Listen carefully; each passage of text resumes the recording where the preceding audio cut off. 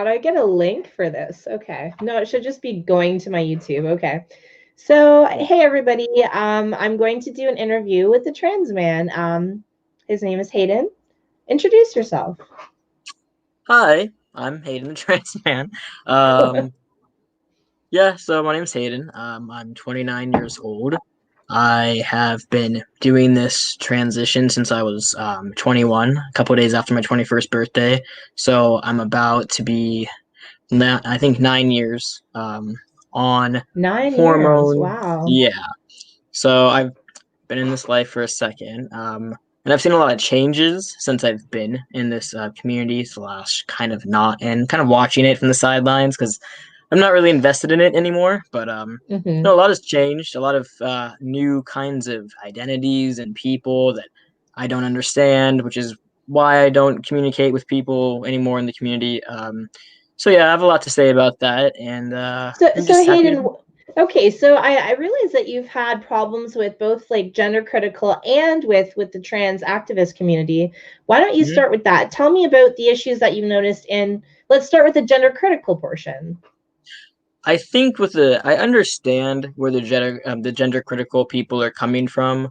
I was actually talking with somebody kind of about this today. Even Mm-hmm. like being somebody who's in the community, I understand the reasons that you would be upset with them. For me, if they're just completely misrepresenting me at every step of the way.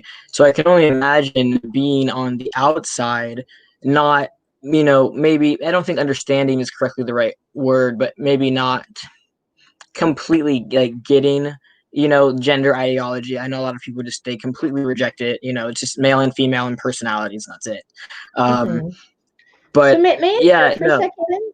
Yes. So I noticed like some people are very abusive towards you in gender critical communities. How do you have the courage to address that? I guess I don't take things so personally, and I guess I'm not as sensitive as some other people are. I mean, I was in the military for 6 years, Mm-hmm. so I guess I have a thicker skin. Mm-hmm. I'm also really sure of myself. I don't really need a constant validation, which is what the trans and queer community is, just constant, constant, constant rainbows and validation. I've even in the beginning, I didn't really need that. I just am very Mm-hmm. self-assured. So if Okay, so from the people beginning, it wasn't like a like you've been through this for 9 years and you've been comfortable with it from the beginning. Pretty much. Yeah, I mean, I'm sure, I have a few old YouTube videos, and there's definitely things I said then that I wouldn't say now, and things I agreed with then that I definitely wouldn't agree with now. But I was always really kind of like ready to do what I was going to do. And like my parents stopped talking to me for months, and I was like, hey, it is what it is. Like, Mm-hmm. it doesn't really matter. So when I go into gender critical spaces, I understand what kind of people that they're used to coming across, people who aren't willing to have a conversation, have a civil discussion. So I get that that's kind of what they're expecting. They feel like I'm invading their space. And I get it, and I Okay, understand. that's interesting. Okay, I would like to talk about how we actually met. So you joined LGB Alliance International. So what possessed you to do that? A few things. The J.K. Rowling controversy. I never took the side of the trans activists ever, not once. I didn't at that point know too much about J.K. Rowling personally. She was an author of these books. Seemed like a good person to me. Gave to charity. And everybody had liked her before. Everybody was really a lot of people in the LGBTQ whatever community were really into Harry Potter, and it just kind of became a part of like I guess queer culture, you could say maybe. It just everybody seemed to have like the tattoos and whatnot. So I I always was all noticed like, that "Cool, too. J.K. Yeah, Rowling." absolutely. Yeah, and now they're Absolutely. trying to get them taken off. But Yeah, honestly, no, my J.K. ex-girlfriend was really into Harry Potter and like she Mhm. ruined it for me, but now it's kind of like, well, I went through all that hair like I she made me watch every Harry Potter movie and I was so resentful. I But now understand it's them. kind of like, okay, well, I guess it's okay. Now I'm House Gryffindor, so it's all There you good. go. I think I'm a Ravenclaw. I think I took a quiz. Um, but I don't no, even know I what think Ravenclaw is. yeah, Gryffindor is a bit too, I don't know, courageous, do the right thing. I'm a bit more. maybe I'm a Hufflepuff at this point. I don't know.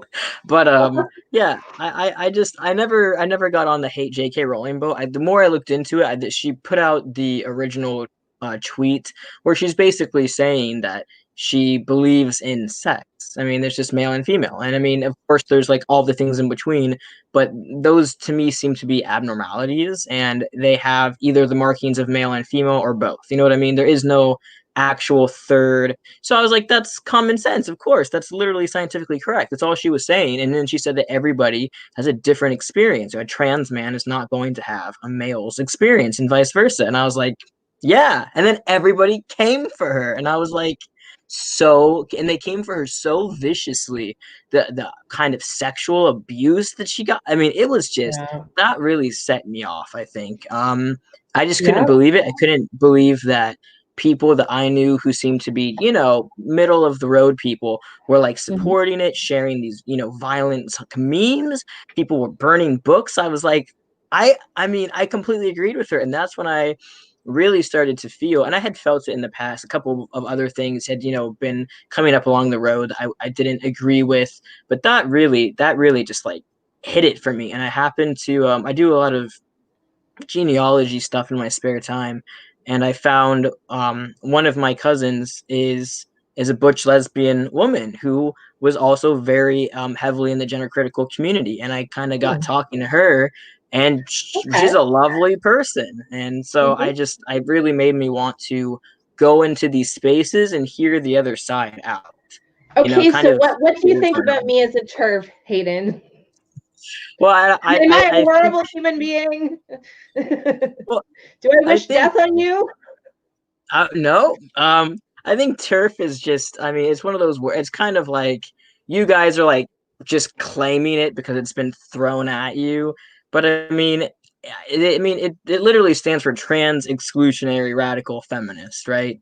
The Mhm. rad fem part, of course, but it, most people who are labeled turfs aren't trans exclusionary. They're not saying that trans people can't live their lives. They're not saying they're just kind Well, of they might not agree. just to clarify, Hayden. So, trans exclusionary radical feminist, it basically means male exclusionary, specifically the male sex. So, just Yes. to make that clear, it's just the male Yeah. sex that it doesn't mean that we don't like trans people. It just males don't belong in feminism because it's a conflict of Right. interest. And that's all males. That's a nice gay male. It's anybody, and I understand that. Mhm. And I think that is something I think I've probably had a better time being in these kind of communities than maybe a male who had transitioned to be a woman in society had. I think more of the radical femmes were accepting of me because I was a female person, and even if they weren't on board with what I had done in my life, they Mhm. still see me as a female. Some still see me as a woman, and they believe that I am very much included in radical feminism. So I feel like I've been able to kind of get in on that, and more people are willing to listen to me. I think because they want to understand why I did this. That's really a big thing for them is why would Absolutely. you? And I noticed Hayden. So I know you personally well on Facebook. Like you actually like have a lot you like the literature, like you're very well read. Like you have a great perspective on a lot of things. Like Yeah. what kind of trans man goes to Team Dresch concerts, you jerk?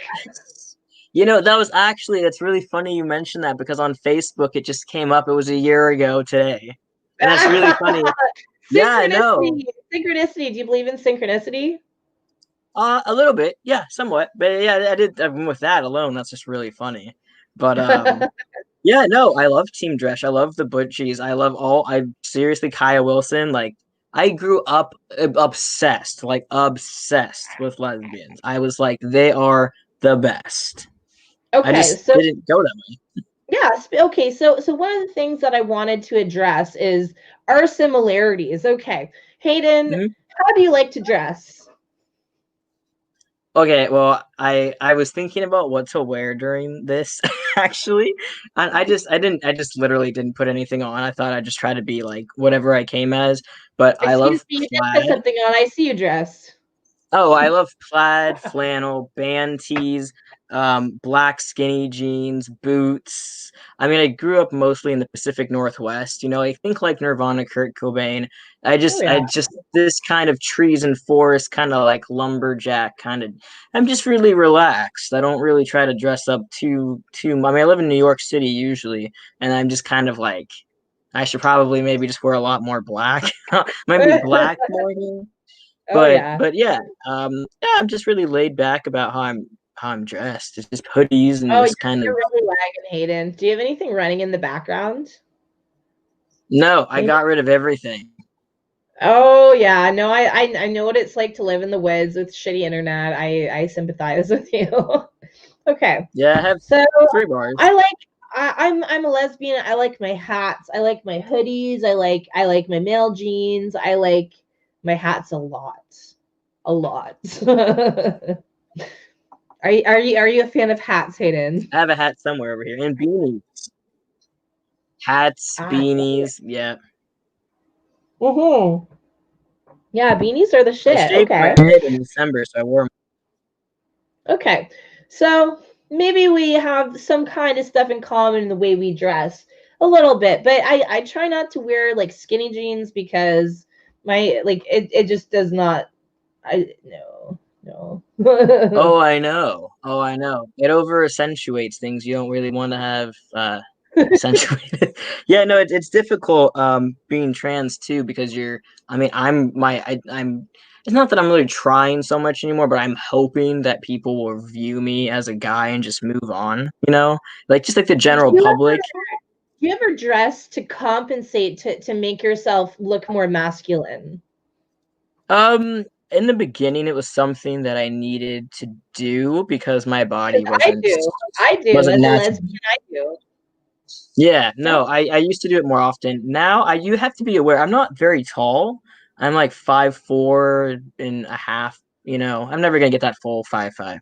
So I can't wear like if I put a trench coat on, I'm just gonna look like a child. So it's gonna yeah, so there's drag on the floor, Hayden. It's just gonna drag on the floor. yeah, it just makes me look so short. So there's things I have to do to kind of like make my body look proportionately correct.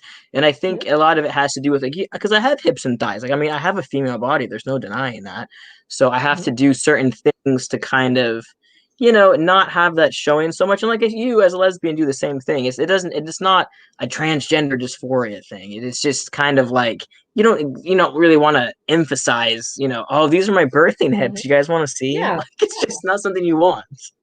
Yeah, so like when I was like probably like in my early 20s, if I went with a shaved head, I'd be like, I look a little bit too masculine. I think I'm gonna wear some makeup to compensate. I like to Yeah, have a balance in my androgyny. So sure. when this like non-binary stuff came out, I was like, maybe I am. And then like 2 seconds No. later, I was like, why do I need a label for who I am? I can just be fucking androgynous. I don't need to be so freaking egotistical that I call myself some stupid Exactly. You had David say that. Bowie and Boy George, and they're not they thems. They're guys who dress androgynously, and you know maybe they have sex with men, maybe they have sex with women. Who cares? They do what they wanted, and back then you could just be a person and do what the heck you wanted, and now you have to have 100 labels, and it's just you don't need them all. It's just I'm actually more interested in people who are if I see somebody who looks really really interesting and they identify as like just a guy, I'm more impressed than if they're a they them that or the other. Like it's like I think they know themselves better, to be honest. Hmm. Yeah, no, I totally get that. So, okay, so we both like to have a masculine appearance. Okay, would you mind talking about your sexuality and how you view yourself, like as a female, as a trans man? Okay, yeah. So I view myself as a trans man. I don't really view Mhm. myself as a man. I don't view myself as a male person because that's a biological thing. It's just I'm a female forever. That's it. It is what it is. And I view myself as a female homosexual. A lot of people in the gender critical community would really prefer I just go out and just call myself a lesbian because usually female homosexual, that's a lesbian. That's what most people would say that it's the exact same thing. But Well, I don't that's really use piqued my interest because it to me that shows that you're very self-aware and you're not afraid. So no. I think it's really cool that you refer to yourself as a female homosexual. Like you can be Yep. a female homosexual and not be a lesbian, and I will respect that. To me, As a I think fucking evil turf, I will respect that. no, to me, I think being a lesbian, you also have to kind of, you have to be like, you have to really, be a woman. And like I said, some people would still be like, well, you're also a woman because you're a female. But I think owning being a woman, it doesn't matter if, where you are on the spectrum of womanhood. You could be, super butch or super femme, but it's owning your womanhood and, loving other females. I think that's what makes you a lesbian. I don't think somebody who's done what I've done, and I've had a double mastectomy. I have facial hair. There's things in my body that are totally different. My skin is thicker. I just, it doesn't feel the same. When before I transitioned, my body felt a certain way. Now it's really warm all the time. It's different. It changes, and so I don't think I'm on a level with women in a certain way. So I wouldn't call myself a lesbian. I wouldn't. And it not just for me, but also for lesbians, because I think I would be redefining what a lesbian is, kind of like trans women are trying to redefine what a lesbian. And I just think it's women, females, and you can't be a male woman and you can't be a trans man female. I just think it's one thing. But I mean, a lot of people would totally disagree with me. But that, for me personally, that's how I view it. But I do view myself as a female homosexual, which means Yes, that I only like females. yes, I noticed that like that is a controversial view for you to even say that you're a homosexual, and Yes. it's kind of funny because you have a husband, but you still consider yourself a female homosexual. Yep, because he's also a trans man. So it's the same thing. We're both female people in a homosexual relationship. It is what it is. But in the trans community, they saw that I was in a relationship with him, and they said, "Well, you're a gay guy." And I was like, I really don't know what it's like to be a gay man. I don't know what it's like. Like I might have an outward Hey. appearance. Yeah, I mean, I can do it. I can do it, and a lot of trans men identify as gay men, and they can do it. You know what I mean? But in a biological standpoint, if it's heterosexual, if that's what if they're into I men, consider it that to is be the boxer ceiling. When trans Dr. men Stewart. consider Yeah. themselves gay men, I consider that the boxer ceiling. Yes. That makes me uncomfortable personally because it's the same with transbians. And Uh-huh. I'd like to go back to like how we met. So you joined you sent a request to LGB Alliance and you mentioned that you were trans. And most people, if they saw that, they'd be like, it's an infiltrator. But Yeah. you had a amazing response. So you were trying to protect lesbians and you had Yes. an issue with transbians getting into our communities and Yes. pretending that they're Yes. lesbians. And I really respect that. Thank you, Hayden. Yeah. No, I think, you know, I guess I've never liked males. Not like as friends, they're great. Absolutely. I'm not a man hater or any of this nonsense, but it's just like, to me, I can't, I mean, when I found out there was lesbians, I was just like, I was so excited. You have no idea. Like as a kid, I would see them and I would just like be like in awe, like older women specifically. I've always was just and so impressed, you know what I mean? And it's just Mm-hmm. I see the way that males can sexualize things, and at least they didn't have lesbianism, right? Like lesbianism was protected, it was here, it was good. And then they tried to come in and then they tried to like defile lesbianism. Dude, I like lost my damn mind. I Thank lost you. it. I lost it. I couldn't Respect. handle it. Respect. Yeah, no, I just this weird anime like fantasy. It's so creepy. A lot of it's not all of them are into the anime stuff, but the ones that are the ones that seem to be just like all over social media, like Tumblr, Twitter, and these are the ones that are telling J.K. Rowling to go suck on their lady dick and choke on it. And I'm just sitting here, and then it's just the way that they think lesbians are, and just the way that they're trying to play it. It's just so weird. It's disturbing. It's creepy.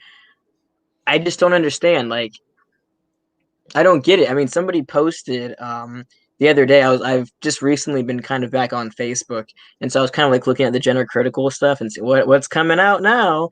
And then there's like this trans woman who is faking a pregnancy, and they're gonna do it for 9 months. Did you see that?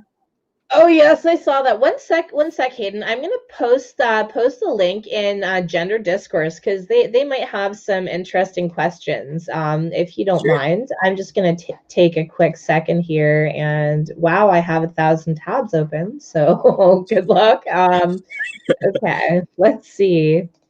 Yeah, so the transbians. What do you think about that?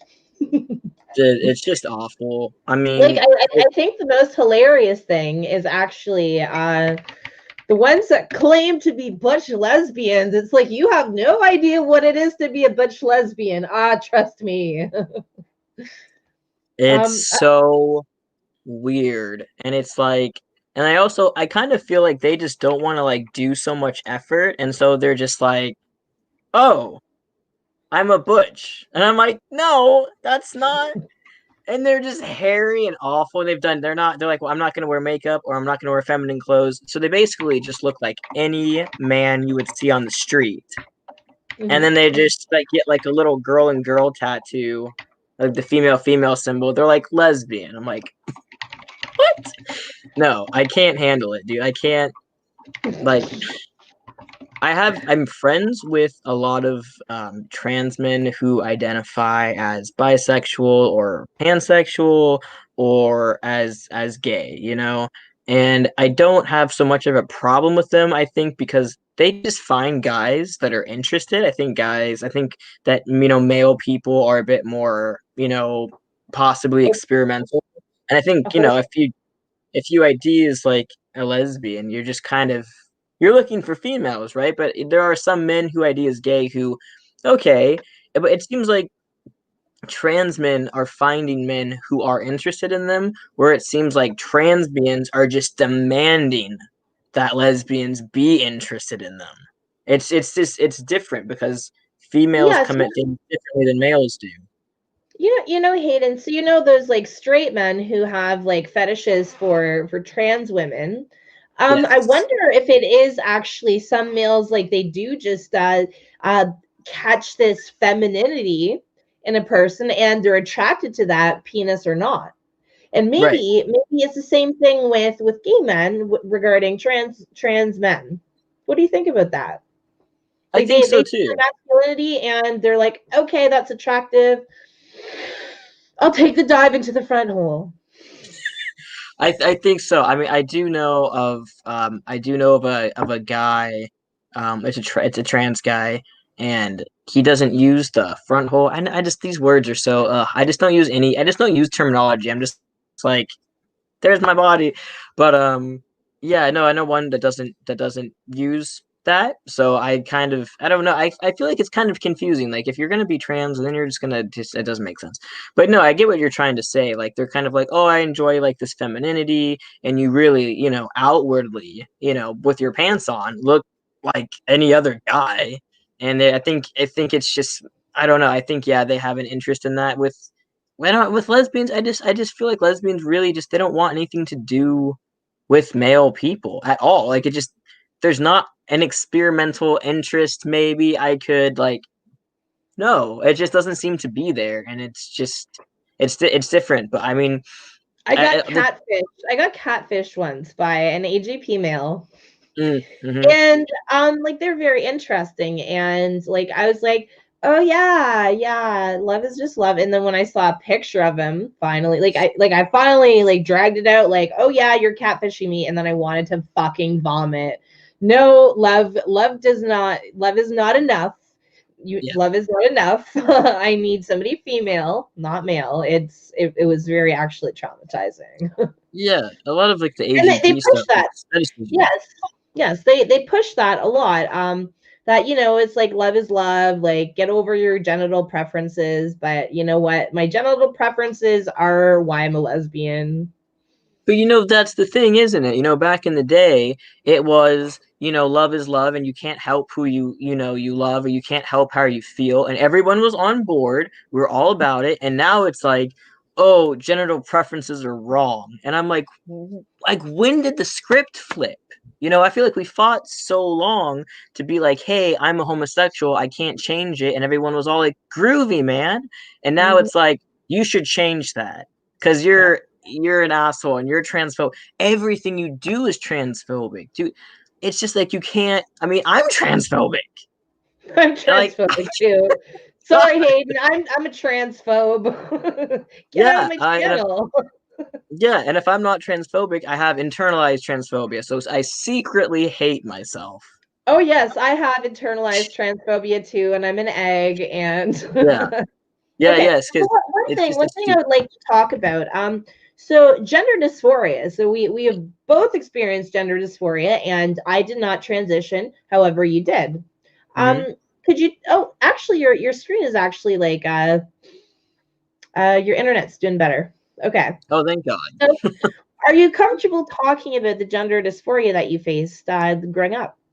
Sure. Do you have any like specific questions? Because I feel like I could just like go off on a weird. Is there anything like specific, I guess, or do you want me to just go off on a tangent? When did it start?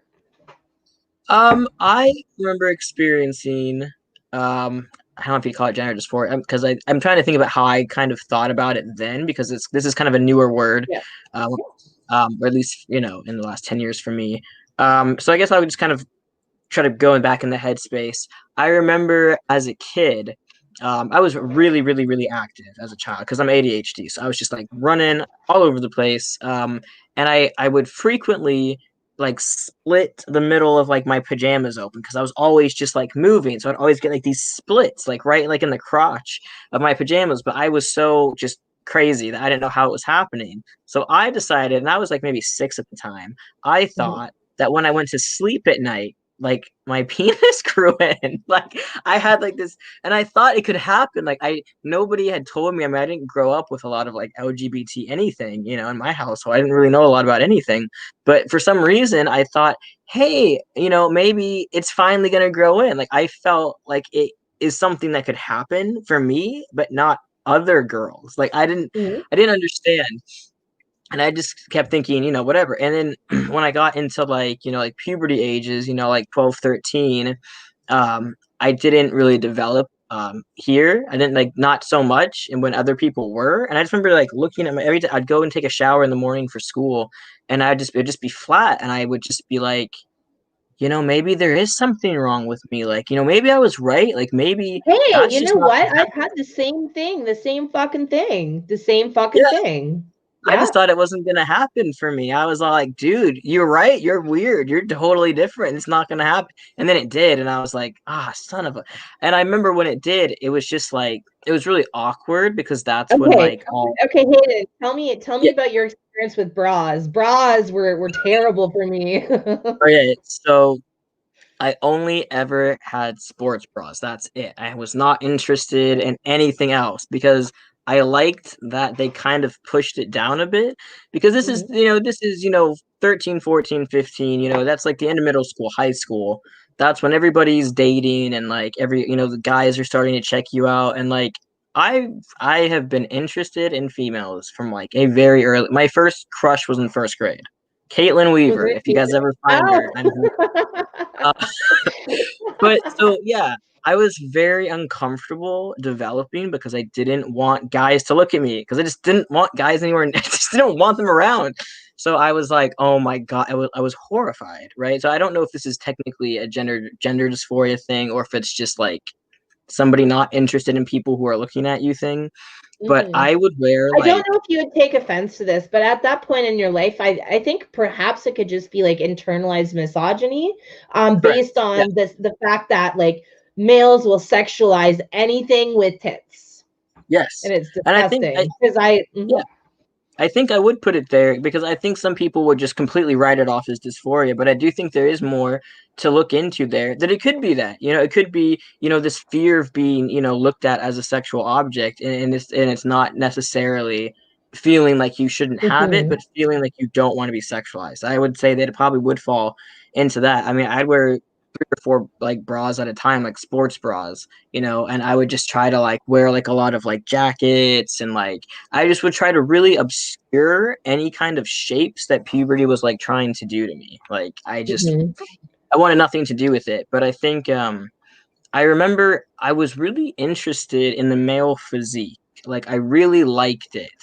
And I just remember like looking at pictures of like guys like with their shirts off, and I was like, does this make me straight? Like I remember like questioning it and being like, why are you looking at these images? Like are you are you bisexual? Like I remember like just like I got freaked out that maybe I was, but then like the more I thought about it, I was like, I'm not I'm not interested. Like I'm not Mm-hmm. sexually interested in males, but there was something about their body that I was envious of, and I think I mean, I wasn't technically penis envy, but there is that word.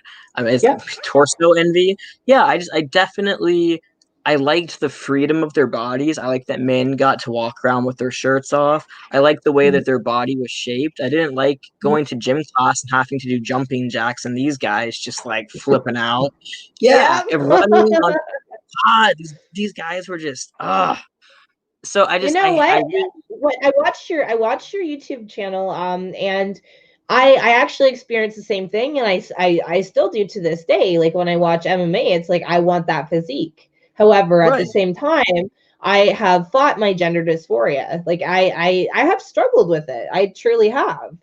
And I completely understand where you're coming from. Like when I watch MMA, it's like I want that figure, and it's like sometimes like when I work out, it's like I'll be in my shorts and I'll be like, maybe I can get there. Well, no, I just think that, we are so used to seeing male bodies be the stronger bodies. Women's Yep. bodies were put away under, layers and layers of clothing, and at the time that most people were a bit more modest, think like 100, 150 years ago, you would still have guys that would have their shirts off, even in the 1800s. Like people were used to seeing the bodies of men, and they were used to those bodies being strong and capable, where females were always, drawn to be completely useless and weak. And I think, we grow up seeing these things in advertisements, and we see men's bodies being strong and women's bodies being like, and I think, for people who are more masculine, for females who are more masculine, we want we don't we want that strength that we see that males get to have. They get Mm-hmm. to have their shirts off, they get to do this. Mm-hmm. And so like it's a thing. Like is it dysphoria? Is it because you really should have been a man, or is it that we live in a society and a structure that females and women just haven't been allowed to have that? And so it's confusing. I think for me, Are we the you could female sex of autogynephilia? Are we autoandrophiles? I don't know. I've never like gotten off on it. I'm, you know, you know, if I had gotten chest surgery and woke up the next day and was like, oh my God, like maybe, like if I like got turned on by myself, possibly, but I don't. So maybe not. I think you posted that video. God, I always think about it of like the yeah, you know it, and then the heavy breathing over like this Victoria's Secret set. Okay, It's for like anybody who is watching, okay, so there was this autogynephile, and he was in LGBTQ QRTS group, and I found his profile, and he had this like list of panties, and I posted one of his videos where he was dancing all creepy. So he had these panties, and he just like scans through them, just going, it was worse than that. oh, I know. It was like watching a serial killer. It was weird. And I just think about that, and like I never did that with like boxers or like my binders, you know what I mean? I wasn't like oh, gonna go put on my man uniform. Like it just, I Okay. don't know. I've never fetishized this. Like I really don't think I have. I was never fetishizing men. I was just really interested in having, a physique. I wanted a nice physique. And the thing is, I don't go to the gym. It's not like I did all of this and I'm like super buff. Like I'm just regular underneath all of this, so I didn't really, go and get crazy and like I have to have the perfect male body or it's not a thing. I just kind of like got surgery, tried to eat well. I don't know. I think for me, I guess maybe where I'd bring dysphoria into it is that well, obviously, I didn't want males checking me out. I was interested in females checking me out, but I also didn't want them checking this out. And I remember being with, one of my ex-girlfriends, things were getting a bit steamy, and she started to like put her hands over here, and I was just kind of like, I Okay. don't, yeah, I think Did for you me, try that's that where Stone was it Stone Butch Lesbian Blues? Stone Butch Blues by Yeah. Leslie Feinberg. Yeah. Okay. So like if you did not take the trajectory into transition, I think you would have been a Stone Butch if you did not take I that could have. journey into transition. Because that's what it sounds like. Like I don't know if you're comfortable talking about this. Go ahead. Okay, so you mentioned that you're like I think you mentioned you're strictly a top. Is that correct? Yes. Okay. So yeah, I see the parallels between a trans man and a stone butch lesbian, but you have Mhm. taken the path to transition. Right. I Does that make guess sense? Is that offensive? I'm sure if that's offensive, but that's no, no. I don't really most things you say to me I don't find offensive, so don't worry about it. No, I get the parallels. I think, and I could be wrong here. I could be totally living off of stereotypes. So if you want to educate me on this, please, like feel free to. I guess when my experience of seeing like I guess like a stone butch, either on the internet or like in the world or portrayed, they just seem to be very stoic people. Mhm. They just seem to be kind of serious, stoic, like very no nonsense kind of types, and they don't talk so much. Mhm. Um, and like I said, I could be totally wrong. But I've always been really lively and like kind of hyperactive, and I can really talk. I can really go into like You're not emotions. hyperactive, Hayden. I am. I saw the I know. video and made me laugh Did so you like hard. that? It started here and it just got everywhere. Yeah, no, I just think I can really go on about emotions all day long. I can go on and talk all day long. I can go and write like I mean, you've seen me write in comment sections. I can just write little small novels. So I always felt that I wasn't like a stone butch kind of a person, you know what I mean? And I think I also there were a few kind of like dyke or birch lesbians that I knew growing up, and they were all very like super macho and super scrappy, and like they could probably like beat you up. I don't think I could beat anybody. Beat me up. Beat me up. Oh, you want to fight? I've never been in a fight. I'll tell you, Hayden. Me I'll tell neither. you about. I No, have no, not, you know. I've never been in a fight. I'll tell you the closest I've ever been in a fight. Hmm. So somebody was chirping my friend Michelle. There was like a group of like 12 girls, and I was like, get the fuck out of here. You're not fucking with my friend. And then this girl, she comes up to me and she gets in my face, and all I can think is like, oh, look at those lips. And yeah, okay. Like I was like, you're not fucking with my friend. She has her face all up in my face, and they eventually left. And one of my friends told her that I thought she was hot. And the next time I saw her, she was like, hey, get over here, Ashley. And I was like, shit, I'm gonna get my ass beat by like 12 people. She's like, I hear you're hot. I hear you think I'm hot, and I like that. Come drink with me. That's the closest I've ever been in a fight. There's something weird about like there's like something homoerotic. It's like right before a fight, everyone just starts making out. It's just I don't know what it Okay, is. sorry. Hey, Hayden, we have a question. Okay, so it says, what do you think of the ever increasing split that has happened in the community? As it appears each day goes by, each side becomes more entrenched. How do you see this playing out in the future? That is a great question, DR. Hmm. Would you like to Okay. go first, Hayden? Or would you like me to? You go first. I'll follow. I'm more interested in kind of seeing how you take it. Okay, so I feel like with the J.K. Rowling controversy and the more attention that's coming to this transgender activism, I think it's going to bring a lot more attention to gender critical side. So I've Mhm. noticed like 16-year-old rad femmes and people like in the people that are same sex attracted, they are starting to see that not everything aligns, and like Hayden coming into LGB Alliance International over the JK Rowling controversy. I don't abuse alcohol.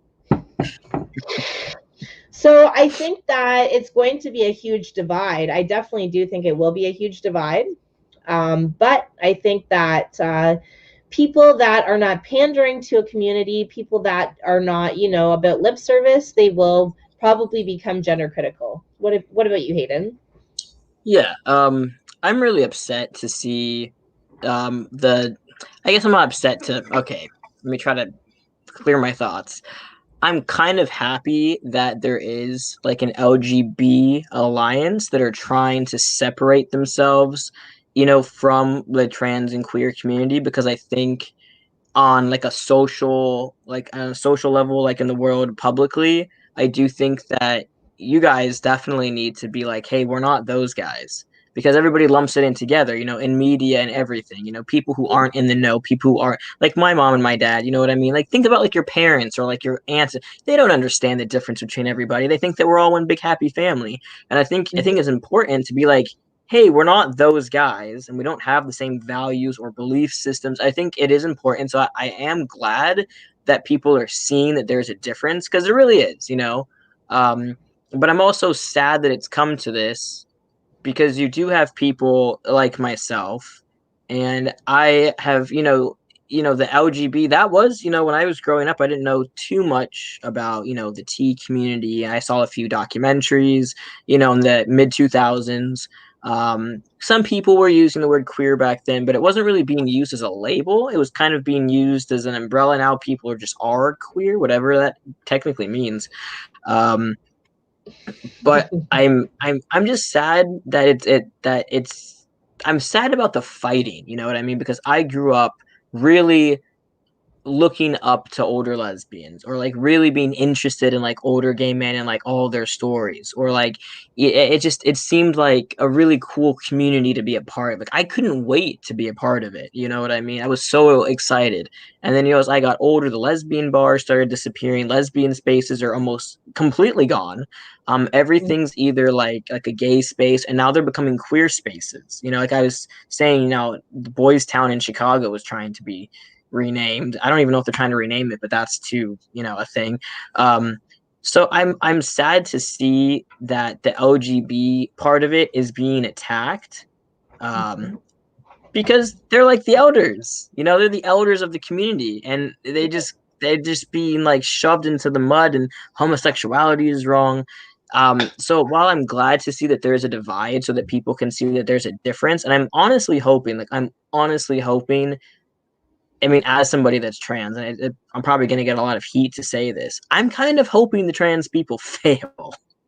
I'm kind of hoping that Did you just say they fail? You hope they fail? yes. And what I Yeah. mean, Okay. what I mean by that is the constant pushing of this ideology, being like, hey, if your kid likes wearing pink, then they're really a girl. It's getting out of hand. It's just way too happy feely, just like way over validation. I mean, they would look at you and say that you're a trans man in denial.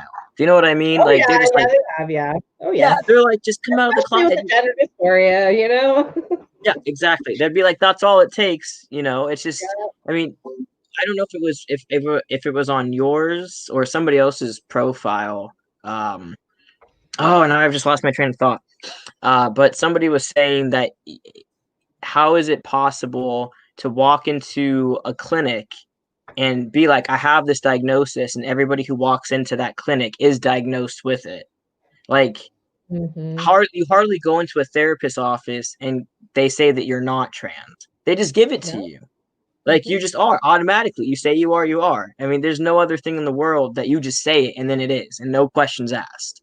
And I think that this is going to cause a lot of damage in the future for a lot of kids. I mean, I know you want to talk about transing kids. I don't think, I had a clear understanding of myself at these ages, even at 18 and 19. I wasn't really all there. So that's why I'm hoping that they fail. Not that I'm hoping that, rights are taken away and trans people are No, like second I class understand. citizens. No, that's not what I'm asking. That's not what I'm saying. I'm just hoping that this pushing and trans women are women and this mantra, this crazy mantra. I just want women to stand up and see what they're going to lose by letting these people say that they're exactly like them when they're not. Personally, I believe that they will destroy themselves because honestly, I don't say this with any shade. So there's a study that says 80% of people gender identity disorder have personality disorders, and people with personality disorders, they like to do impression management. They like to do they're very manipulative.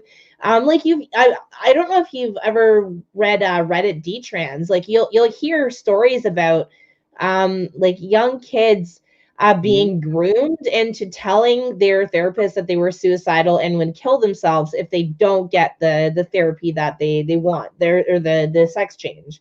And I think that it's going to catch up to them. I think it has with the laws in the UK. They've been really pushing back, and I hope to see that in Canada. Hayden, what advice would you give to say a young girl who is considering transition? What advice would you give them? Well, I try to put myself back, if I was these ages in this generation, I would have definitely jumped right onto it. I mean, like most people who experience some level of dysphoria would. I'm sure you jumped on it too if it was the same time. Yep. But it's a lifelong decision. Do you know what I mean? I think people, they're portraying it in a certain way that makes it look fun and cool, and everybody loves you and everyone accepts you and you can just do whatever you want and it's so great and everything's valid. But I mean, it's a lifelong thing. You don't get to be Peter Pan. Like, you're not going to stop aging. Like, if I'm going to probably lose my hair one day, I've been lucky enough not to do it, but I've had friends that are bald right now, and we started at the same time. You know what I mean? So you don't get to be like trans friends that have become bald. Yes. At what age?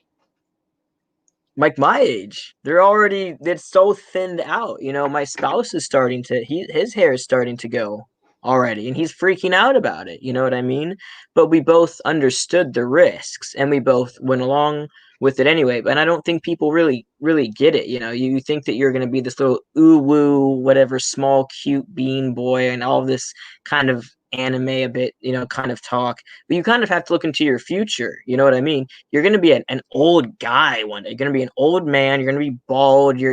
Men carry a lot of the weight in their gut. I mean, you have to think about what you're doing to your body, how your future is going to be completely different than you ever thought it was going to look like. I mean, when I go to playgrounds, I mean, I don't go to them, but when I pass by them, I don't linger. I mean, I used to play Pokemon Go all the time, so I'd linger all over the place. But I had to become very conscious that people were viewing me as a male person, and I was a predator, kind of, automatically. Really? Yes. Like people saw that in you? It's just because or you perceive that? I could see people looking at me like, why is he lingering? Or like at the pool. Do you know what I mean?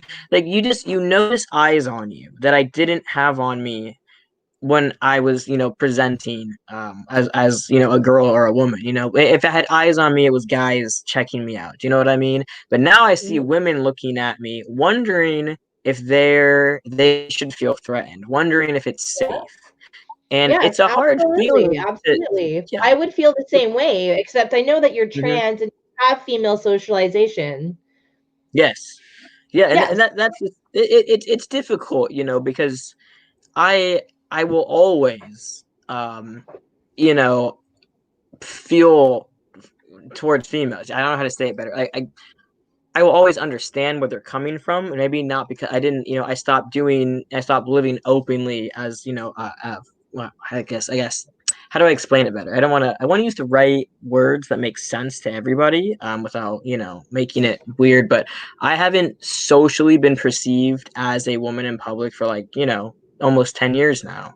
So I don't have this myriad of experiences that other women have had to have. I haven't, been sexually assaulted. I haven't felt like some guy was following me home.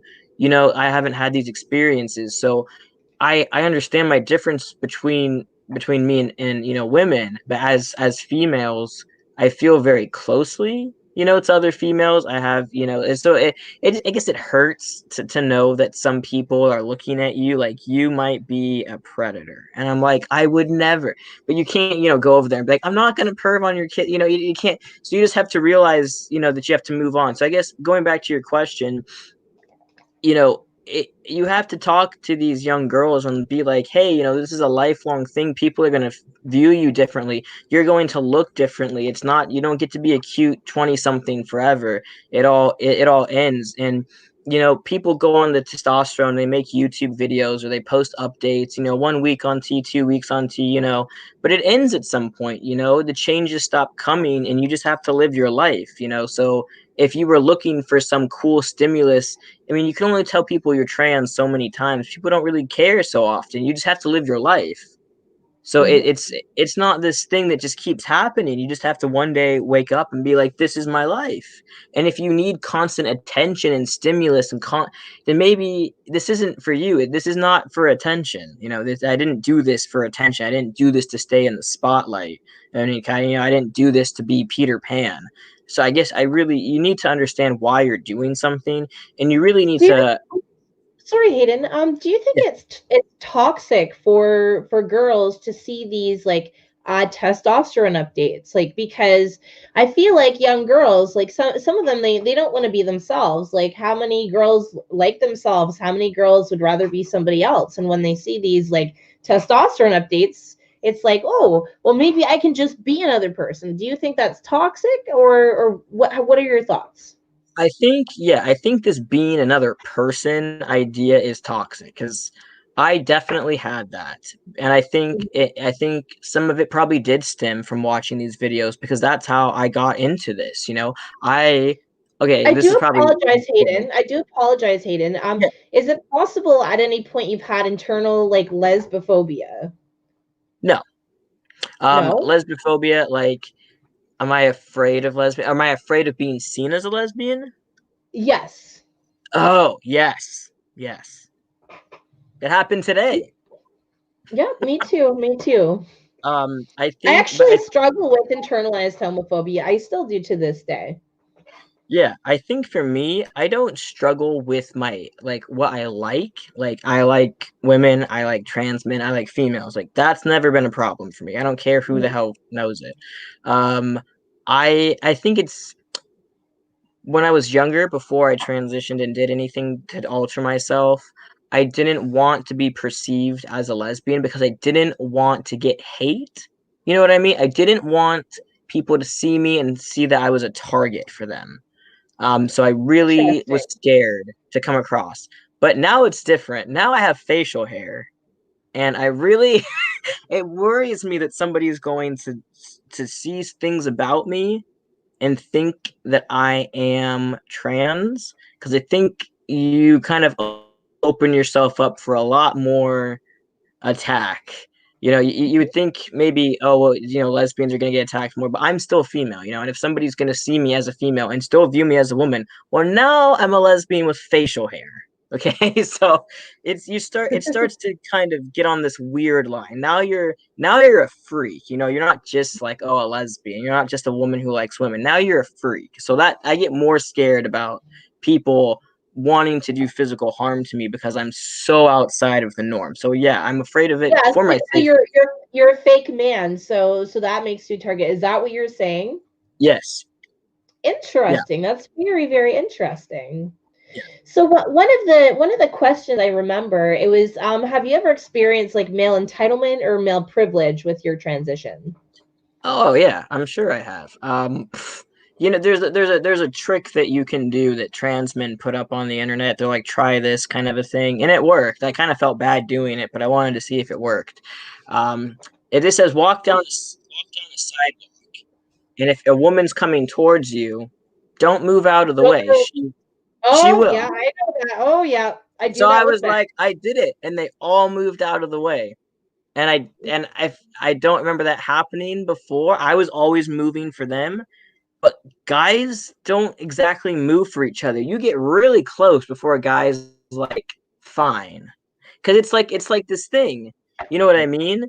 Mm-hmm. But no, I've definitely had it because I've worked in jobs. I worked in a restaurant for a few years, and it's just like you get into the group with guys. Oh, you're cutting out. Am I in now? Am I so bad? 1 second. Yeah, you're still cutting out. I think it's okay now. Yeah. Yeah. I can hear you. Okay. So I worked in a restaurant for a few years, and I definitely got like the male privilege of it because all the guys would pal around and like have like their little like boys club that any of the women or females were completely excluded from, and they were always like they'd be like, I got your back, and they would Okay, that's purposely. something very interesting. I'm sorry. I No, maybe I'm go for it. ADHD Anything you want to jump on. too. Okay, so like as a radical feminist, I should not Mm-hmm. need male approval. However, as a butch lesbian, I know how to emasculate men, and they do treat me like men. And when I am like one of the boys, I feel some sort of like validation, like, yeah, I am strong enough to be one of you. Right. And that's kind of against feminism because it's still seeking male approval in a way.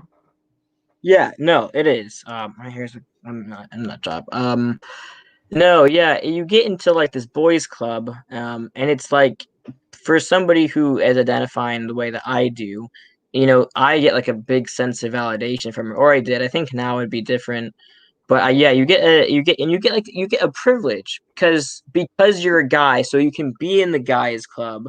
So hey, we're gonna go get drinks and like we're cool, but there's also a thing because I've always kind of experienced it differently because I'm married to somebody who also appears to be male.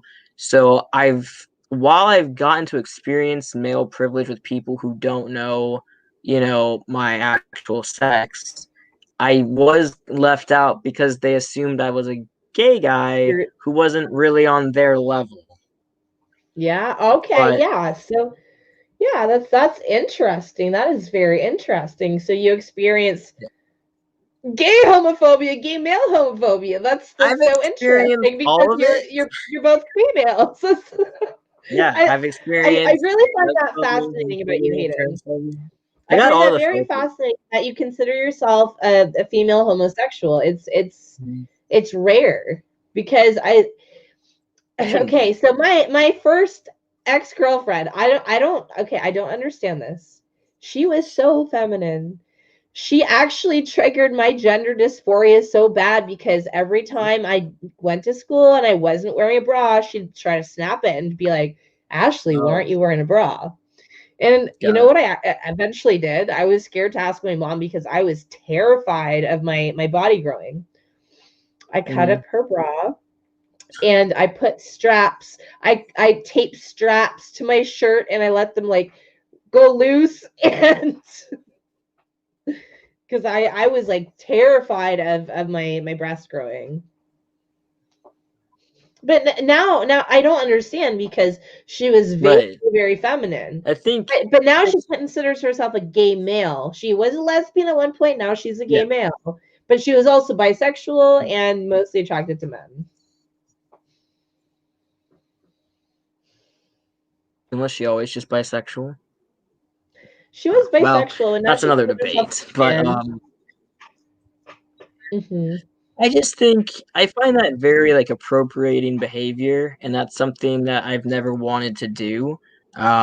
I think you can only understand what is your reality. So I know that people would probably be like, "Yeah, but look what you've done." But I've always tried to be, really honest about it. I don't think I'm a male. I think that was one of the questions.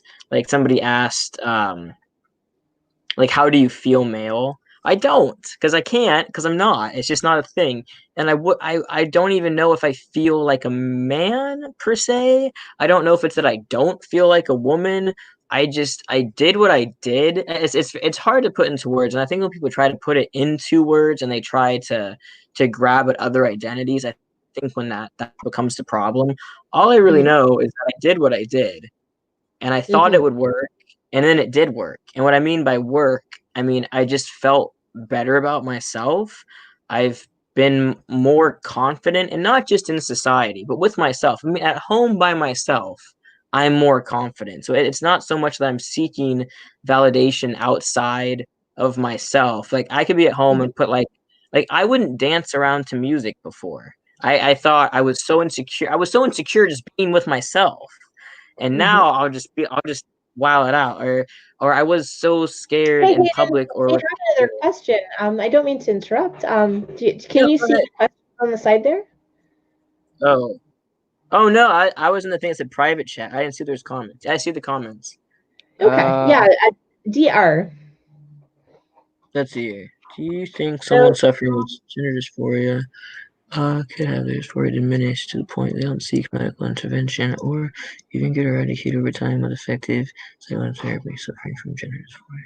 I can actually answer this. We can both answer this. I have experienced gender dysphoria. It's very Right. intermittent, and I have my coping mechanisms. So it is a struggle at some point. Like last year, I wanted to get a hysterectomy.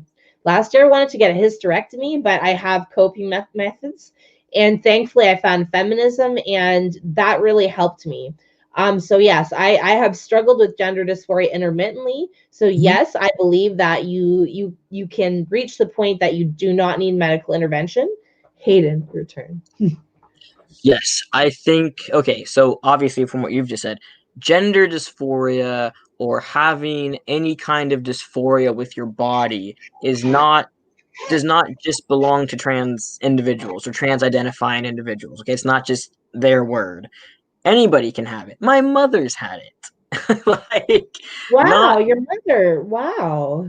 yeah, because she's always felt that she's been too larger chested, you know what I mean? And she's been very dysphoric with that and not liking it and wishing it wasn't there, and just it very uncomfortable with all of that. And my grandmother kind of too. It's actually weird. It seems like every woman in my family has not had an interest in having breasts whatsoever.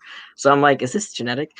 But yeah, no. I think the question is asking, could somebody seek enter medical not seek medical intervention, but seek like a therapy so that they wouldn't have a medical intervention? And I would say yeah, because obviously you, and I'm sure there's a lot, especially the stone butch lesbians we talked about, who aren't comfortable with their bodies. So 100%, I I don't do think there's think many of them left. I think a lot of them have transitioned. Like in my community, most of them have. yeah, and I don't. It's I so find that really unfortunate because they're my type. So I'll tell you, Hayden. Okay, so like on online dating profiles, okay. So I'll be on Plenty of Fish, and then I'll see somebody that's real cute, that's so and old. like obviously, well, that's what Canadians use. Give me a How break old? here. How old am I? I'm guess 32. 32. 31. Okay. So I'll get on Plenty of Fish and I'll be like female seeking female, and then a trans man comes in and it's like, no. First I'll see the thumbnail, I'll be like, so cute. I'm gonna click that. And it's like trans. I don't want a boyfriend. Yeah. Can I that, just that say that was really weird because the who I'm married to now, like I said, oh my god, I keep messing up my hair because it's on the wrong side. I can't see it. Okay, so who I'm married to now, he's trans, so he's a trans man, and he started hormones a year before I did. And I had never dated a guy. Like I had never been in like a relationship with a guy. So the word boyfriend was 100% foreign to me. So I just gotta say it's really awkward to start being like, "This is my boyfriend," especially when you're not sure that Oh people my are god, viewing. yes, I totally get that. Oh my god, I get that Yeah. 100%. And if you noticed, I'll say my spouse. instead of husband, because it's still weird to come out of my, like, there was no reality in my life where I was all like husband. That is so fascinating to me. That's so fascinating. Because like the whole reason I would never like message them, it's just like I don't want a boyfriend, you know? It's like I don't want a boyfriend. But that's interesting that you actually like have a similar issue with that. That's very interesting. And I think for you it's even more of a thing, because people, I say boyfriend or husband and they're like gay guy, but you say it and it's all like your whole identity. You're possibly bisexual, maybe you're a straight girl, and it just destroys everything that you like have put out there this whole time. Because now it's like, I mean, if you were to go and date a trans guy and bring him home to your friends and you're like, this is my boyfriend, they'd be like, oh, Ashley, you changed. Like, it would be something on you. Yeah, They're like, I know. wow, you like the D now, and you're like, what? Nope, nope. Yeah, It's he's a secret agent, Hayden. He's a secret agent. He doesn't have the D. You threw it away. Yeah, no, it's yeah. So I think I've seen it in a lot of groups before, like people who identify as lesbians who are dating somebody who then transitions during their relationship, and then being like, okay, so I've been like a super dyke my whole life and now I have a boyfriend. Like, it's a thing. It's definitely a thing, and people break up over it because they just can't do it. And I get it. I understand that totally. I don't know if I could date a trans guy, but like it's awful because all the people I am attracted to, they usually end up transitioning. So it's like, I like them too. you know what? I was so mad over the years before I hit peak trans. I was like, all you sexy people are transitioning, and I do not want a boyfriend. Yep. I know. So many people in my past have transitioned and they were bottoms, and it's I don't understand because they like to be bottoms, and I don't quite understand. No, I know what you mean. Because when I first started dating my spouse now, I mean, he was already like a year-ish on hormones, and I was like, God, like so attractive. And I was like, what does this make me? Like, I'm attracted to these because I've seen pictures of them pre everything, and I'm like interested. And then I see pictures after, and I'm like interested. But it's such a different look, you know, and it kind of makes you question like sexuality. But I mean, sexuality has to do with sex, not presentation, right? So I was like, so I had to kind of reconcile with myself that I was attracted to masculine features or That masculinity. makes so much sense. That makes so much sense. Thank you, Yeah, Hayden. You kind of opened my mind and made me understand myself. So thank you. but that's totally That's why fine. That trans doesn't make guys and you. lesbians are cool. You know, I mean, at I, the end of the day, as much as people on the TRA side would kill me for saying this, I'm a female with facial hair. I mean, I'm still a female. I'm just a female with facial hair. I mean, I'm a female who's had a double mastectomy. I mean, that's the reality of things. I didn't change my sex. That's still the same. I've done a DNA test. It came back XX, and I'm like, of course it did. you know So, what? Sorry, go ahead. No, I'm loving what you're saying. Go ahead. Sorry. well, no. I'm just saying that I think people don't dig deeper, I guess. And when I realized that I was interested in trans men, I got like that same fear that I had when I was looking at male torsos, and I'm like, oh Oh, God. yeah. Okay. Yeah, that makes Right. a lot of sense. Yeah. That makes a So I lot of got sense. worried about that. but I realized that I wasn't looking at other men. Like, I wasn't looking at males. I kept looking at trans men because for the fact that they were female. That's Yes. literally why I was Yes. I interested. get that. If Yeah. The fact that okay about trans men, okay, they all have female socialization, and that is why I'm attracted to them, like as well as the fact that they are the female sex, because I can sense the female socialization, and that is what I'm attracted to. That is what, Right. and I feel like, and the thing is, I feel like even like same-sex attracted women are socialized a little bit differently. Like they experience socialization differently, and I'm more attracted to lesbians than straight women and trans men than straight women. Yeah, like if my orientation is literally lesbians and trans men, but I'm a bit, I'm, I go a little bit further, but I'm married, so I don't really have to think about it too often. But I'm mostly like, if my ideal person are lesbians and trans women that are only attracted to females. That's it. Like, I'm not really into trans guys who would like go You're hook up with like transphobe. You're a cis guy. I transphobe. know. I'm a jerk. I'm a gatekeeper. I'm cis. I'm not cis. True scum. You're not Scum. attracted to trans women, but you're attracted to lesbians and trans men. That's discrimination. I'm a homosexual. It stands for sex. God, sex. The biological sex differences, not Yeah. gender. Oh God. But yeah, I do think males, like males probably have a different way of attraction, because I do feel like when I've spent a lot of time thinking about straight men that are attracted to trans women, but they're not attracted to men. So are they Mhm. bisexual, or are they literally attracted to female presentation? That is my question, because I feel like men, they may have a different means of like being attracted to people. I guess I guess a question I'd have for that specifically straight men or straight men interested in trans women is, are we talking like pre-op, post-op? What kind of sexual Always pre-op. interactions? Always pre-op. Yeah, but what kind of sexual interactions are they having? Because my question is, if Oh, good if question. if you're somebody who IDs as a straight man and you've only ever been with female bodied people, but then you get with a male bodied person who IDs as a woman, but you perform oral sex on that person, you're still performing a sexual act with genitalia that only a male would have. That's fellatio. And that's Exactly. And where I don't so, go.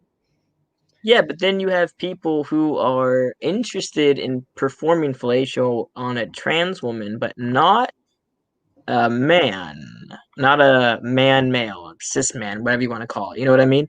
And it's like, where's that line? Where's where's that line? Because to me, your sexuality has to do with your interest in sexed bodies parts. Not, I mean, parts, and also kind of like the soul of that person, like the essence of that person. I mean, I've questioned if I would have gotten with a trans man who had full everything surgery. Yeah. Yeah. Mhm. And I'm like, would I? And I've never really come to a clear answer on it because I don't really have an interest in it. That's a good question for me too. That's But if I really, but if I liked that person and I knew that they were female and I knew that they had the experiences of it and the socialization of it, Yeah. That's a hard so question. That's a hard. I don't. Okay, actually, I'll answer this for you, because there is this cute YouTuber who had a failed phalloplasty. I think she's desisted, but she was cute. I'd go there. See, for me, I've never taken an interest in that. I've never been like, that's what I'm interested in right here. I it's just not something I want because, like I said, you mentioned, like I've said, I'm a total top. Like I'm not trying to fellatiate nobody. But I guess if I was like in a relationship, like, okay, like if my partner now, if he got one, we've been together for years. Since we were 20 and I'm 29. So if he got a phalloplasty, and then I'd want to do something nice for him, it might not be something I want to do for myself. Do you know what I mean? Like do it. Do you think you would ever consider phalloplasty yourself? No, and my immediate no is because of how awful they turn out. It's so bad. It falls off. It gets like gangrene. It's just, oh God. I mean, it's awful. I mean, I've heard about trans women neovaginal surgeries, and then it's just any genital surgery seems to just really be hit or miss. And like when it misses in the worst ways possible. Yeah. Yeah, they're dangerous, and I'm glad that you don't want to go there. So I actually had somebody tell me, I was like, I would transition if I could actually get like a functioning penis. And they were like, well, you should probably investigate your transgenderism. And I was like, nope, because it's never gonna happen, you know? Mm-hmm. Part of it, like, okay, so as a lesbian, when I'm listening to like romance songs, it's always about like, you know, like a guy singing about a girl, you know, and it's like I always take the male perspective, you know, and it's Right. when I write in the male perspective, like yeah, Okay, if I was born in this generation, I had to get my cord. My computer's trying to kill itself. Oh, don't We're do good. that. All right. How crisis. All right, yeah, I was told that because I would have transitioned if I could actually like get a full functioning penis, I should investigate transition. And it's internalized homophobia, absolutely. I know it is, but I mean, if I you was think about investigate. this, so I've heard this before, and I've heard it from straight women, lesbian women. I've heard it from all kinds of female people. People have been like, "Oh, if you could have like a dick even for a day, would you not?" And they would just be like, "Yep." Because it's like if you've seen like pornography, if you've seen anything, it just looks like the guy is having like the most fun, like the most. So you kind of almost want to be like, yeah, I want to be that guy. I want to be like, yeah, like I'm doing you. I'm the guy. I think people have an interest, like that's like the penis envy comes in too. So I think there is kind of like it's not necessarily that you're like, oh, I feel like that would be kind of cool. It's like, well, now you're trans. I mean, straight women feel the same way. I just think that there is kind of like a penis envy. I mean, Yeah, everything is out for me. in the world. Sorry, So for me, it's like when people accuse me of penis envy, I vehemently assert my femininity, but in a very like emasculating way. It's like I don't need a penis, and guess what? I could probably take you on in a fight. I could probably fuck you up. So deal with it. even though you haven't been in a fight yet, but you could if you wanted to. Oh yeah. Like when I was in the encampment, everybody was like trying to actually militarize me, and they're like you could actually be in the army. Like I am a tough motherfucker, but Right. I intimidate people, and that's part of why I have not been in a fight. I'm just like, I feel like I could punch somebody, but then I'd be like, oh, and then they'd come after me, and I'd be like, I don't want to actually hurt anybody, and I'd just run away. I'm not a very, like, I'm not really that masculine. And I think when I was a kid, when I was seeing all these sex change operation surgeries on like TLC, I think it was like Sex Change Hospital. Everybody, like all the trans guys, were so overly masculine. Like they knew about cars and sports, and I'm just not that type of person. I'm just a person, you know. I'm just kind of like a middle of the road normal person. Yeah, so I wouldn't be great in a fight. I think I could throw one shot and then run away.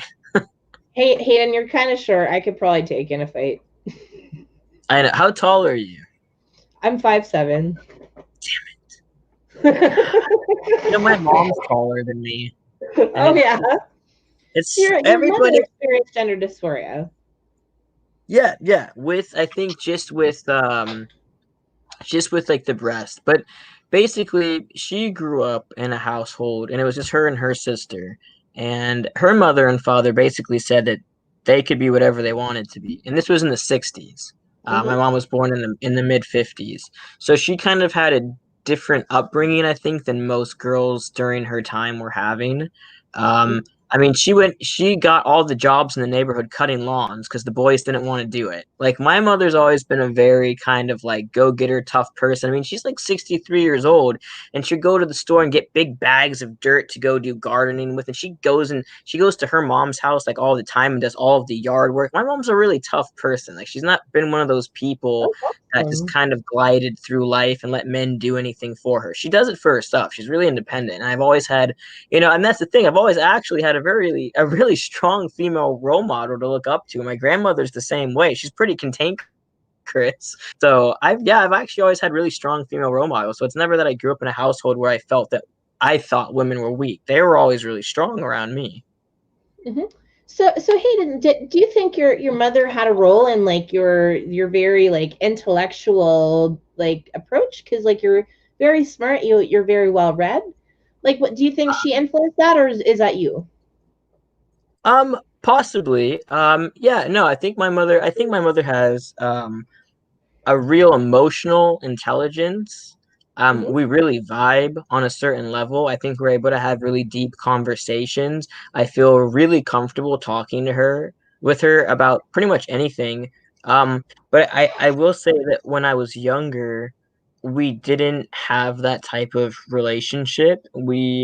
Um, she she had things that happened in her life which it made her strive for perfection, and she was Mm-hmm. always trying to compensate for something.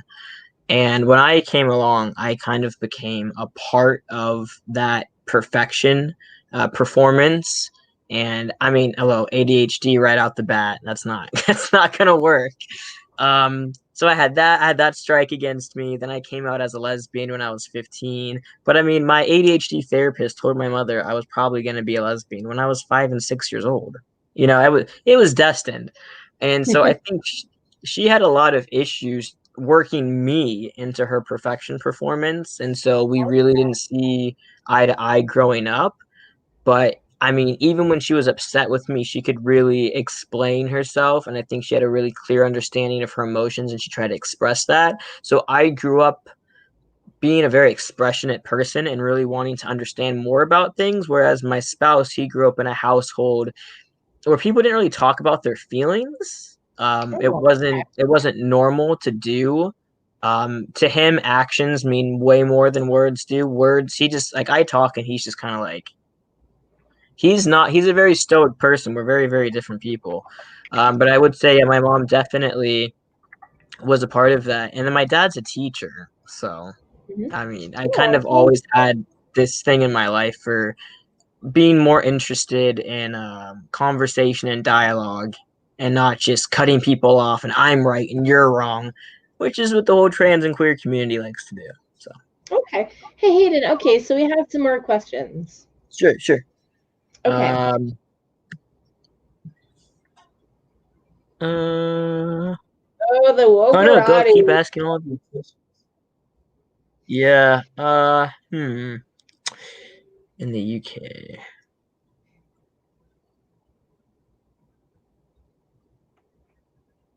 Political allegiances. Okay. I Well, I'm not sure. you go ahead. Well, I'm not sure where DR is. Possibly in the UK. Since you're mentioning the UK. Um, I've always lived in the United States. So what do I think of them calling gender yeah. Okay, I do not think gender critical people are Nazis or far right or even Are you sure? I uh, have kind of a shaved head. I kind of do.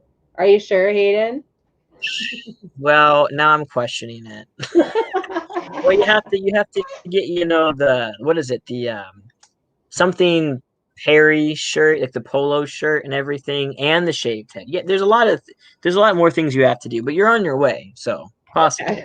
Okay. Okay. Um, no, I think that's crazy. Okay, so first off, I study history in college, so this whole comparing people to Nazis is just, oh my god, the stupidest of comparisons. Like just, and it really makes me lose all respect or interest in anybody's argument the minute they're like Nazis, Hitler, and I'm like, Mm, I just don't really mm. care about what comes out of their mouth next.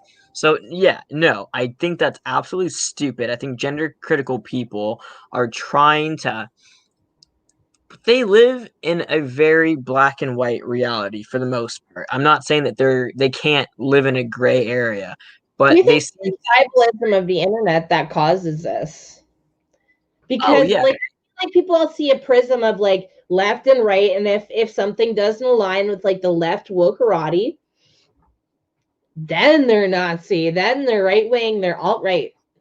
yeah, it's like if you're not with us, you're against us, and there's no middle ground. There's nothing. So yeah, I think that that's stupid.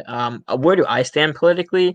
So I mean, like I said, I live in the United States, so I right now have either Biden or Trump to vote for. I don't like either of them. Oh, tell me about the presidential election, Ada. Did you watch it?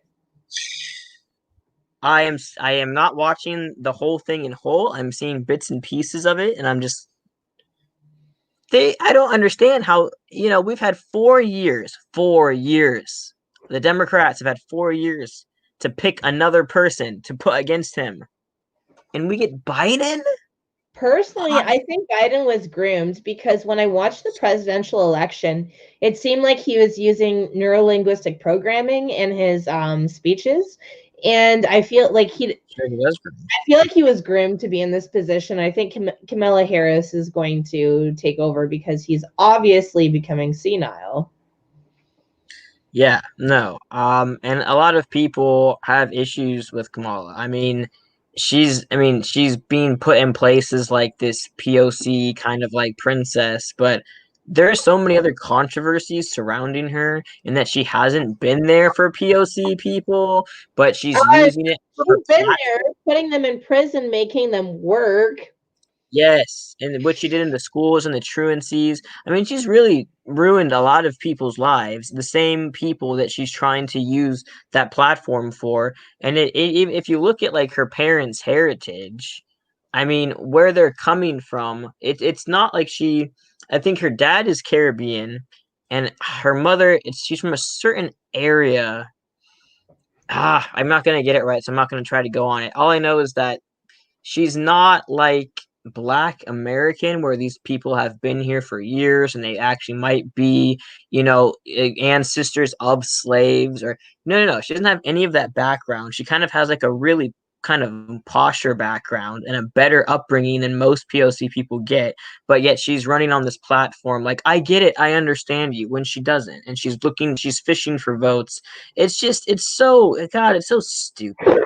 So, where do I stand politically? I'm just mad politically. I'm not. I wouldn't say that I'm a conservative Republican. My parents are. My parents are Trump supporters. That's what I grew up with. So I grew up with it, and I rejected it immediately because when I was growing up, a lot of the debates were centered around gay marriage. And that side was not for it. So I automatically went for the side that was being nice to gay people. So I kind of ended up kind of on a left side just because of that alone. Not so much for any of the other policies. So politically, gosh, sometimes I'm a libertarian. I don't really think I'm a liberal. I don't really think I'm a conservative. As I've gotten older, I've leaned a bit more conservative in some areas. I'm starting to look at liberals like just as crazy people who are just like letting the trans queer people run wild, unchecked. So I've really distanced myself from that. So yeah, politically, I don't take one side or the other. I'm not, we have all of the protests going on here. We have, Black Lives Matter. You have the Antifa guys. You have Proud Boys. You have like all the crazy Trump supporters. Patriot Prayer. Proud Boys, Hayden. Huh? What are your thoughts about the Proud Boys? They actually just denounced white supremacy.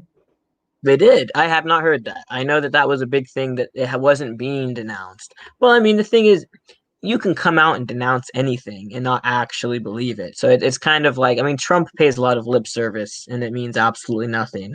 I would be interested. Like I said, I don't know if I can really talk about it because I haven't seen it, but it's interesting. Sorry, the reason I say this is I went on this website, Anti-Racist Canada, and I went to a gun rally. Okay. So Okay. Canada, gun laws are so much different. They're so restrictive. And the government was trying to take away like certain guns. And I went to the rally and I had this sign that said, you know what? Farmers feed families, respect their guns. And you know what? Do you know who was in the crowd? It was a lot of farmers. There were some sport shooters, and they were cool people. And Right. I saw on this website, like, oh yeah, there were neo Nazis here. There were like 3 neo Nazis out of 3,000 people, and it's like, okay, does that mean I'm like associated with like the alt right now just because I went there, you know? And in Canada, okay, they had a pride parade, and they brought Antifa. Okay, Okay. there was So this guy. I don't know if he's like one of the Proud Boys or whatever, but he's very against Antifa. So there's every pride parade, you get Christians that will like protest and stuff, and I like to like give them a piece of my mind. I would never fight them, but right. okay. This guy, he had this like military helmet on, and he fucking went wham wham and like knocked out 2 Antifa. Why was Antifa in there to begin with? Because the Do you violence would know? not have happened if they were not there, because there are people with kazoos going in their ears and stuff. Like this, it's disgusting. I'm going to answer this question as well. Okay, so they're in, intractably linked to the political left along with the woke karate.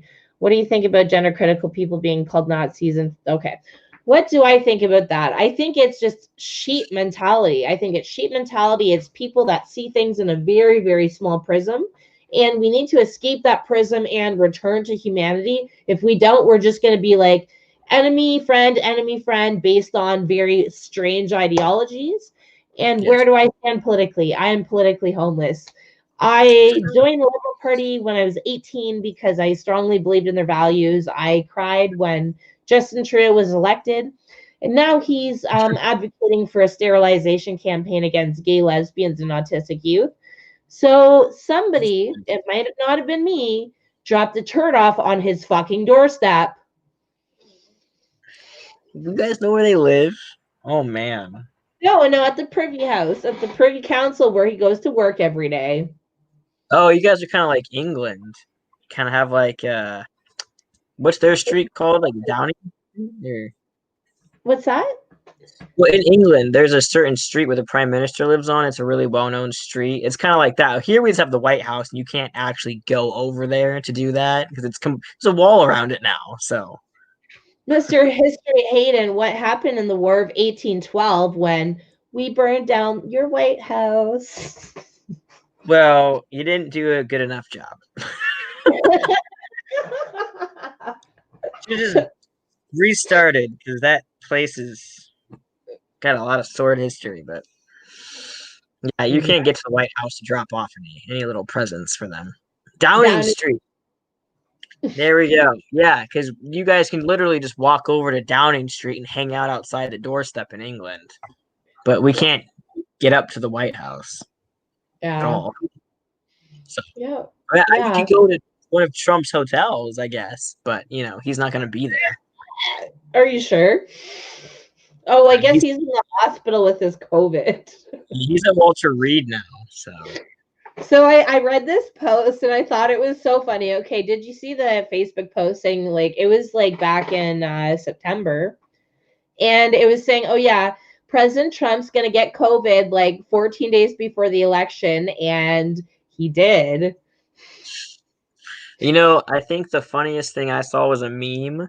I mean, I'm just getting back into Facebook and finding all the memes, so it could be an older meme, but it can't be that old. But it was my favorite one. It says, "Looks like Ruth Bader Ginsburg successfully argued her first hearing with God." Oh, too soon, Hayden. Too soon. But I was like, she dies, he gets COVID. I'm like, okay. Do you think he actually has COVID? I know there's a lot of conspiracies that he's not going to have it, and he's going to come out and just be strong. Like, I'm so tough, I beat COVID. Boom, boom. Oh yeah, no.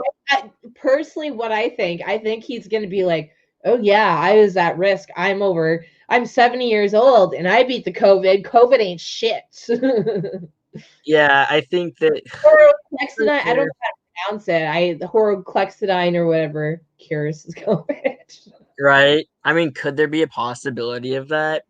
Yeah, maybe. I don't know. There'd have to be a lot of people involved with that, and I feel like somebody at Walter Reed isn't going to be a Trump supporter who could just figure out if he does or doesn't have it. I feel like there's too many variables to keep it in house if it's a lie. I think he does have it. He hasn't been very safe in his political stuff because he doesn't care about it. So I think it's possible. And with everybody else getting it around him, it honestly just seemed like a matter of time. So I think he's probably actually got it, but it'll be interesting to see what happens because I super don't like Pence. So everyone's like, "Oh, cool, let him die," and I was like, "We still get Pence, and Pence is super homophobic, so I don't want Pence." So, are you going to vote, Hayden? Is that a too personal question? Okay, so I have never voted before. Don't vote. Don't vote this year. Just don't do it. Just don't do it. I mean, okay, so I live in New York State. So honestly, does my vote matter? It's gonna be Democrat. There's nothing I can do to change that. You know what I mean? Like they're not gonna vote for Trump. So it's like the only thing I think I'd actually vote for is, for all of the seats right now, all of the seats that are going to be open for that I'm more interested in than I am the actual presidential election. Because so far, you can look at my voter thing and whatever goes wrong in the world, hey, I didn't vote for that guy. I didn't. I didn't vote for Obama and I didn't vote for Clinton, and most people would think that I voted for both of them, but I couldn't, in good conscience, vote for either of them or their opponent. So I just was like, I can't do it. Couldn't do it. I'm also politically homeless. The NDP supports all this transgender shit. They were the ones that defunded the Vancouver rape relief shelter. So Yeah, NDP, that's the Liberals are introducing Bill C16 and Bill C8. So it's a conversion therapy law. So 80% of children outgrow gender dysphoria by the time they're 18, and kids can't give informed consent. So fuck the Liberals too. I actually have you ever heard of Rebel News? I think probably through you or through something gender critical. Yeah, okay, so Rebel News is certainly they used to certainly be alt-right. They were like basically trying to like radicalize people into neo-Nazi ideas. And I hated them, and I hated this girl Lauren Southern. She was so anti-feminist, and oh god, she was horrible. She wasn't even allowed into the UK because they said that she was too she's gonna spread hate speech. And I got Wow. interviewed by them like 2 weeks ago. Because they are the only people that will cover like Bill C16 and yeah. Interesting. Yeah, no. I get really upset about the clinic like rape clinics getting defunded. Um, anything where you would put one individual who comes from a population of like I don't even know what the trans population is in the world, but it's like not even 1%, right? Yeah, it's not It's even one just, percent. why do you put a person over all of the other females there who are actually females, who are women, who were born female and because of that experience, abuse on a greater level, and you would just shut down the whole thing because one person with probably a mental problem complained. Mm-hmm. It's dude, that gets me irate. Like anytime that women and females are sidelined for Mm-hmm. males, it just keeps happening all the time, all of history, just all of So I have history. a question for you, Hayden. What do you think the transgender community would be without social media? If social media did not exist?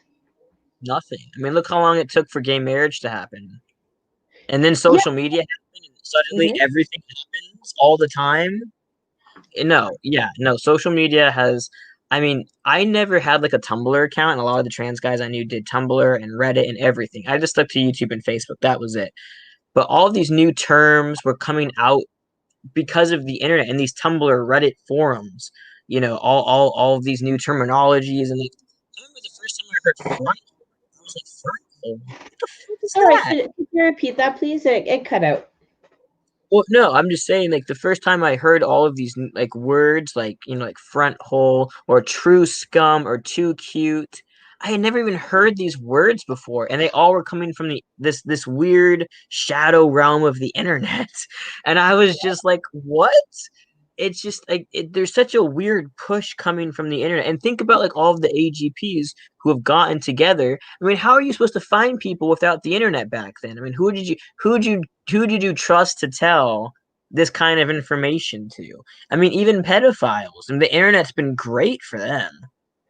I mean, it's just I feel like I everything's remember when I was young, I found this basically diary of a virtuous pedophile, Lindsay Ashford, I think. And I almost felt sympathy for him. I almost did back then. And this like institutionalized pedophilia has been like really wreaking havoc on society. well, how did they describe themselves? Like you said, like a virtuous. Oh Like yes, what? oh yes, I have romantic feelings for a little girl, but I would never go there. But it was like in a way that sounded like you should be sympathetic. The I, only thing I read an article a year or two ago, and it was the only time I actually did feel sympathy for somebody because they caught on to it about themselves when they were a teenager themselves. It was a male person, and they figured out that they were interested in, you know, prepubescent kids as a teenager, and they went to get help immediately. Like they like basically turned themselves into like a psychologist or a therapist, Mhm. and they run an online thing now for people who feel the same way, who want to get help. Like that's the only time I've ever been like sympathetic, like, oh, that sucks that you automatically are interested in that. Like, but Les, it's only because they've tried to fix it. But if you're sitting there writing diaries still fantasizing about things, like you're not it wasn't getting even help. fantasizing. It wasn't fantasizing. It was just, That was the thing. That's why it was easy to sympathize with. I don't know. I just think that people should just get help as soon as possible and not just kind of live alone in like fantasies. And I'm not gonna do it, but like I don't know. It's such a pedophilia is such a weird area for me. It's just kind of like I like 99.8% just like want to put them on an island, just like completely just goodbye and maybe blow it That's up. generous of you to put them on an island instead of I might I might blow it up. I don't genocide them. have it. Yep. Well, if they're on an island, then okay, they can do their thing. If they're on an island, fine. They're not going to hurt anybody. Right. Okay, so Like I have beef with you, Hayden. As a what? lesbian, I can't rock a tuxedo as well as you can. Well, I don't really know if I can either. So I'm sure you that's can, but that's like tenuous with for me. breasts, it just like okay, like cool shirts, it like gets like the images get Oh. distorted. Well, I happen because my spouse is a fashion designer. You should look up Sharp Suiting if you've never heard of them Hmm.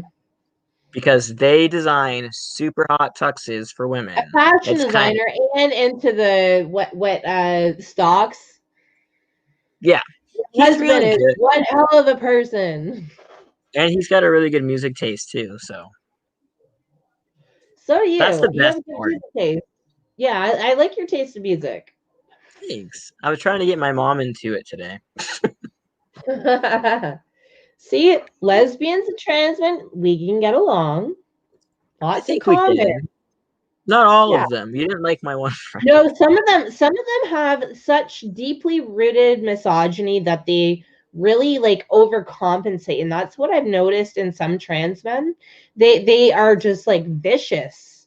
No, They're yeah. viciously trying to project their masculinity, and I see through it. Yeah. No, there's definitely I can't really say there's three types of trans men. There's numerous types, but the ones that I see, you either have people who are like this kind of like weebo, young forever, Peter Pan, sensitive, possibly they, them, queer, whatevers. Then you have like the older, more established people who are like really, really like masculine and macho, and they will call themselves male. They're like, I did it, I transitioned to male, and they really believe it, and they think that they've done it, and they're not women or females. It's all done, it's all over, and they're just gonna live this way. And they're usually really, really like butchy macho kind of guys, and they bought into learning about doing all the guy stuff. And then you have people kind of more like Nick me. knows. I know you have people like me who are just like, Pickup artists. yeah, exactly. Trans men negging women or men, I guess. I don't know, either or.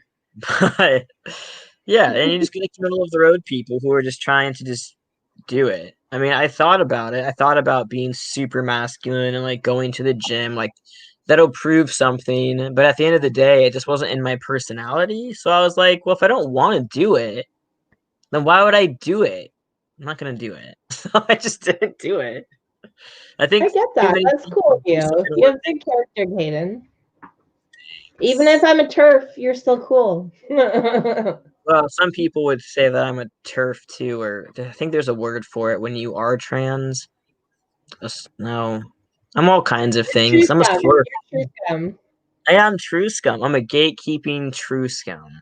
I'm a gatekeeping true scum too because you need gender Exactly. dysphoria to be transsexual or transgender. How could you not? I couldn't imagine I being know, like totally. I've been in the LGBT community since I came out of the closet when I was 14, and I've had many trans friends. I have way more trans friends now, but you know, they all suffered from gender dysphoria. Many of them were same-sex attracted, and that is why I was so able to empathize with them. Oh yeah. I mean, I just don't get it. I don't get how you could totally be good with your body and then go and cut stuff off of it. Like, like, but everything was fine. Like, why Yeah. would you if you didn't? Because I mean, it's risky. You know, these surgeries are risky, and I haven't personally heard of anybody dying, you know, from getting a double mastectomy. But there have been people who've gotten sepsis and died from getting a histo before, who are trans men, have died from getting hysterectomies. You know, you don't. I mean, Oh no. yeah, I've definitely heard That's about that, and heartbreaking. yeah, and they don't. But again, people don't want to talk about it because then that makes it not all fun and exciting and rainbows and cool town. But I mean, there's a risk. So I don't know why people would put themselves in that risk or even hormones. You know what I mean? Oh, you're Like I you're really cutting out. You're sounding like a chip tune. You're wait, maybe if sounding I like move it. a super. You're sounding like an NES game. Oh well, those are fun. Okay, I is, know. Favorite is it better? console. What is your favorite console? Huh? What is your favorite video game console?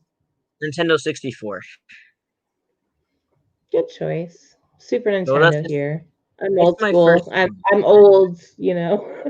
Well, if I had been a little bit older, it might have been the Super Nintendo. And 64 was just my first. And then I got PlayStation to play Tony Hawk. Okay, we have another question from DR.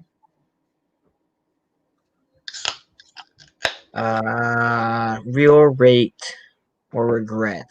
I don't actually. I guess if you're Hey, saying like, you're working out. Okay, you're cutting out for a sec. oh, I guess if the question is asking, do I like know the percentage of people who regret transitioning and they detransition? Is that the question? Like, do I know how many people a year are doing that? Is that what he's trying to say, or she? Okay, do you have an idea what the real rate of regret? Okay. Hey, dear, could you reframe your question? I'm having trouble understanding. Unless they're asking like what the rate of detransition is. Like, in young lesbians, it's very high. There are a lot of studies. I can try to find the links for you. Maybe I should do a YouTube video about it. It's pretty high. And actually, the doctor that was trying to do studies on detransitioners had a lot of people trying to sabotage her attempts. I think I might have heard But of I that. don't know. Oh yeah, yeah, Yeah, I think I did hear of somebody trying to put a study together, and then that study was transphobic, so couldn't yeah, get yeah. funding for that. Mhm. But yeah, I guess if the question's asking, do I know how many people have transitioned and then regretted it and then moved to detransitioning? No, I don't know what that is, but I do know that it seems to be a lot higher than I ever saw it before. I didn't really start hearing about detransitioners. I mean, I always knew that there were people who did, but like seeing more articles and more YouTube channels about it, this is like the first 2 years that I've ever really been seeing it, where it was kind of, consistently showing up um, in my like news feed or in my YouTube suggestion videos. And it does seem to basically almost all be female people who are regretting it. I don't see a lot of male people You regretting it. sound like a robot, Hayden. Ah, is it if I just do this, is that fine? Yeah, yeah, I can hear you now. Oh, what I was saying is that I see more female people detransitioning than male people. So that is an interesting thing. I guess I understand it, but it's just I think more female people transitioned um, than male people were transitioning. To be honest, and I know that Yeah, somebody I brought up think autism there was too. like a 4,000% increase of people going to the gender clinics. And I think a Yeah. lot of it was Oh, either internalized misogyny or internalized homophobia. I really like to watch the detransitioner board, and it's very heartbreaking. It's very heartbreaking for me as a butch lesbian to hear all these stories about internalized misogyny and internalized homophobia. It's heartbreaking. oh That's yeah. actually that's actually why I started my channel, because I was I was on Reddit, uh the actual lesbian forum, and somebody got mad at me because I was like, somebody made a post about people transitioning, and I was like, I never like quite understood the pressure to transition, like, because I found feminism despite my gender dysphoria. They were so mad at me, and then I looked at the detransition board, and it was heartbreaking because it was so many women like me, and that's why I started my channel. Oh yeah. I mean, I couldn't imagine like for me. I mean, like I said, I've been at this since 2011. Um, I just I couldn't imagine detransitioning now. Like there's just so much that I've wrapped up in myself in my life in the last 9 years here. Like I mean, my body's so different than what it used to be. Like I see pictures of myself, and it just like I know I still look like me, but it's just so different. My name, everything with the name that's been changed, everything with everybody who knows who I am has been changed. And then just like trying to go back after that. I mean, I've watched a few detransition videos, and some of these women's voices, I mean, they're really, really deep to the fact Yeah, that you might think you're watching a trans woman trying to transition. yeah, yeah, And yeah, no, I feel really bad because I mean, if you've had any of the surgeries, I mean, these are really permanent, and some of these surgeries are really bad. Um, some of the mastectomies are really awful. They are very not they're just not well done, I think. A lot of the times you just get surgery based on who you have insurance through, and these aren't people who have, I guess, perfected a double mastectomy surgery. So you get scars and nipples and weird placements. And then I couldn't imagine trying to go back and live as a woman and basically have been Frankensteined out, and yeah, it's not good, man. Personally, I feel like detransition women are so strong, and I admire them. I admire them quite a lot because it's a hard choice to make, because like you said, the deep voices, sometimes you get the male pattern baldness, and like I think it's just like a very strong testament to detransitioners. And at one point, I I was trolling Reddit, and I was posting like, lesbians don't have penises in the lesbian selfie board. So I made my own lesbian selfie subreddit, and there was a detransition woman, and I thought they were male, and visually I still see them as male. So I posted a picture on Facebook, like, is this like an infiltrator? Is this a detrans woman? I don't know. And still to this day, they look male to me. And Right. I can't, I've been like, I get misgendered sometimes, like, I do, for sure. I get, sometimes, depending on what I wear, I get called, sir. And it is what it is. But some women who have transitioned, and they're at the point where they have very male characteristics, but they recognize that they're female, it must be hard for them. Oh yeah, no, most definitely, and I do think I think coming back out as your as your sex and reclaiming that is incredibly difficult, because trans people don't want to let you go. And when you decide to detransition, it's like it's saying something about them. Like, if you can detransition, why can't they? And they get really mad. I mean, you remember on Reddit, they got rid of the detransitioning Reddit channel because that was transphobic. I lost my shit when that happened. I was so Yes. upset. I was so Yeah. upset. And the abuse that detransitioners get is ridiculous. But now we're seeing a freaking wave from this medical scandal, and I'm glad that there's awareness about this, but it's very sad. Yeah. Oh, No, thanks, I don't get it. Mary. I know who you are. I love you. So this weird, interesting thing happened today. I was wanting to share it with you. Robot So Hayden, I can't hear you. oh, can wait. What if I'm over here? Can you hear me over here? Yeah. Uh, okay. So I am friends with this person on Facebook, and I've kind of it's like one of those Facebook friendships where you kind of know them, but like you don't like talk to them all the time. But so Mhm. they posted this thing today, and it's just like coming out, and it's like a life event thing. And I was like, coming out, and so they're a trans man, and so they basically are saying that they're married to a woman and they want to have a child, but they're going to be the one who has the child.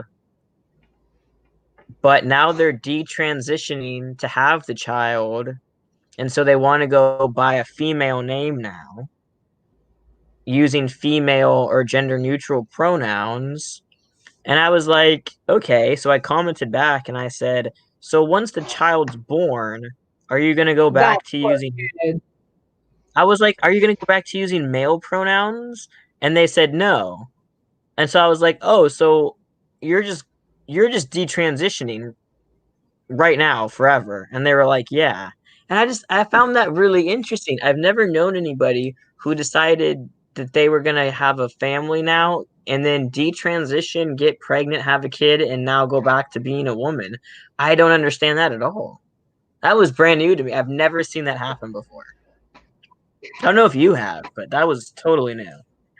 So Hayden, what are your thoughts on trans men that get pregnant? Like, would that not trigger their dysphoria? Like, I can't understand, because that would trigger my dysphoria. That would I would get a hysterectomy. Like, I could not.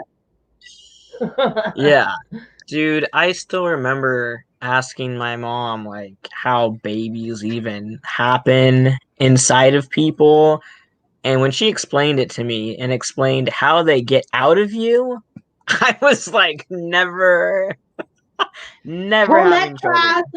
I saw a pregnancy video. Nope. Oh no. Oh no, I was like scarred for life after just verbally hearing about it. Um, so I happen to have a friend who did get pregnant. He married a cisgender gay man, and they had a kid Sis, together. I'm canceling you. You said sis, I'm canceling you, Hayden. What? You said sis, I'm canceling you. I don't know how to. I don't know how to explain it. Okay, what would be better? What is if I just preface thing? Okay, if I just say like gay man, you're gonna think it's just a male, right? Oh, okay. Okay, I got if that works, yeah, I'm so used to it. You know what I mean? You get in community. I mean, I've been in this thing. I was in the community for like years, so it's kind of like trying to like unlearn things. Kind of like Thanksgiving wasn't a nice thing. But so I've known trans men who got pregnant, and I was really confused. And then they had the kid, and then they seemed totally fine. Like they seemed like they never were dysphoric throughout it. And then they had the kid, and they just went back to their life. But what I don't like is being like, I'm a pregnant man. It's like, no, you're a pregnant trans man who could you. have Pregnant always gotten female. pregnant because you have Uh, female part. Yeah, it's not a medical mystery. And I really hate like the tabloid medical mystery-ness of it. Because of course the mhm. female can get pregnant. It's not weird. God. I don't know. When people like do like when they do like little segments on it and they're all like, this is Jonah. And then it's like a guy with like a beard and they're like, Jonah has a secret. And then it goes to like the stomach and they're like, Jonah's pregnant, a pregnant man. And then it's like, doo doo. And I'm like, so Jonah's a female who has a baby inside of him. Okay. Yeah, it's not something I think that we need to keep making little docu-series about. I mean, if we made a Mhm. documentary every time a female got pregnant, I mean, are you kidding me? I Yeah, know, and so I'm it's not. like for yeah, it's not the miracle, it's the normal. Yes, Mary, you're right. Okay, so when trans women are in the news, it's like, okay, yeah, this like power lifter defeated all these other women, but when it's trans men, it's like, oh, he got pregnant. And it's like, how do you feel about the lack of representation for trans men versus trans women?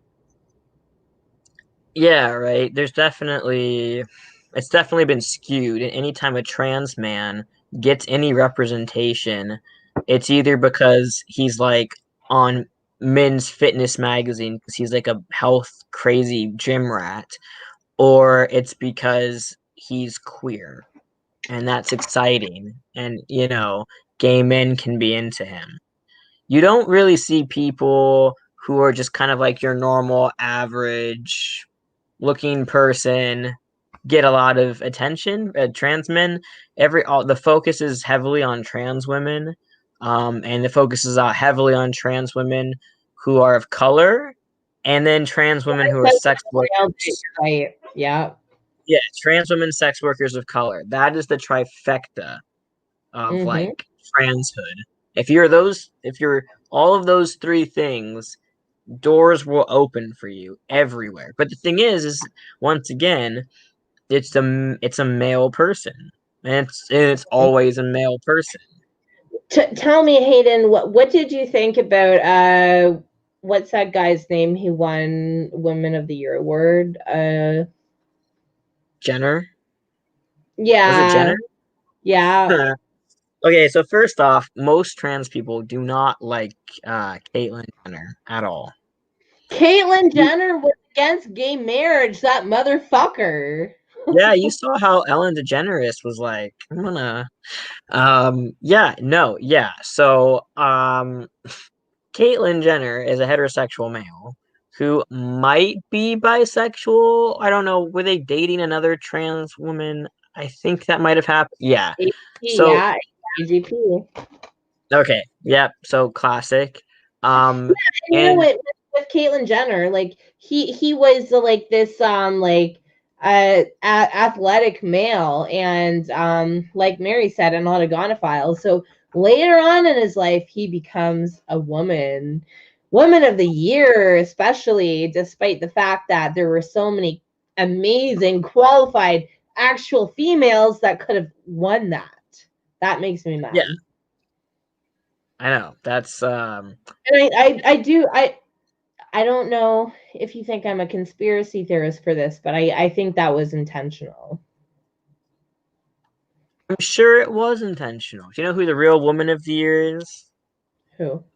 Katharine Hepburn. Have you ever seen that movie? No, no. Link it to me later though. Or put Okay. it in the chat. Put it in the chat and I'll check it out. How do I write things in the chat? I don't know how to do the Do you, chat. do you see like the post, the comment, or no? Or are you not I allowed to don't. do? I don't think I'm allowed to. Oh, okay. Well, okay. Well, okay. I'll. Okay. Why do you think the rate of women with gender dysphoria is okay? I'm going to answer this question, and Mary, I'm going to get to you for a second. Um, okay. Why do you think the rate of gender dysphoria has risen exponentially? Because it is internalized misogyny, because growing up as a woman is not easy, and with the culture that is pornifying women, um, women want to escape that, and they don't want to be seen as women, and transitioning into a male is a very attractive compromise. That's what I think. 100% nailed it. Yeah.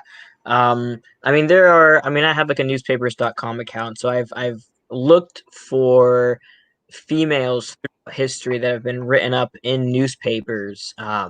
Anytime they found a female in men's clothing, sometimes they'd write a report about like in the 1800s, like the early 1900s. There's a lot of females they would find trying to live and travel across the country in male attire, and then they'd have to go to court for cross dressing. So I mean, it's been something. I'm not sure that I would call them transgender. They could have just been lesbians trying to live their life. But I think why I think it's yeah, I mean if you think back in the day, women didn't have a lot of rights and they were definitely put down and demeaned, and but at least there was something. People kind of had this respect and reverence for women, even if they were kind of pushed aside and they weren't allowed to vote and they weren't allowed to be in these public places and public spheres of society that men were. There was at least like you're going to be taken care of and it's going to be good and you just have to be a good wife and mother. But now it's like women are just sexual objects. Like any woman is. It just. I mean, you look at. Have you seen the WAP video? Cardi B. Yeah, yeah. Did you see my video, Ashley Wapwoods? Yes, I got that video alone. If I thought that's what I had to look forward to as a woman, I would just I would have transitioned for that alone because that's just don't I don't know. It's just like growing up and seeing how overly sexualized women are and how men expect to use them as objects. It's like, why would you want to? I mean, I can understand why it's happening. And of course, the rise of the internet, you've seen all these people changing themselves, and it looks like such a great time. And wow, you get really sexy and you get facial hair and your voice changes. And it just seems like a better version to like being like, I don't know. This guy wants me to twerk for him. I mean, I think women and females, I think they want to feel in control of their lives, and they only see that men can do that. Yeah, mainstream media is a cancer. So as Mary says, it appears to be quite heavily engineered mass hysteria. Girls transing rose 4,000% in 5 years. Yeah, Yes, you it's know, because of mainstream media. It is because of the culture that liberal feminism is a disease. It is a disease, and it is not empowering to dress all provocatively. It's not empowering. Like they're like liberal Western feminists feminism are too. terrible. So okay, I'm trying to remember who it was. Gloria Steinem was actually working with the FBI, CIA or FBI. And she was one of the big proponents of liberal feminism. And I do believe, maybe you think I'm a conspiracy theorist, but this is intentional. This is completely intentional. I'm just interested in. It's grooming. Oh yeah, and I think also, God, so many trans men. It's like you take testosterone and you suddenly are interested in guys. Like I don't understand that. Like the staunchest of lesbians, and then Well, they just. Hayden, I've heard reports from detransitioners saying that the hormones really messed up their sexuality and made them consider men. Yeah, and that to me when I'm trying to think about why this is being engineered and what the conspiracy could be. I mean, are we just creating? Are we getting rid of lesbians that way? Is that is that it? Are we either taking them out of the time, making them look like men so we don't have to look at them, or are we making them new sexual objects for other men to enjoy? Because it's So just Hayden, weird. how many butch lesbians do you know in the media that are role models? You mentioned once that you never had any butch role models. I didn't. Gosh. In the media now or growing up? It's not a Now, butch role now. Oh God. Leah Delaria has been around for a while. I knew about her when I was a kid. She's pretty unashamedly butch, like since the 80s till now. Um, gosh, I guess she had like Rosie O'Donnell possibly for a second there. She's I kind wouldn't of out of consider it. her butch though. I wouldn't consider her a butch role model. She cut all of her hair off that one time. It got a little butchy. Oh, that sounds very unfortunate. It was Sorry, unfortunate. feminist, but It wasn't the best look. Gosh, as a, I can't think in media. I can think of like people that I found in like little niche like B movies but no, in media, no. I mean, I always was obsessed with Lily Tomlin. She's not a butch lesbian. I just thought she was like tops. No, not in mainstream media. I mean, I'm sure you probably know a few, but I not off the top of my head. I can't think of any. Except for like Orange is the New Black, that one character like Big Boo or something. That's Leah Yeah. Delaria. Oh, okay, that's a person. Okay, I'm not good with actresses. Yeah, with the black hair and the shaved sides. Yeah, Yeah. exactly. We picked the same person. That's That's who it is. It's just her. She's running the world. Yeah. Well, how would you recommend that we get more butch role models? Like, I started my YouTube channel because I realized that girls don't have that. I was doing some grassroots advocacy, and like I met a lot of, queer people, and I was trying to explain to them about queer theory, and they're very receptive because I know how to reach out to the youth. Well, I think it's difficult right now because lesbians are being attacked. It's like every lesbian is transphobic automatically. Every lesbian's a TERF automatically because they won't include trans women into their sexuality. So I think it's difficult. I think lesbians are under attack. So I think even getting them a place in mainstream media is going to be difficult because can you imagine you bring somebody on to maybe a TV series or something, and somebody's going to ask them when they question their sexuality, because they do it with all celebrities. Like, who would you hook up with? Are you gay? They do it with everybody. And somebody at some point would be like, oh, would you date Laverne Cox or something? And if they're like, no, they're just gonna get thrown away. Laverne Cox might be more feminine than me, but Laverne Cox is still male, and suggested that like prisons be open to males, and yeah, that's how somebody got raped. Yeah, no, Yes, exactly. Mary, there is a war on lesbians, absolutely, and that's why I try to take a stand. And the most heartbreaking thing, when I was doing my grassroots movement in the encampment parallel to the Parliament building, I actually met like a couple detransitioners, like 20-year-olds talking about how they were binding and stuff, and it broke my heart. I guess I want to understand like the psychology behind people. I mean, everybody decides to identify as trans for their own personal reasons, or and a lot of them, they don't really seek therapy. I remember I was in this group. It was called All Trans Men Know Each Other. It's a Facebook group, and Okay, somebody. okay, sorry. At the same time, all lesbians know each other too. I don't know if I know all lesbians anymore, but I almost know all trans men. I mean, there's who knows. But Well, I know a lot of trans men, and they used to be lesbians, so maybe we might know the same trans.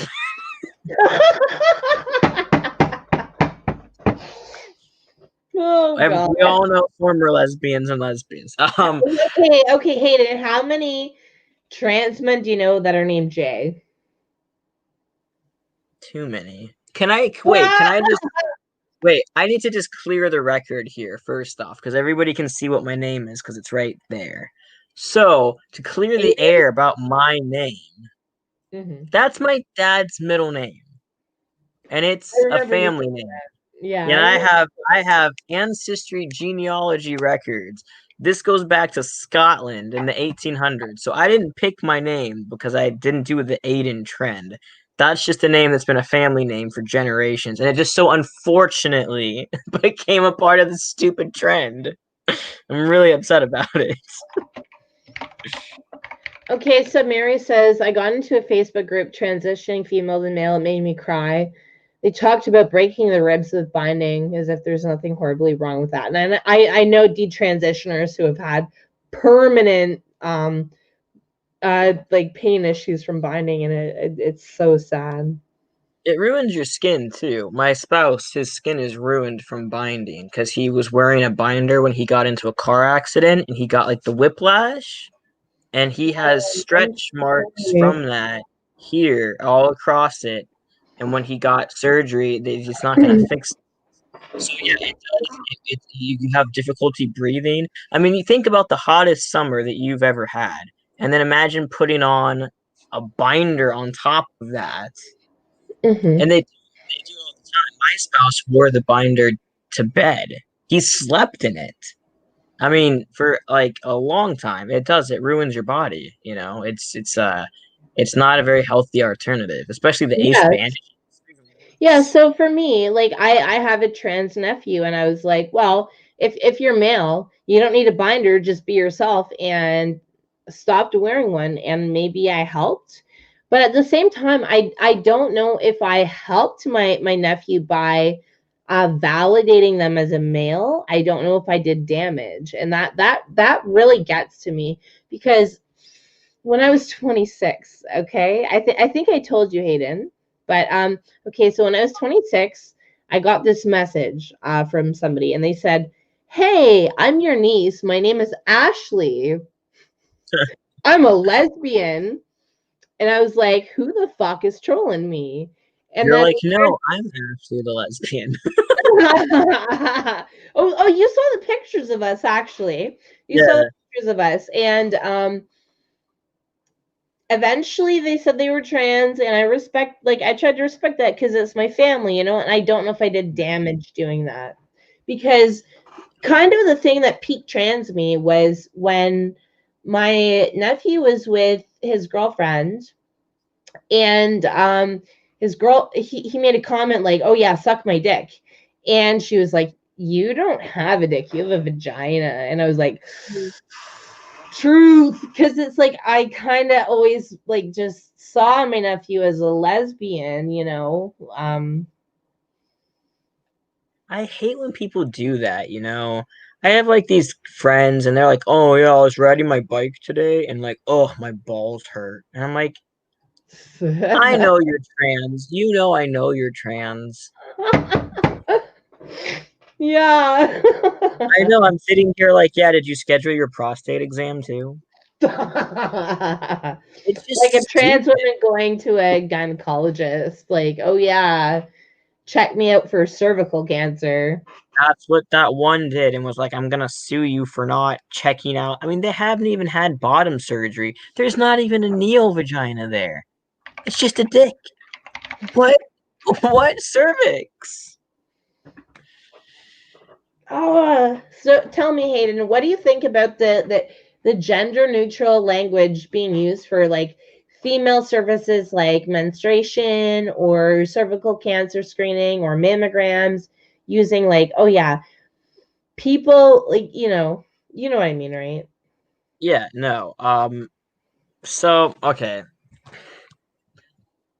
People don't get periods. Females get periods.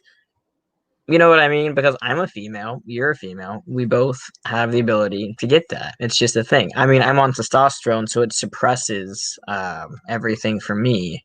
Um, but some guys, trans guys, experience like breakthrough bleeding, I guess you could say, and they still can get it even if they've been on testosterone for so long. Um, I get that trans women can take estrogen and therefore develop something that looks like a breast, or they can get surgery implants, but the actual mammary glands and things inside of females aren't going to be there. And cervixes, that's just for females. So it doesn't make sense to gender neutral things that literally only female bodies have.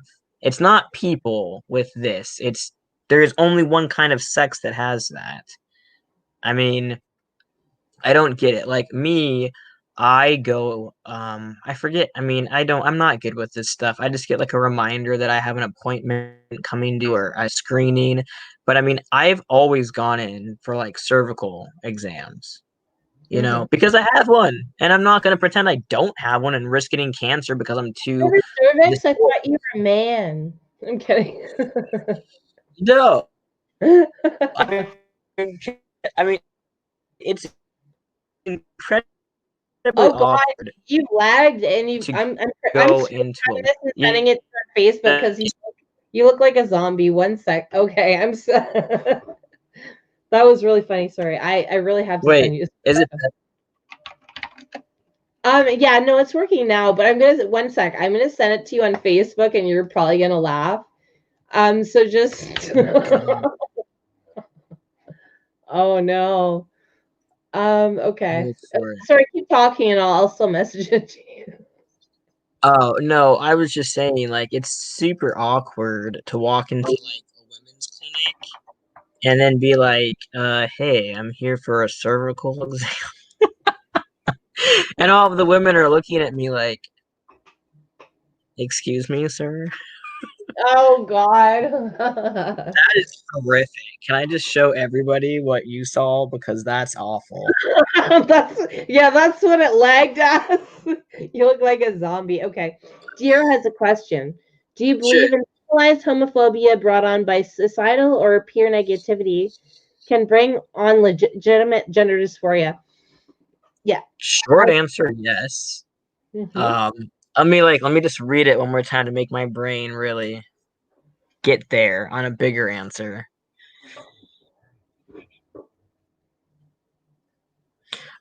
Yeah, there have definitely been reports of people being ostracized by their parents. And I think it happens a lot with gay men, being ostracized for being gay men. And when they came out as straight women, their family accepted them. Mm-hmm. Um, I mean, that's outward form of homophobia, but I think that can turn into an inward homophobia as well.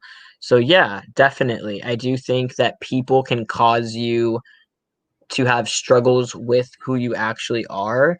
And if you feel that they'll validate you in another way, then you'll do it. I mean, that doesn't make a lot of sense to me to change your whole gender or your sex or however you want to refer to it so you can retain your sexuality. That's a really big thing. That's kind of what goes on in is it in Iran or is it Iraq? Iran? Iran. Well, Iran. Yeah, that's kind of what their thing is. It's better to have a transsexual um son than a gay son. And they perform, and a lot of gay men are surgically operated on to become women so that they can maintain relationships with men, because being gay there is a complete crime, whereas transitioning to be a woman, you can get hanged. Yeah. Yeah, exactly. It's a crime. You can die from it. So people are literally transitioning to avoid death. So I mean, if you think about in America and why people transition, and you look in other countries, it literally is life and death, which is really heartbreaking. So I guess, and talking in like maybe more of like a Western sphere, yeah, no, 100%. I think it can bring on a legitimate gender dysphoria. I mean, if it's being caused from internalized homophobia, I don't know if it's necessarily like legitimate, because it's definitely not something that you would have come to on your own.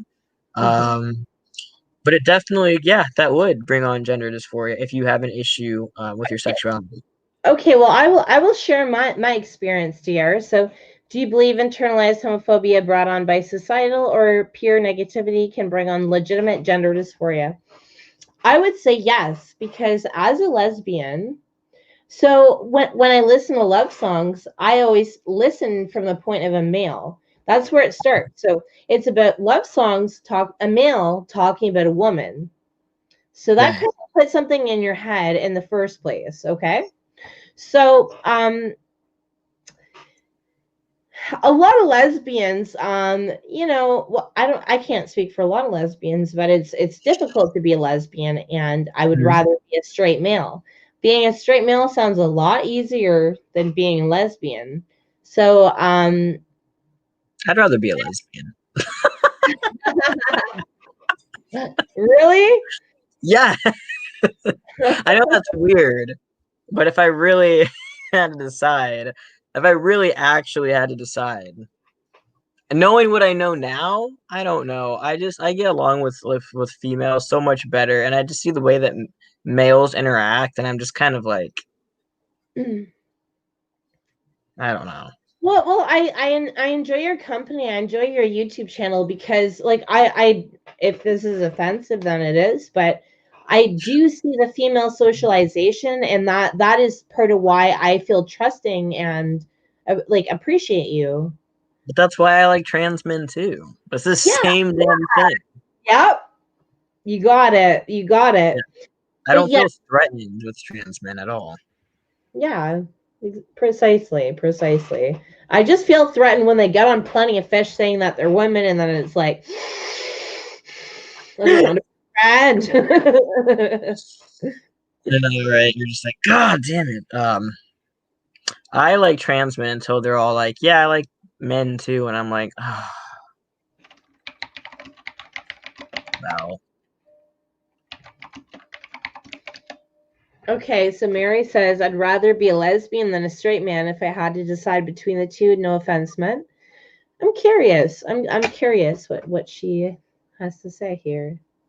Oh, Being Chase sucks. Trangia. Lesbian sucks. Okay, because like my taste, I like masculine women. That is my thing. And like I said, when I go on Plenty Fish, I'm like, oh yeah, that one's cute. It's like I go into their profile, transitioning. It's like ah.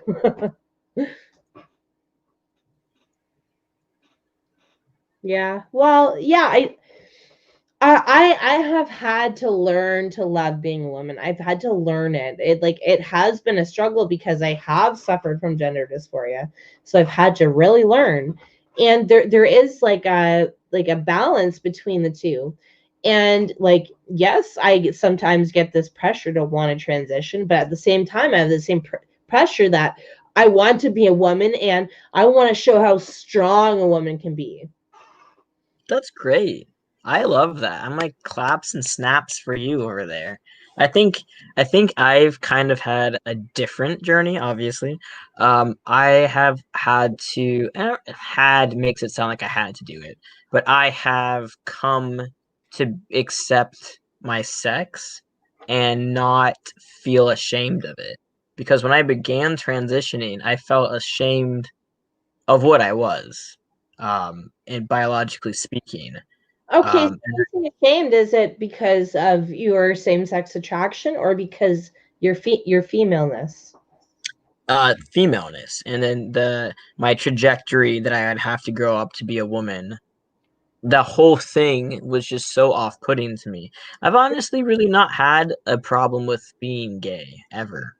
Like I remember telling my friend about it, and the only time I ever felt bad about it is because of reactions I got from other people.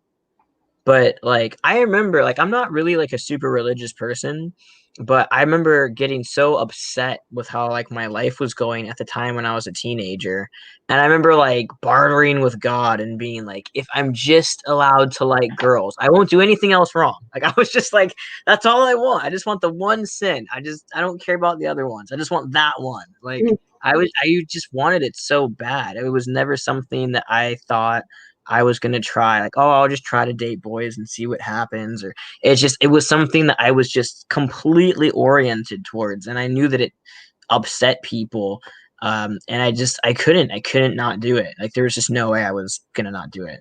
So Hayden, how many same-sex attracted trans men have you known that have ventured off into sleeping with men? Like 80%. Yeah. I read on Twitter, from a detransitioner that like it's very common. And like, how do you feel testosterone affects you? I think testosterone, it's really funny because I took testosterone consistently for 6 months when I first started it, in really early 2012. And I remember that's when I had the most changes. That's when I noticed so many things happening. But I've been really inconsistent with being on testosterone. But today, actually, I've been on testosterone consistently now for 10 weeks as of today. And that's the most I've done since 2012. So I've been experiencing changes again, but not to the point that I did then. But it definitely kind of revamps like your libido for sure. And a lot of trans guys attest to that they're just like, oh my God, I just want to jump on everybody and everything. Well, I can't ever transition because my libido is already too high. You would just go after a tree. But I think that's what it is. I think your sex drive just goes like bananas. It's like worse than going through puberty. I mean, like female puberty. I don't know what male puberty is like, but it was way worse. It's way worse than that was. And I think people just get so like excited, and they know that people are seeing them in a masculine way, and weirdly, I think the ultimate form of validation for trans men, not that it maybe this is the actual form, but I think trans men find the ultimate form of validation is to have a gay man who likes men. So it's a man who knows men and knows what they like, see you as a man and be interested in you. It's like the ultimate form of flattery. Well, I, like, guess what? One time I was at the gay bar and a gay man checked me out and realized that I was a woman. So I guess I have peak trans men. did it.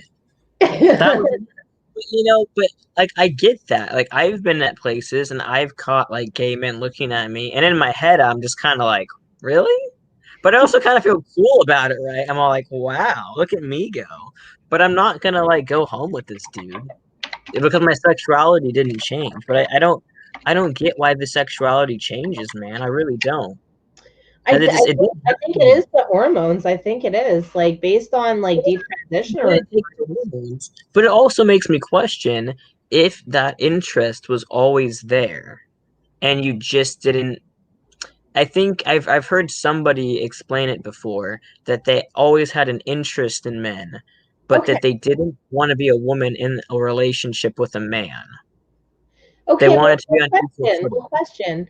Okay, so if trans men become indiscriminate about their sexual partners, isn't it kind of the same as straight men who are indiscriminate about trans women that have penises? Hmm. Kind of. Yeah. Because I don't understand that. Because There's like some like I've heard many times friends telling me like for men a hole is a hole.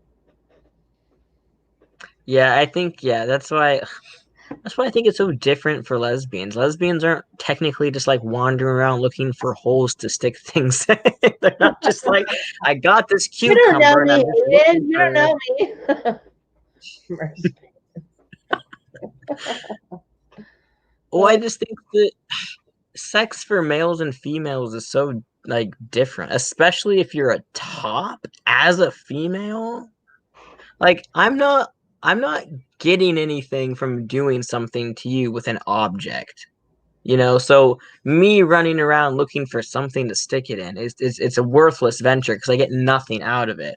I'm interested in having a connection with somebody that I'm like, oh, you feel good? Like I did that for you? Oh my gosh, and I like you? What a great trade-off. Whereas guys are just running around trying to just get off all the time. Just all the time. So I don't really understand it. I don't understand it either necessarily. I mean, No it's conscience. it's yeah yeah it's true. It really is true, and it's frustrating for me as a lesbian because I am seen as like a male like top conquest for them because I am a lesbian. So I get certain male attention that I still don't fucking want, and it happens, you know?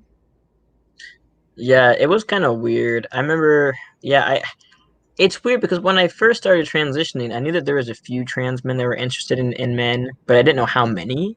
I just thought it was like a one-off. And then I figured out how many there were. And then I I'm really realized that, curious how many. What would you say in percentage? dude, like more than half of them, more than half of these YouTubers out there who go on about this, dude, I'm not kidding. It's very, Wow. I Okay. I seldom come across a straight trans guy, just meaning that they're interested in women only. Really, because in my experience, maybe it's just a plenty of fish, but I it's gotta go on Plenty of Fish just to see what you're seeing. yeah, it's same sex attracted people. But I hear about the boxer ceiling and it confuses me. So I guess there is a small I guess there's a smaller part of the trans male community that I can trans men community that I can connect with because Yeah. that's really surprising. No, I didn't think that that was gonna be the case, but it just seems like I'll think that somebody's straight, and I'll because they won't say anything that makes me think that they like guys. Like I've seen them have girlfriends, and I'm like, okay, and I don't ask everybody what their orientation is, but then one of these national coming out days happens, and they're all like, I'm a pansexual, blah blah, and I'm like, oh, and it's like all of them are pansexual, all of them. They're like, I don't discriminate against anybody. And I'm just like, oh, I do. I will. Cheers So, to that. Yeah, yeah. okay, so this girl who liked me since I was 15 years old, she like made this like big post about being pansexual. She wanted to get my attention and it backfired because I don't like the term pansexual at all. Me neither. I don't use that for I mean, I don't get it. I mean, just be bisexual. I mean, it means you like either sex, which is what basically everybody is. So there it It's is. it's a very perfect term because there are only two sexes. And you know what? I like I'll tell you something really strange for me anyway. So I was in love with an intersex woman, and it really fucked me up to know that she had a Y chromosome. Like I got over it because I loved her, but it still was like, what? What What does it does that mean? change my sexuality? Like, am I bisexual? Right.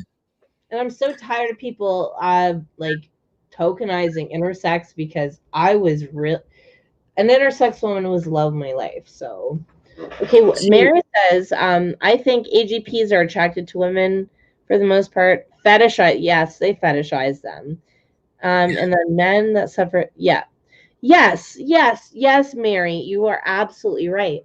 Although I've read reports that autogynephilia can actually trigger gender dysphoria, but hmm, I feel like they're just really pornified people to begin with, and just fucking stop porn, shut down Pornhub.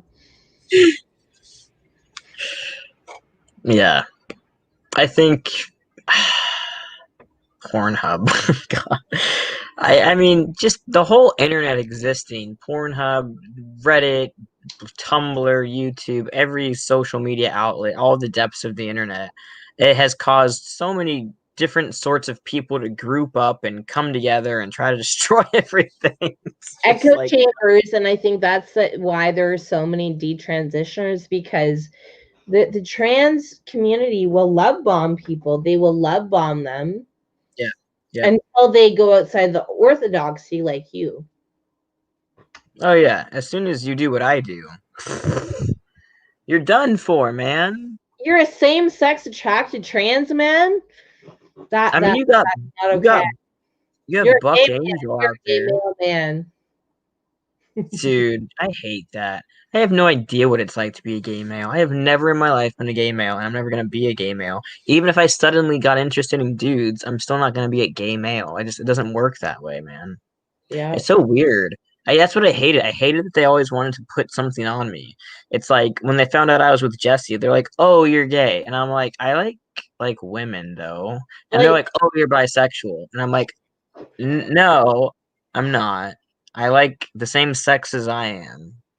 And then they're all like, "Oh, well, you can't call yourself a homosexual because you're invalidating trans men's identities." I'm like, sure. Hayden, are you serious when you tell me this? Yes. You're invalidating what, trans women? Trans men, apparently. Oh my god. Yeah, so if I like them and I like women and I like females, then I've invalidated them. Okay, well, that is the entire reason I have never dated a trans man, because I don't want to invalidate them, because I'm attracted to them because they're female. Right. You know, I don't know how to get out of that. That's a good comment, though. Oh, interesting. Oh, Dier's or mine?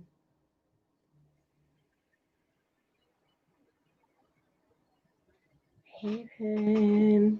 Did you mean my comment or Dier's? DRs. Okay. I wonder if it's kind of attractive. I know it wouldn't be on that. Ew, don't use the queer word. That's offensive. I'm sorry I cleared your brain, though. I wasn't trying to. It's an accident. We could be good friends, though.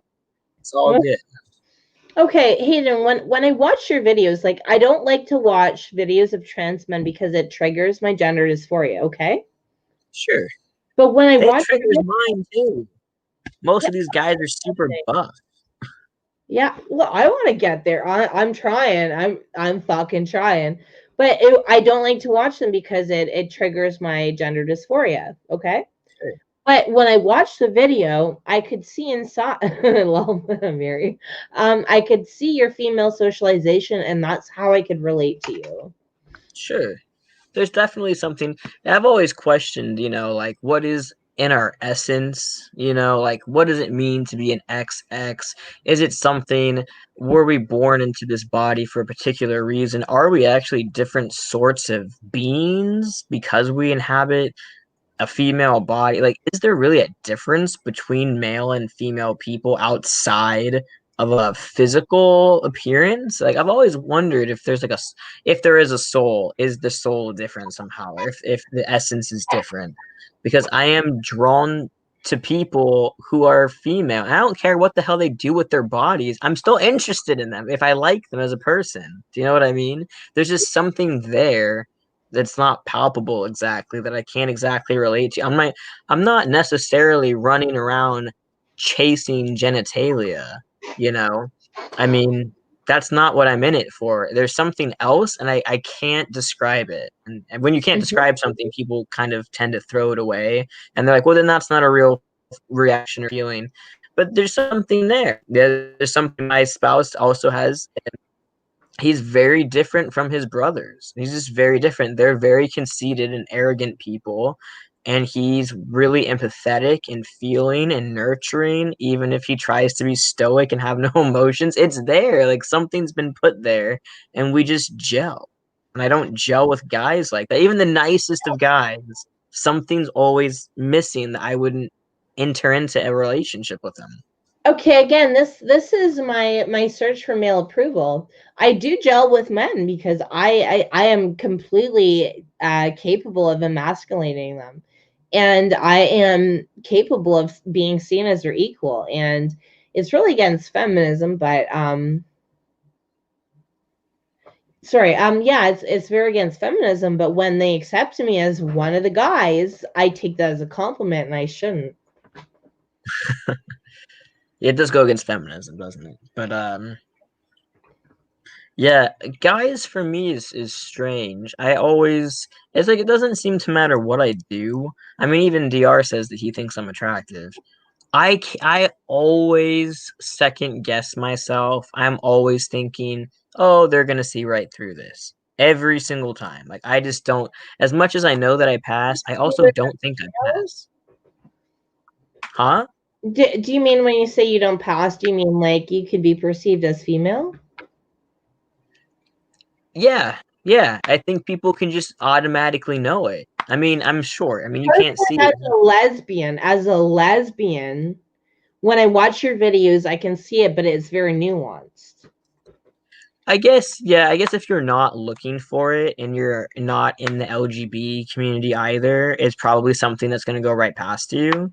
But I've never really gained, I mean, I've gained confidence as a person, Mm-hmm. but as somebody who's being perceived as a male, I've never gained like male confidence. Like it didn't happen. It just never it developed for me, and it develops for most trans guys I've noticed. They just get this really big bravado about them. I just never got it. I always think that someone's gonna know, and I'm always quieter, and I'm always a bit meeker about things. That's interesting. That's very interesting. I mean, like with me, like being seen as one of the guys, like that happens very commonly with me, and maybe that's part of why I never transitioned, is because like with my own internal power, I am capable of emasculating men. So perhaps I feel that feminine strength strong enough to demolish men in front of me. Demolishing men. No, I like that. Oh That's yeah, funny. yeah. When I was at my encampment, somebody called me a bitch, and I was like, "You don't fucking call me that." And the guys who respected the shit out of me, they had, like, we all ejected him right out of the camp just for calling me a bitch. That's awesome. I like that. That's good. I don't know. Yeah. It says, as a gay man, I can assure you that you pass Hayden. This is on the screen via internet. But at the same time, as a lesbian, I can see Hayden's female socialization. It's right here. That's where it is. The female socialization. No, it's in your heart. No, it's in your heart, Hayden. I just I can tell. And I think that's why I'm able to connect with you. Well, that's it. I just see people's eyes, and I can usually see something in there. It's different, but Okay, do you believe there is some kind of subconscious detection in our brains that can detect? Yes, absolutely. I definitely believe that there is a subconscious way that we can detect men or women. Some people have it wrong, and that's why some people think I'm a man. But that's also why I could see that Hayden was a female, not a woman, a female. I hope you don't take offense to the word female. I It's never. You don't stop trying to not offend me. You're not offending me. okay. Sorry, Told it's you. this. It's this. Oh, well, stop. You're totally good. If I thought you were gonna offend me, I wouldn't come on to a video chat with you. We're all good in the hood here. But yeah, I guess to answer that question, yeah, I do think that we can detect things, and I mean, we're almost trained to detect it. You know, I mean, I see, like, look, my hands are not that big, okay? So if I see somebody and I have Okay, any no, kind of, I can tell with your hands. I can tell with your hands. they're very small guys. I don't even know. I think I wear a size 6 ring. It's just really little hands. What And size so feet do I, you have? what? What size feet do you have? 8.5. And men's I'm shoes. I'm 5'7" and I only wear 7. Oh. Well, you know what big feet mean. But the small hands kind of ruin it. But uh no, I notice things in people. I know. I mean, as a trans person, I can tell every little marker on a body to be able to tell, what someone's sex probably is.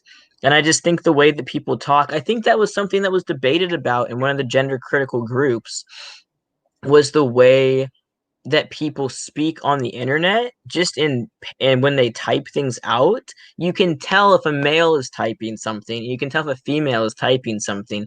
Just the way that they go about their argument is almost completely different.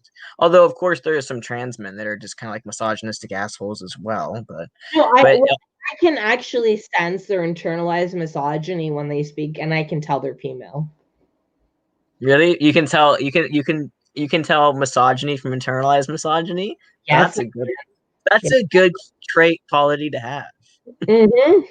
Oh, I in gender, or it used to be a radical feminist TRA fight club, but yes, absolutely. There's this Max person. I had to block them because their internalized misogyny was too much.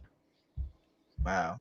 That's always really, I hate when trans guys get like that. I hate when they start doing the make me a sandwich jokes because now I look like a guy so I can say that. Oh, I don't know why. To me, those, I mean, people like to say that I'm like a sex trader, but to me those are like the real sex traders. When you get to the other side and then you push them back down, it's like, are you fucking kidding me, dude?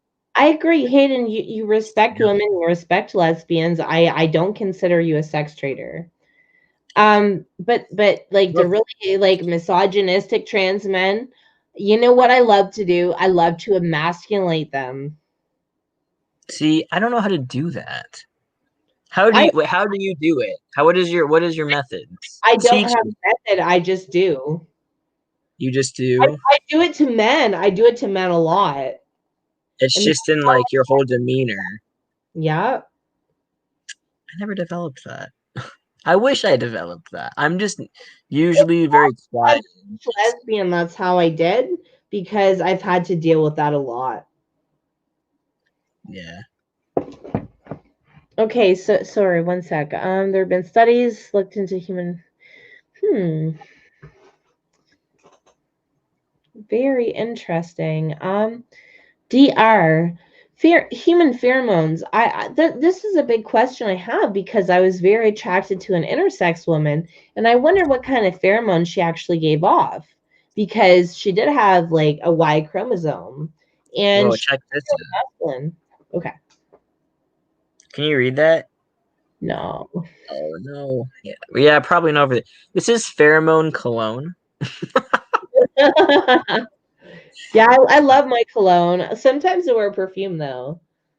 Really? There was one I'm that I liked. gender fluid. I'm gender. I can't even. Go I can't. you. You're so they themy today. Ew. Okay, I think there have been There's studies. nice floral smells. Yes, yes, Dia, that is a great question. So I have mentioned that like when people talk about being attracted to trans women, it's like, well, I don't like male pheromones, and there's nothing that they can do to change that. But some people have said that when they take HRT, it changes their pheromones, and I don't believe that. I don't believe it. Okay, so I don't know if it changes your pheromones per se, but I will say like body odor, since I've been on testosterone, I do smell different. Hmm. Um, I definitely smell different. And it's like it's not unattractive. And my spouse, well, I didn't really know he smelled like beforehand, But I like the way he smells. I like his like not like when he's like super sweaty, not bathing, but like his natural, like how his hair smells, or just kind of, yeah, I'm really into sweaty socks. No, but like, yeah, you can just smell someone's hair. Like if you're lying in bed next to My God, somebody and you're just kind of like like, socks. no, I like his smell, and I don't know, is that male pheromones? Can male pheromones be produced by a female body? I honestly do not think so. Because I have a trans nephew and I did not ever sense male pheromones. Never. Right. Yeah. So I don't. I mean, I think yeah, the smell or the odor changes. I don't think it makes it male, because male is a biological thing, and even if I'm taking, you know, testosterone, it's not making my body male. I mean, the thing is that this facial hair that I have, technically, I was born with the ability to grow facial hair. I mean, some women after they go through menopause will grow small bits of facial hair. So my body has always had the ability to do this. It Hayden, just wasn't activated. I have trichotillomania and I started shaving, so I could give a lot of trans men a run for their money. Right? So this isn't really, I mean, gosh, there's people with PCOS and they grow facial hair. It's not a male thing to grow facial hair. It's just a male thing to have maybe thicker facial hair in larger amounts. But then again, there's that woman with PCOS. I think she's, oh gosh, what's her name? I think she's of like an Indian origin, possibly Bangladeshi, and she has a full beard. It's a full, and she just rocks it. She doesn't give a damn. But these are like rarer cases. But I mean, it's still, there's nothing about my body that's male at all. So I don't think you can have male pheromones because it just doesn't make sense. Like I mean, I have like this stuff.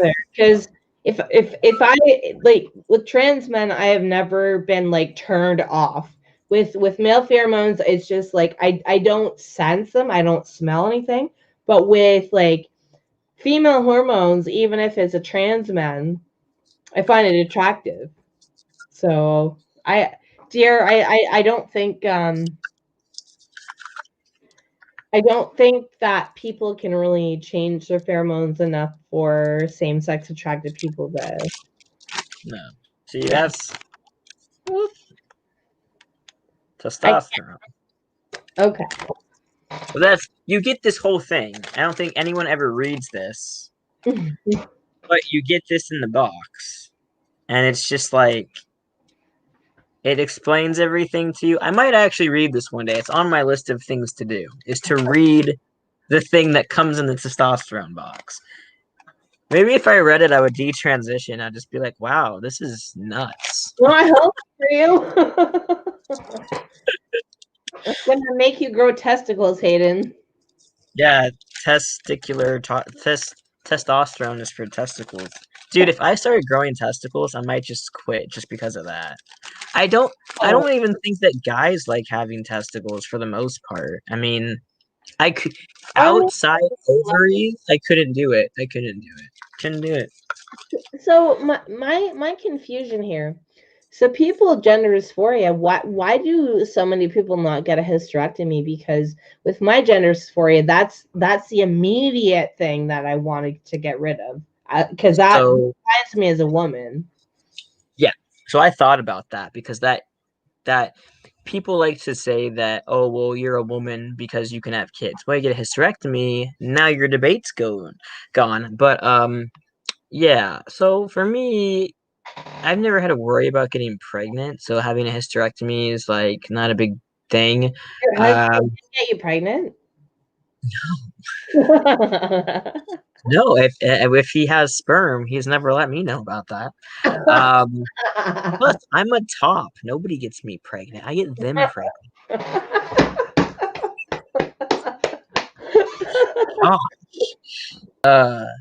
yeah. I thought about a hysterectomy just so I could just. I mean, at the time, I was trying to get rid of absolutely everything that was female about myself. But I've talked to a lot of trans guys who have gotten hysterectomies and have totally regretted it because it changed their personality. Wow. Yeah, I this is just my personal advice as your Facebook friend, but I would recommend not getting one. I've read about like detransitioners getting hysterectomies and they're forced to take T instead of Forever. estrogen. Yeah, yeah. Yeah, I think there's something about taking out like the hormone regulation system in your body. It changes people's emotions. I've had people who have said that they've been depressed since they did it, and they've had a horrible issue with depression ever since. They think their personality changed. They think the way that they regulate emotions is entirely different. I mean, I was told that I would get 5 to 10 years on testosterone if I took it consistently, that in 5 to 10 years, everything inside would atrophy and I would have to get it removed. Please don't do that, please. I care about you. Well, no, but I've been so inconsistent that I probably have another 10 years left. But yeah, I was always told it was going to atrophy. And so then I would have to get it done for health reasons because it just would be literally dead. So I've always wondered about that, and I've actually thought about going to talk to like a doctor and just being like, what is the health of it right now? I am kind of interested in seeing where it is, but So Mary says hormones direct their lives and the casual way they're messed with without testing is complete. Yeah, it is horrifying. Our hormones are natural. Like if I were on testosterone, I would worry that I would become violent and even more sexual than I am. And I'm a very sexual person to begin with. I don't want that. No. yes, imagine being on testosterone and drunk at the same time. You're like, whoa, you lose it. Well, I've honestly thought about it before. I honestly have. And like it's difficult for me. Like even when I'm in gender critical spaces, okay, I'll tell you why. Like transitioning, like I'll tell you part of why transitioning was something that I considered. So there was I opened up that lesbian selfie board on Reddit, Self- and yeah, and I thought a detransitioner was a man, and somebody made a huge article about how I'm a like threat to detransitioners even though I care about them so deeply. And it kind of threw me off the rocker. It's like, okay, well, why don't I fucking transition? I have gender dysphoria, then I can be one of you guys. And yeah, You no, don't want to be one of us. These people are awful. These people are, ugh. If I could pick another community to be in where I could just do what I'm doing but not be in the trans community, I'd go and pick that one. well, that's why I wanted you in the LGB Alliance. Like, I actually had somebody tell me, like, you know what, having a trans person here is going to change the whole dynamics, and I was just like, set and spin on this because they're same sex attracted. They don't like transbians, so you can fuck off. Well, yeah, I think I liked the group because I wasn't used to seeing the kind of articles you guys were posting. All these news sources that you guys had and information that you had obviously wasn't appearing on my like trans Facebook page. They hide all that stuff from us. Echo chambers. Yeah, I've lived in an echo chamber for far too long. And so I was really interested in what you guys were posting, and I was really interested in your guys' discussions.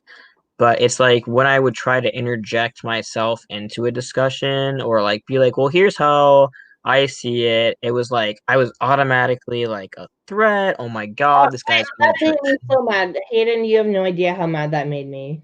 You don't Well, I know. wasn't trying to change your group. I was just you No, I guys know did. that. I know. No, I was trying to change my group because Right. we were being very disrespectful to the trans community, and that's not who I am. But you had a trans woman in your group too. Oh yeah, I have a couple, Well, and save me I don't want to hurt her. people. That's not my intent.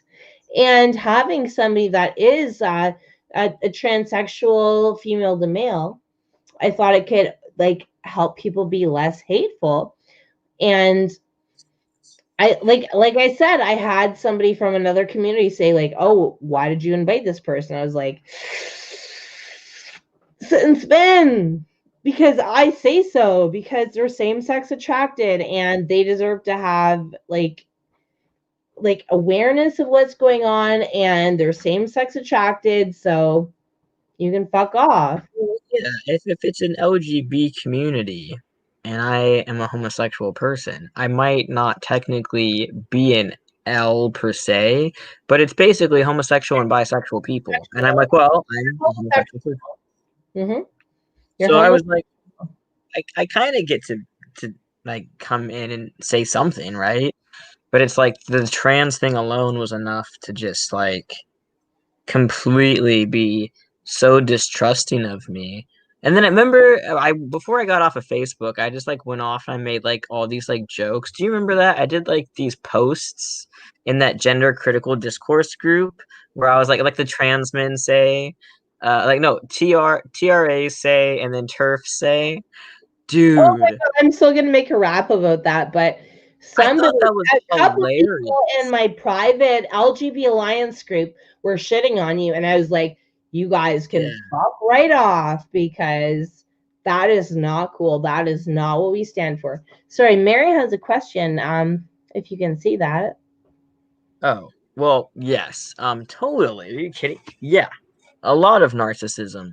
I mean, these guys need validation 24/7. They're like constantly giving each other like back scratches, love bombs. I mean, they're really full of themselves. They're super narcissistic. You can't have a reasonable conversation with them. If you try to talk to them, I mean, if you're not for them, you're against them, and if you're against them, you deserve to die. Like they're crazy people, and yeah, they're completely narcissistic. They're so everything about them is image. It's just image based. You know, I don't think they really try to develop themselves as a person. I remember being in this group and somebody was asking, you know, where they can go get testosterone from. They're like, I just need to get testosterone. And then I happened to ask, like, oh, have you seen a therapist yet? And everybody jumped down my throat for asking if for Are you asking kidding that. me? They Oh said my they God. said that this kid doesn't need to see a therapist if he knows what's right for him. That But this reminds kid me of was being like, a teenager and older transsexuals or older transgender people just like sending them like HRT over the mail. Sorry, go ahead, Hayden. I'm sorry for cutting you off. oh yeah, no, definitely. It's just these kids these days. When I first started in this whole community in the early 2010s, you had to get a thing called a T letter. I don't even know if they even do that anymore, but I mean, you had to go see a therapist and you had to live a certain amount of time as a man or as a woman, whatever you were trying to transition to. And you had to do these things. You had to go through these steps and you had to get signed off. And then you got a T letter, or I guess an E letter for trans women. But you had to go through something. You had to talk about things. And now it's like you go in and you're like, if you don't give it to me, I'm just gonna fucking kill myself. And they're like, oh shit, take all the hormones you want because these kids are just threatening suicide. And they're groomed to do so by older transgender transsexual people Oh, because they they know are. Yeah, out. they literally tell you that you should threaten suicide to get what you want because you're not going to get it any other way. It's like terrorism, man. It's crazy. So, I mean, yeah, these people they're not diving into themselves. They're not really figuring themselves out. And when they finally do it, because you know your prefrontal lobes aren't developed until you're 25 years old. I mean, when they finally actually develop their full brain and they're actually out in the world as adults and functioning as adults and having a job and having to, you know, be a responsible person, they might not have the same feelings that they had as teenagers, but now they've gone and fucked up their whole life. I mean, you have to really know yourself before you do something like this. I mean, transitioning, it's a big deal. And when people try to dummy it down like it's just like this cool new fun fad, like it's not. It's huge. It's a really big fucking deal. And you shouldn't just do it because you felt like it one day and all your friends were doing it. It's not a fad. Yeah, I that hate gender transgenders. dysphoria. I love what Mary said. Yes, the suicide threat was a major master move in forcing the transgender forward. Yes, Yep. absolutely. Because we have all these parents worried that their children are going to commit suicide unless they transition. Mhm. Yeah. And now we have a medical scandal of all these detransitioners. And that's exactly fucking why these adults are grooming these kids to suggest that they actually like, You know, they actually like okay, I lost my train of thought there, but yeah, threatening suicide because adults tell them that's how they're going to get their hormones. And that's crazy. I think it's really weird. I mean, I don't know a lot of other communities where you have like 30 and 40-year-old adults interacting with teenagers and grooming them in this way. And that it's considered acceptable. So Hayden, I remember like back when I was like, 17, 18. I remember being in LGBT communities, and these older people would try to send these children like like not dark net hormones, but just like you know hormones that they somehow got, trying to help these kids. And in my opinion, for a lot of AGPs, they try to hide the fact that they're AGPs in their later age, and they create these stories about how they had gender dysphoria by the like when they were children. Right. They'll make stories about like, oh yeah, I never really fit in with the boys and I was attracted to female clothes, but the fact is they were just jerking off in them, and they kind of mentally change their opinion. That's ugh.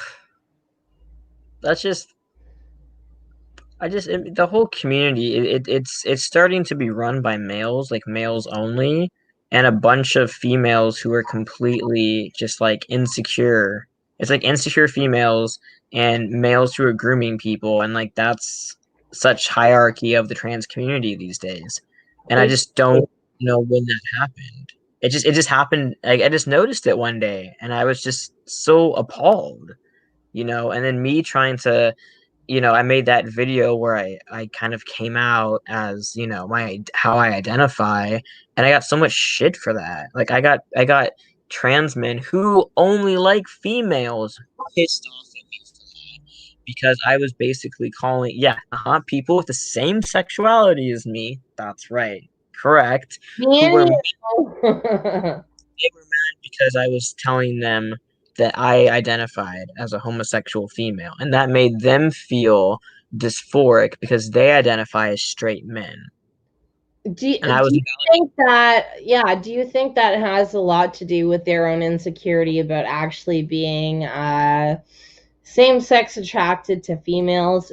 Do you think it's a front? Because I don't understand straight trans men. Like I do, but I don't. Yeah, no, I do think it's a thing. I think that they've really convinced themselves that they are males, not just men, but actually biologically male because they've had a surgery or hormone treatment.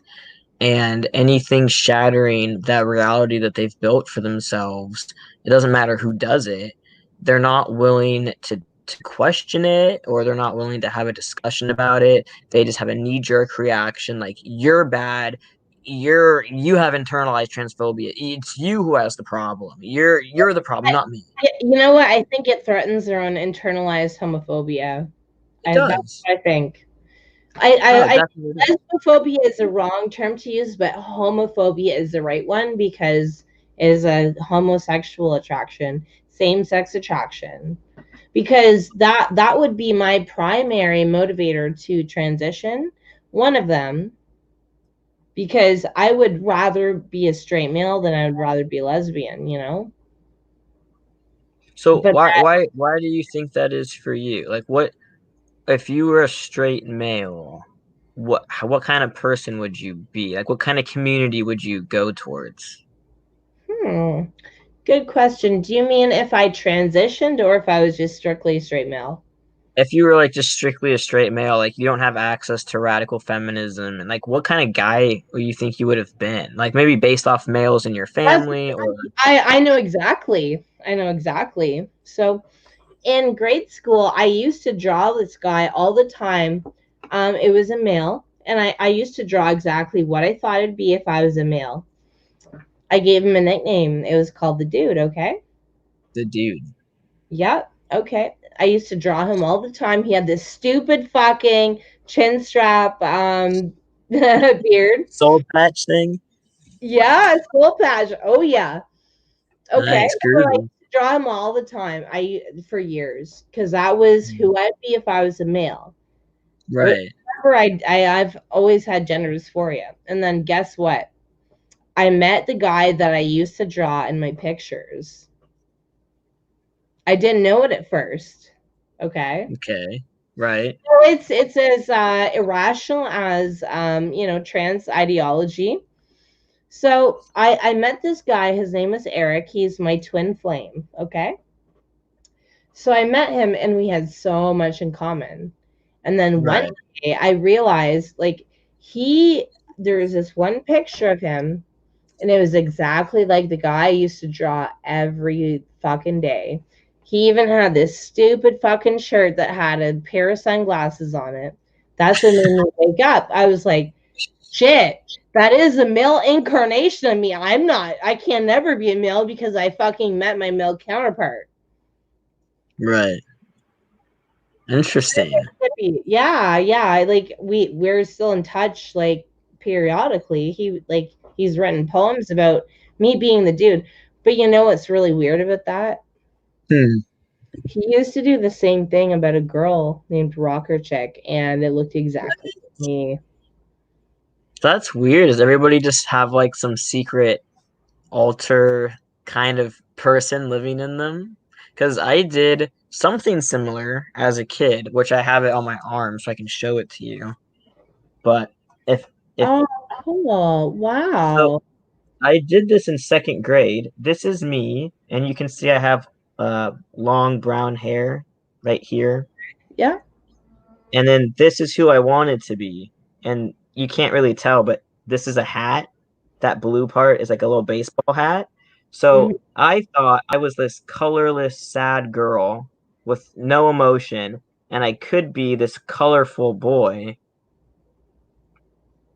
Wow. So I did that as a kid, and it was really that I mean I ended up putting it here because I realized it was like my first real expression of kind of this war raging within me, I guess you could say, or this me feeling I had two different sides, and that one was sad and that one was colorful and vibrant, and that's the one I wanted.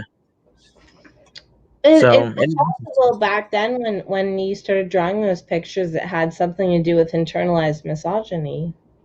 it could, yeah, no, it could. I had my parents together. They just had me. My dad had been previously married, and so I had two elder sisters, but they didn't live with me. So I grew up as an only child. But I had cousins who lived close by, and they were all male. I had three male cousins, and I wanted to be just like them. They grew up in Washington too, but in the 90s, right? So we're really like in Nirvana 90s, like band tees, flannel. They were obsessed with skating because skating was the rage. They had like all the skateboards, they had the bleached hair, and I was like, that is the fucking epitome of cool, man. And then I was like looking at what all the girls were doing at the time, and I was like, ah, you guys aren't playing Tony Hawk Pro Skater or like Oh my god, that was such a good game. Oh my god, holy no, I shit. would play you that game. I would play with. Oh my god, I'd beat you. No, you would. Yeah, you would. But I I'd be would. in Call of Duty. You probably. I've never played it. Okay, If wow. you play Call of Duty and I play Animal Crossing, like we're like that's why I couldn't. That's why I couldn't be a butch. I wanted to go plant trees and make a little town, and you want to go shoot people. Oh no, no, not just that, Hayden. Not just that, Hayden. I would reach the top of the leaderboards and I would make this like really girly name just to make them like really upset. Like Well, they're that's how you do it. That's how you emasculate them. oh yeah, yes. And I would go on mic and I'd be like, I'm Justin Bieber fan 69. And then I'd like destroy them. Wow, that's funny. You could have been like Barbie Dream House 420. Like what? Great idea. Oh, that's my new username. Dream house for $20.69. That's hilarious. That's pretty good.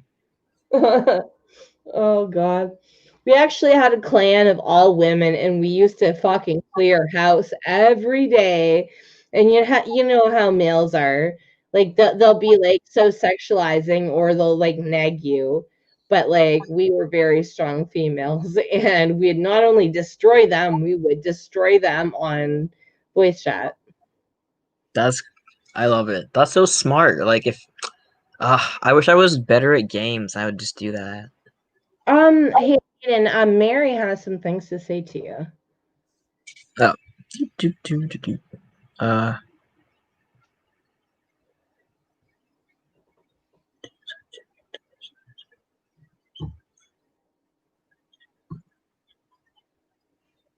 Oh yeah, definitely. Oh, there. I was just thinking about like because her comment, the 70s and like clothing.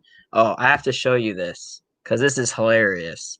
So I think I mentioned that my cousin, like my second cousin, is like a turf. I do like turf just because I think that it's kind of just like a funny word now. Dirty turf. Hateful. Dirty turf. Oh man, she had this great picture. I don't know. I hope I still have it because I was like, damn, you were like OG from like day one. Because I think this picture was taken in the 70s. Oh, if I can find it. You can say anything else while I'm searching for it because I'm sure it's gonna take me 100 years. Like I know, like when radical feminism was suggesting that like trans people were predators, I had only experienced like gay trans women, so HSTs. So like in my community, like I didn't understand because I had never experienced like trans widows or anything like that because I'm not straight. And Right. I really sympathized. So that was kind of a thing that I didn't want to touch. And I was actually scared to read the book Transsexual Empire because I was scared that it was going to completely radicalize me. And then when I read it, it was like, shit, that's what's going on today. Not everything's gonna radicalize you if you read it. I mean, you could read Mein Kampf and you probably wouldn't actually become a Nazi. No, As if you're a safe distance away from things. did you know that somebody submitted a paper that replaced Mein Kampf with feminist buzzwords, and it was peer applauded like crazy. Ew, what? How Yeah, do people that do it, man? that shows you how compromised academia is. Yeah, they're so obsessed with comparing you guys to Nazis. It's really weird. But okay, do No, you no, want to see? no, it was not about them comparing us to Nazis. The point was to prove how compromised the academia was. So the fact that a peer approved paper with Mein Kampf replaced with feminist buzzwords is approved, it shows how compromised academia is. That is pretty bad. I mean, I'm in college right now, but May I'm I not ask what taking you're taking, Hayden? what? May I ask what you're taking in college? Well, I'm a history major and I'm a women and gender studies minor. But I'm not taking. That's awesome. History. Yeah, that's your thing.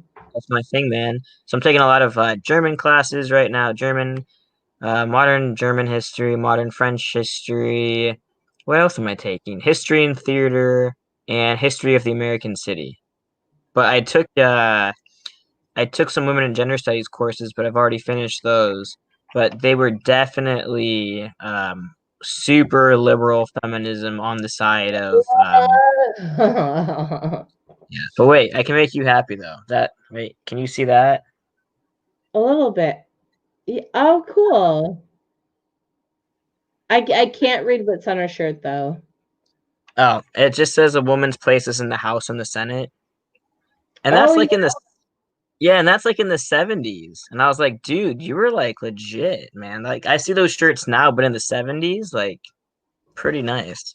Hey, Hayden, do you think you could be our person while I go to the bathroom? I'll be very quick. Yes. Okay, you keep talk about your history and your gender studies. Talk about your gender studies. Oh, that's boring. Uh, Hi, I'm Hayden. I can't reply to the chat thing because it won't let me. But you could ask me anything. But yeah, I'm a history major. I'm going to college right now through online communications through Zoom, basically. Um, I go to Hunter College in New York City, but I'm in Washington State right now because I can literally live anywhere and go to college. Um, yeah, I took women and gender studies as my minor, and I've taken a lot of classes. I think I took seven. I only need to take six, but they are really oriented towards queer studies.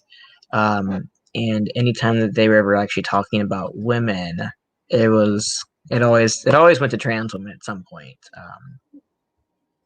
Did you?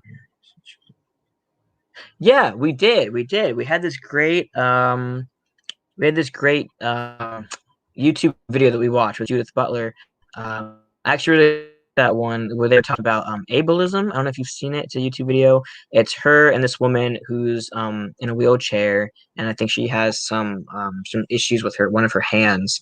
And they're in San Francisco, and they're talking about how it's not designed for people with disabilities, and how she has to get around, and how she has to use her mouth to pick things up, and people aren't really comfortable with that. But yeah, I like Judith Butler. 57. That's not bad. My parents are 63. So Yeah, you're young. just saying you like Judith Butler. I like Judith Butler. Is she bad?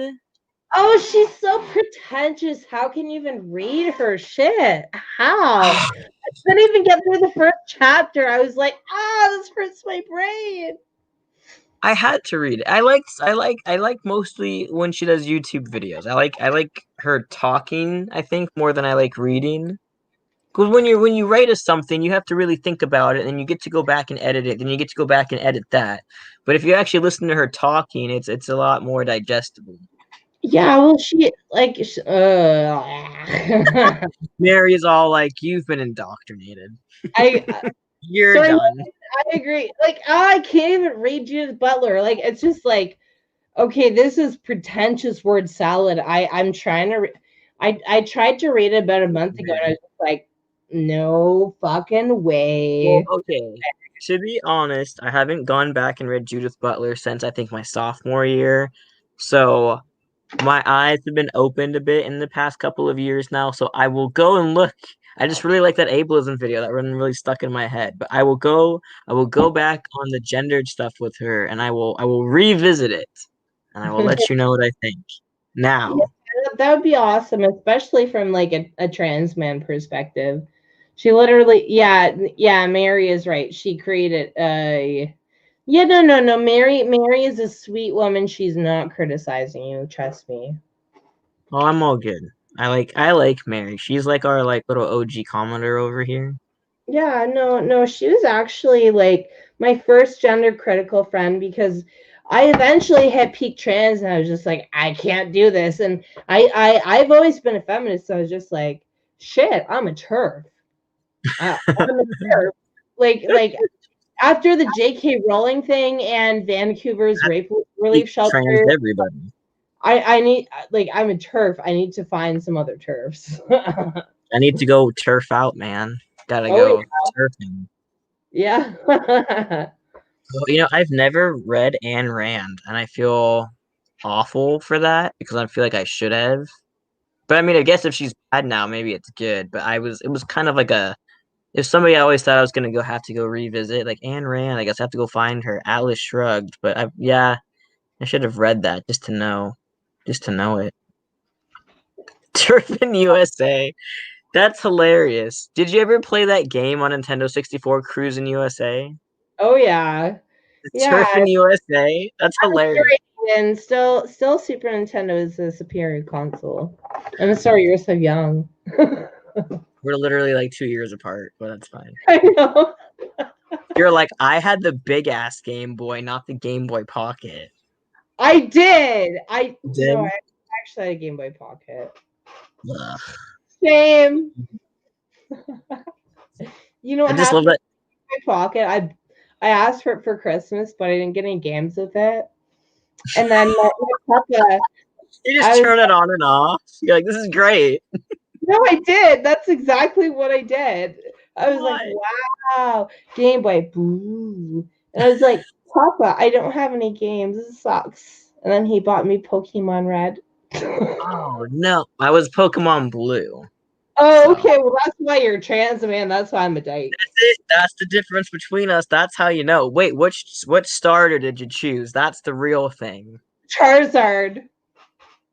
Okay, first off, Charizard Charmander. is the third evolution, so you can't choose Charizard. Okay. I just said Charmander, and this is my excuse. Well, I can prove I was transgender because I bought the blue version with Blastoise, and I still picked Charmander. Oh, at least we're both Charmander fans. That's why we're same-sex attracted. That's it. It's the Charmanders. There's something about salamanders on. Oh yeah. Although the actual better joke would have been if we picked Squirtle. That would have been a Yeah, better lesbian joke. I know. Did you know I did a Pokemon rap? Did you? Hmm. I would like to find that and know about it. Can if I link it to you, I want to see a reaction. Would you actually watch it? Do you want me to Like, make a react video to it? Because I could do that too. no. Just react to it like on this video. And I'm gonna read Ayn Rand now. I have so much stuff to read now. Like I have I so much. you have such a good taste in books. You should recommend me some. My favorite author is Kurt Vonnegut. Oh yeah, we had to read him in my English classes. He's great. Oh God, he did something. What books did you read? There's one I can't. I'm really bad with names of books, unless like because these are for classes, so I kind of forget them. But God, there was a book about a guy. Oh man, it was so good. I just remember women were wearing wigs, and everybody got injected, and then they died. They like volunteered themselves to be injected and I die. definitely have not read that one, but I need to. Hold on. I'm gonna find out.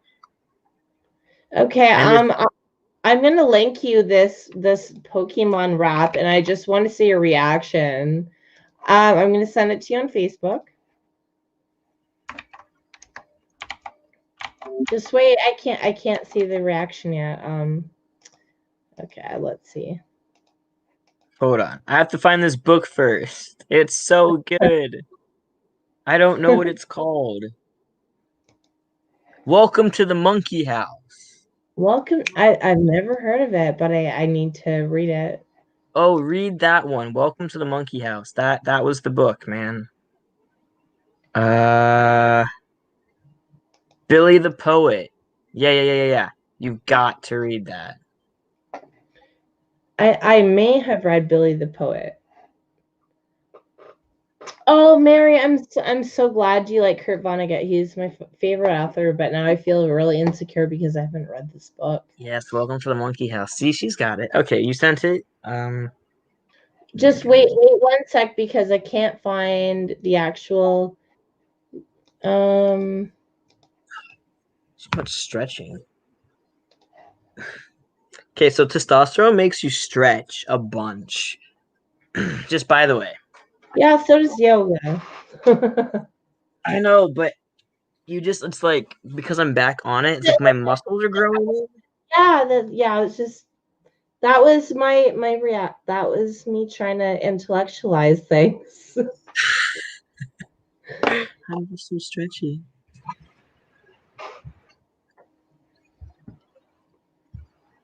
Oh wait, you sent it. You did send it.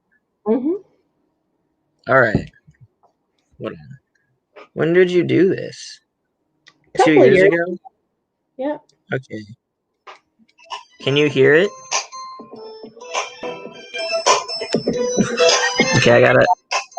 I gotta make this widescreen. Lori shaking, she don't know what to expect, but I'm warning her now. She about to get wrecked. Don't be jealous, cause I dance like Lori, bitch, the don't Elite lie. Four. Just like Shakira, turn this off now, or it will haunt her. Gonna drop some Haunt gangster her. raps after. Time to crash and burn. Step inside my savage garden. I'm a Pokemon. Wait, dude, I just heard it.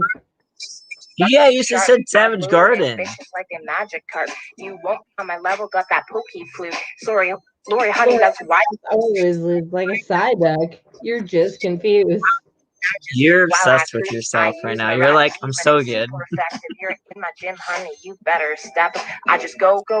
I'm level 100. Got all them badges, more Pokemon I'm hunting. I'm gonna warn you now. All I do is evolve. I'm a Blastoise, Ninja Turtle, and you just a little fucking Squirtle. Jesus, Lori, gotta take a Pikachu. After this one, you're totally ruined. That's why your eyes are so misty, destroyed by all my dips, and I'm a true OG. I'm the first generation, nothing in the game. This is like the ultimate 90s kid, like, fruit. You're in the scope of my master ball. I throw that that shit at shit and fucking fall. I catch it all. I want it now. My game is legendary, and you nothing more than my rival Gary Slam Son. I thought you were gonna rhyme it with Clefairy. You're embarrassed, ain't you? I wiped that out. would have been good. I got bigger fish to fry on my Pokédex. I'm like, what made you do that? You're just like hanging out and you're like, I got this beat.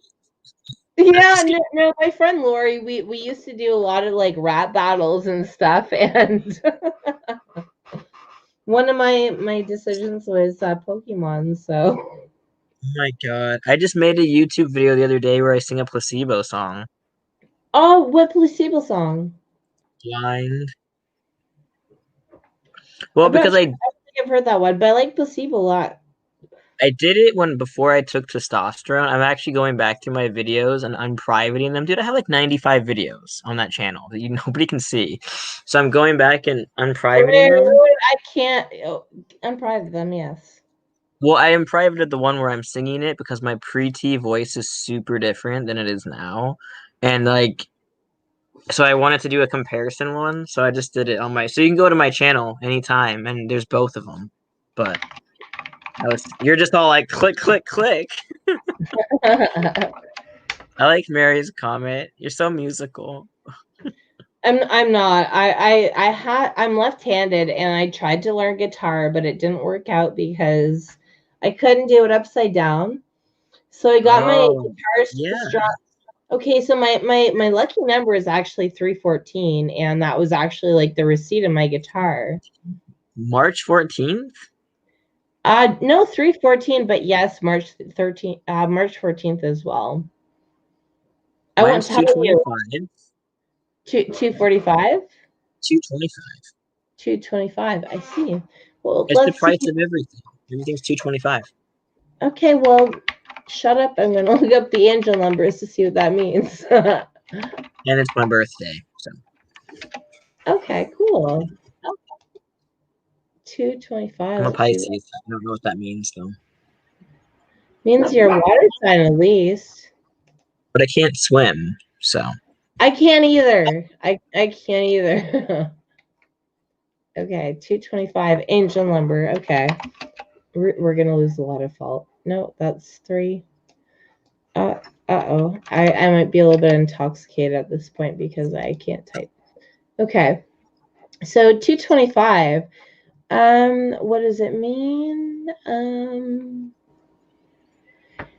The angel number 225 is an indication that changes you're planning or currently experiencing will most be beneficial for your life and future. The angels are asking you to have faith in your inner guidance and about the steps you're about to take and the direction you need to take during the transition period. This angel number is asking you to embrace those changes with happiness and joy. With transition period. I know. I laughed at that too, but just internally. Okay. It's like, you know yourself. Have a fun transition. Yeah, enjoy it. With angel number 225, angels are asking you to let go of the past and things that no longer serve you. Release all negativity from your life. Like people Back Most habits, trans- bad relationships, past hurts, past hurtful memories, situations which are burdensome, and everything that's blocking your progress. Cleanse your life and make space for new and beautiful things to come into your life. Trust that all is unfolding according to divine guidance. I'm That's kind why of I transitioned. Yeah. Yep. They're like, can you please explain to us why you transitioned? It's all like, have you seen my angel numbers? Yeah. I Clear mean, indication.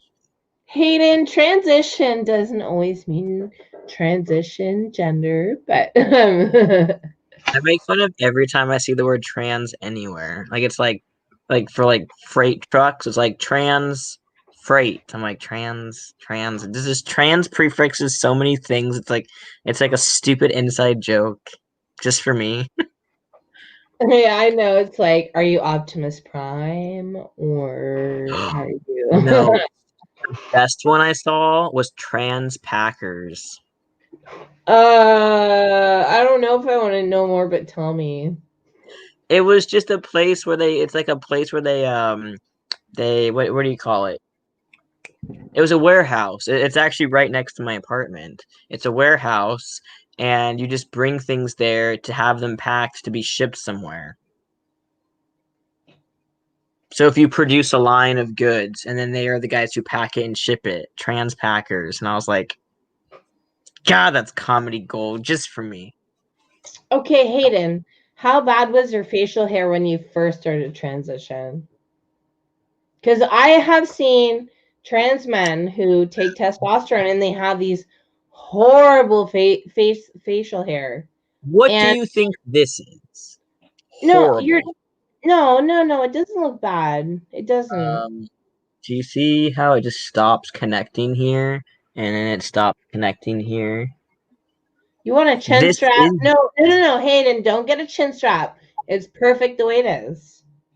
Well, actually, since I've started again, this is brand new. You can't see it because of my stupid camera, but a lot of stuff is happening here that's never happened before. Give it 5 months. My husband hates my facial hair, and he says I just get rid of the whole thing. He thinks it's trash. So, Good night, Mary. I love you, Mary. good night, Mary. You're cool. I like you, and I will or won't read Ayn Rand. I'm not sure. No, seriously, with my trichotillomania, I started to just like shave it because I had this compulsion where I pick, and when I pick, I get like holes in my face, and now I'm Yeah. starting to So grow to like an FTM like beard. Oh yeah, I don't know if you can tell. Right here, I start doing things here. It's the mustache. I go after my damn mustache, and if you ever see me shave my face, it's probably because I fucked with it too hard. I think you shaved before you went on your Facebook reprieve. I did. Where'd it go? Yeah, and then I was like, I'm not growing it back out. And then I was like, yes, I am. Because no one's gonna know, because no one can see me anymore. Well, Then I as can. as a woman, as a lesbian, I have been envious of like facial hair. It's like that's why I'd like draw the dude. He'd have this fucking stupid like soul patch, and it's like, I mean, this little dude is trying to do something, but he won't connect. You see, I have a connecting problem. So, like for a trans man, does it matter like how many like milligrams of testosterone you take, or is it just something natural, or If you take more testosterone than you're told to, it converts itself into estrogen. So it's worth. really? Yeah, a lot of trans guys thought they were going to be smart and overdose themselves on tea, and it converts into estrogen, so you're just fucking yourself over, buddy. So they're trying to be more masculine and their breasts grow. I don't know if that's exactly what happens, but your body will convert it. It will, if you have an overflow of testosterone, it gets converted. But it's also not good because what doesn't overflow and becomes estrogen, it still is a high T level. And I actually recently had a high T level. You're supposed to be in a certain range. I think that range ends around 900. They basically try to put you in a normal male range, which is kind of an adult male range from like 18 to 60 or something. It's kind of broad. But mine was like 1300 the other day. It's like, Jesus Christ. Yeah, and so that's not good. I take 0.5 cc's of testosterone, so that you get a little vial, and I can only get 2 shots out of that. It's just like the littlest bit, and you have to do that once a week. Actually, today's my tea day, and I haven't done it yet. And being bad. So like you have to go into the clinic. You can't just like self medicate. Oh, no, I do it myself. I just okay, that's good. I hate to do it because I don't like. I mean, I don't really like stabbing my body with needles. It's not fun. I mean, getting my You're blood a drawn. testosterone addict. No, Now I know. you put it in your thigh. And you're okay. Really? Okay. Some people do a weird one where they take it like every other day and they like microdose every other day so that they're not getting a dip in the middle of the week, and they do it around their belly button, like in a circle. I've known a lot of lesbians, like, well, just on Reddit anyways, that lesbians are microdosing testosterone. And it makes me sad. It makes me really sad. Like I don't believe, like, if I have complicated feelings towards cosmetic surgery, and it's like, sure, I would love to microdose testosterone and be more masculine, but I don't want to do that because this is a body that I was born with. Right. Well, I mean, I didn't. No, but you're a trans man. You're not a lesbian. Yeah, I don't get why lesbians do that. It doesn't make any sense because even if you're microdosing it, you're just taking longer to get to the same effect. So if you microdose for a year, you're still gonna be like maybe, let's see here. It depends on how much you microdose, but you're still gonna accumulate so many months on testosterone just from small microdosing. Like your voice is gonna drop. It just will go slower, but it will. And you can't change back. So once the fad of transition is over and androgyny is over, you're stuck. Like that's it. And you can mess up your. I roasted myself on Reddit, and I was called a unisex sex worker. That was kind of the highlight of my life. What's a unisex sex worker? That's news to me. I'm not female or male. I'm unisex. That's very interesting. One size fits all. Yeah. Oh my god. Some people, man. That's why, it's been so nice to be off of Facebook. Oh man. Oh Facebook's yeah. like a garbage control. Oh yeah. I was in an encampment for 2 weeks, and I just kind of reconnected with humanity. What are your thoughts about the masks and all the COVID stuff? It's interesting because I just came from New York and I've been here for a little over 2 weeks. New York is like every single thing. Huh? Where New York? Brooklyn. Okay, is that close to like Manhattan? Because that place is so busy, it's scary. I'm a small town girl, Hayden. It's scary out there. I've been to New York. Is Brooklyn close to Manhattan? So I live in Brooklyn and my college is in Manhattan. So yes, it's ridiculously close. You can get there very fast.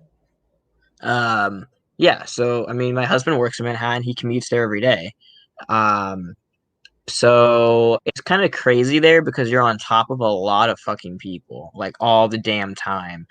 And like I didn't want to be on top of people before COVID. I mean, you get in those trains and you are literally holding on to like the rails above, and this guy's like in your face. So you have somebody like right here, here's a face, and you're just kind of like hoping that he gets off at the next stop. So that's how close everybody has to be in these damn trains. So when the COVID thing hit, I was pretty much like, yeah, motherfucker, I'm not trying to be fucking on top of people. So Manhattan's crazy about like masks and stuff. But out here in Washington, there's so much space. There's not really so much of a need outdoors at all to wear masks. But every what's it called? Every store that we go to here, it's a requirement to wear a mask. But I don't really think that they have a lot of cases out here. New York is like a whole other fucking world, basically. Well, the population is very dense, so I do understand that to a degree. Like I live out in the basically the boonies, and for the most part, Just the people boonies here. okay, yeah, exactly. And like people didn't give a shit about masks, and yeah. I got a mask exemption. Like it wasn't easy, but I got one. How do you get one? I guess for air war in Canada, how do you guys get one? Well, first of all, I went to the ER and I was like, you know what? If you don't get me one, I'm going to self-immolate because I don't like this like authoritarian totalitarianism. And like it wasn't as dramatic as I'm saying right now, but I wrote up a like 5-page letter to the doctor saying that I need a mask exemption. And then my lazy doctor called and he gave me one. My lazy doctor sucks because I was off of benzodiazepines for about 2 months because I chose to quit them. Valium? No, actually Xanax. And once that happened, what's that? I said I have Valium over here. This little. Are you prescribed Valium? Yep. Well, they're gonna change it though to Klonopin next. Klonopin. Well, Klonopin is clonazepam, so. Yep, clonazepam.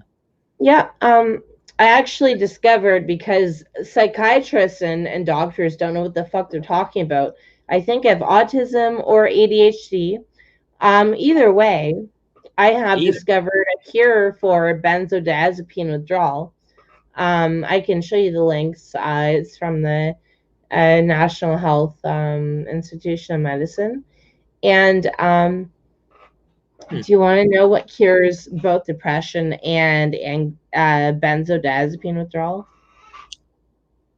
Is it cough syrup? Yeah. Did you read my posts? Yeah. Yeah. You're over there like, who fucking told you? No, seriously. I'm in your head. Yeah, I know, right? So you're like, is there a camera in here? Yeah. No, it not only cures treatment-resistant depression, it also cures benzodiazepine withdrawal symptoms. And I had to find that out myself because psychiatrists suck. Yeah, they usually do. Like, definitely. Especially with the VA. They're awful. With the what is the VA? Veteran Affairs, like the Veteran Health. Oh yeah, clinic. you mentioned that you did serve in the Army. That's so cool. So did you serve in the Army while you were transitioning, or were you like already cool? Under the table. I was not supposed to be doing that, and I pretended that I had a cold, hence my voice. Respect. Major respect for serving. Thanks, but I'm not good at Call of Duty, so It doesn't matter. It doesn't matter. Me and a gun are not that good together. But, yeah, I try to avoid guns because I'd probably just be like, but in our encampment, we're camped beside the Tomb of the Unknown Soldier, and it's a very big like war memorial. And some people were saying that our encampment was against Canadian values, disrespecting the soldiers. And it's like, well, guess what? I go and meditate there every day. I watch the change of the guards. I wish I could serve in the Army. I really do. However, probably with my mental illness, I wouldn't be able to. See, I thought that would be, I have, you can't see it. Maybe you can. Nope, you probably can't. But do you see these little marks here? Yeah, no, I do. Like these tattoos? Yeah. Everything that's not a tattoo, it should spell out love, right? Mm-hmm. But you can't see it. So everything that's not a tattoo is a scar. So I definitely had cutter tendencies back in the emo days. Oh You're like, yeah. Oh yeah. My arms. oh, I They're can see angry, yours. but Jesus. they're covered. You went, you You went you with the can't emo. even see them. You can't even see them, but my arm is covered. Yeah. So when I originally went to go try to like enlist, they saw that because they were recent back then. I enlisted when I was 17, so that was probably only maybe a year and a half prior. Mm-hmm. Yeah, they saw that and they were like, and then I had to go under like a whole psycho evaluation after that, which most people don't have to do. They have to do a small one, but I had to take the larger test. And I was like, look, this was years ago. It was a phase. So they let me in. And I also was ADHD too, and they knew that. That was on all my medical records. And they said as long as I wasn't taking medication for it and I wasn't dependent on medication for anything, then they'd let me in.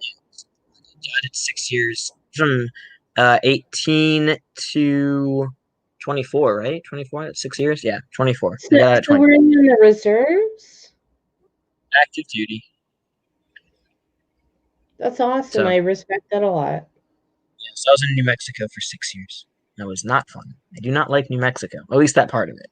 I hate you, Hayden, because I wanted to serve for Canada, but I might be able, like my friend Marco, he said that. Okay, it's really funny because I was on overit.com and I told them that I was an encampment and they were like saying like I don't believe you because women will get raped, and it's like I have this like huge fucking guy who is like so like protective of me. Like he's an ex he's a veteran from the Air Force. He is Right. kind of scary, and he thinks that I have what it takes to be in the army, and I do. Um, I really want to serve for my country. I have a really dumb question for you. Like it's a very stupid American question, so feel No dumb free to hate question. me. No dumb What is a question. mount? What is a Mountie? What is the Is what? that a police? A The Mountie? Is that a a police thing or a Mountie? military? Yes. It's the RCMP. And sometimes they have horses, so it's a Royal Horse, the Canadian horse Mounted Police. police. Okay, so that has nothing to do with the military. No, no, they're just For police. some reason, I always thought it was some weird part of the military, like the guys on horses. Like you guys just had like your own cavalry. Yeah. Oh yeah. Like in That Canada, they got a cavalry. yes. We eat maple syrup and we ride on horses and Lots of uh, beavers, moose. It's a very fun place up there. The did I ever grass, tell you got the grass. did I ever tell you that one of my hobbies is taxidermy? I knew it. I could tell. Is that even a hat or is Yeah. that a beaver?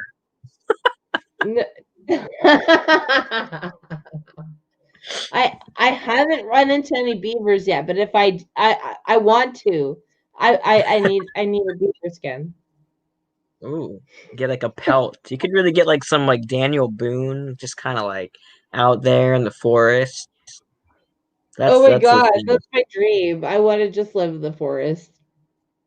Forest people. But yeah, I feel like you guys have more like untapped wilderness in Canada than we do here. We Like isn't everything probably just north of you just like a no-go zone? What is even north of Canada? Like what's up there? Santa. Yeah, I love how calm you were. You were literally like Santa. Like you idiot, Santa. Is that you're just like God, stupid fucking Americans. It's Santa. Yeah, I know. Come on. Obviously, like, where do you think Santa comes from? Obviously, up north. The sky. Yeah, I don't even know. Like, what is this? I see Canada, and I see like, oh, you can't see my phone. I see like British Columbia, Alberta, Saskatchewan, and then there's like a line, and then up here it says Northwest Territories, Yukon, none of that. What are those places? Like, Okay, for what is one, up I'm there? going to claim cultural appropriation. I was adopted as the Inuit slash Eskimo white girl when I was up in Ottawa. Where's that? Ottawa is the capital of Canada. It's the coldest capital in the world. And I'm that's like a where, history major. What's the capital of Canada? yes. Ottawa is the capital of Canada. That's how I dropped off a dookie on Justin Trudeau's doorstep. Oh, it's over here. Oh, what? Wait, what? That's really close to New York. I'm actually further south in Detroit right now. Really? Yep. Oh, wow. I've only ever been to one part of Canada, and that was Victoria. So, that side. This side. Really? So you obviously took a plane. No. Because of Washington State, I took a ferry. Oh. I've never been to New York side of Canada yet. I want to though. I've been to New York and it was so scary. There were so many people. I'm just a small town I know. girl. No, but I was Dude, like in Manhattan this and is it a was like, small town. whoa. What's like your town population? Like 5,000. That's no way. Really?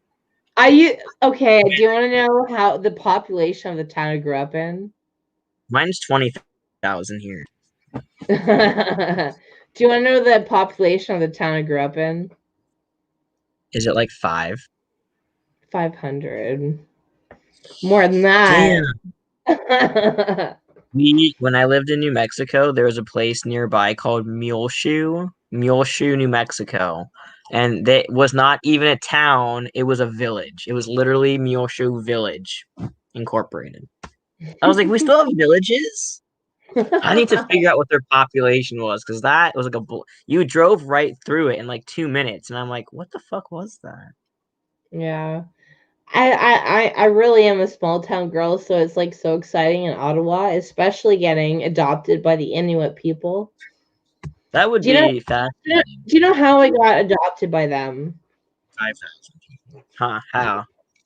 Okay, so I did an arm wrestle against this big motherfucker. He had like pecs like this, and he had been like arm wrestling people all day. And then I was like,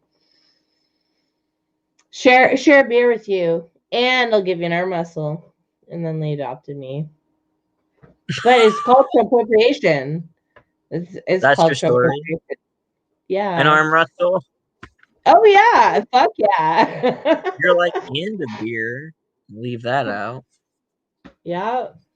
Yeah. No. Well, That's my mission in crazy. Ottawa, I've been trying to help homeless people and the Indigenous, Métis, Inuk people.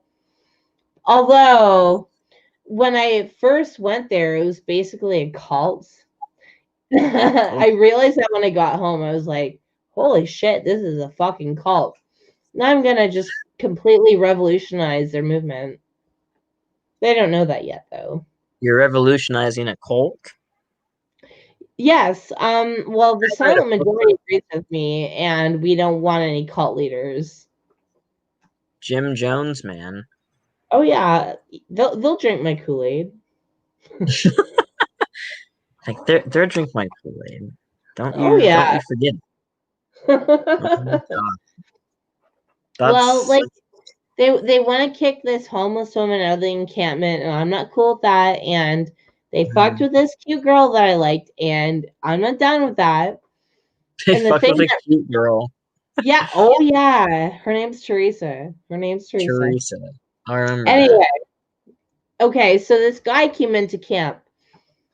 Inside our encampment, so he was an outsider, and he started talking about rapists, pedophiles, and queers. And I was like, hey, Warren, guess what? You're standing between two queers right now.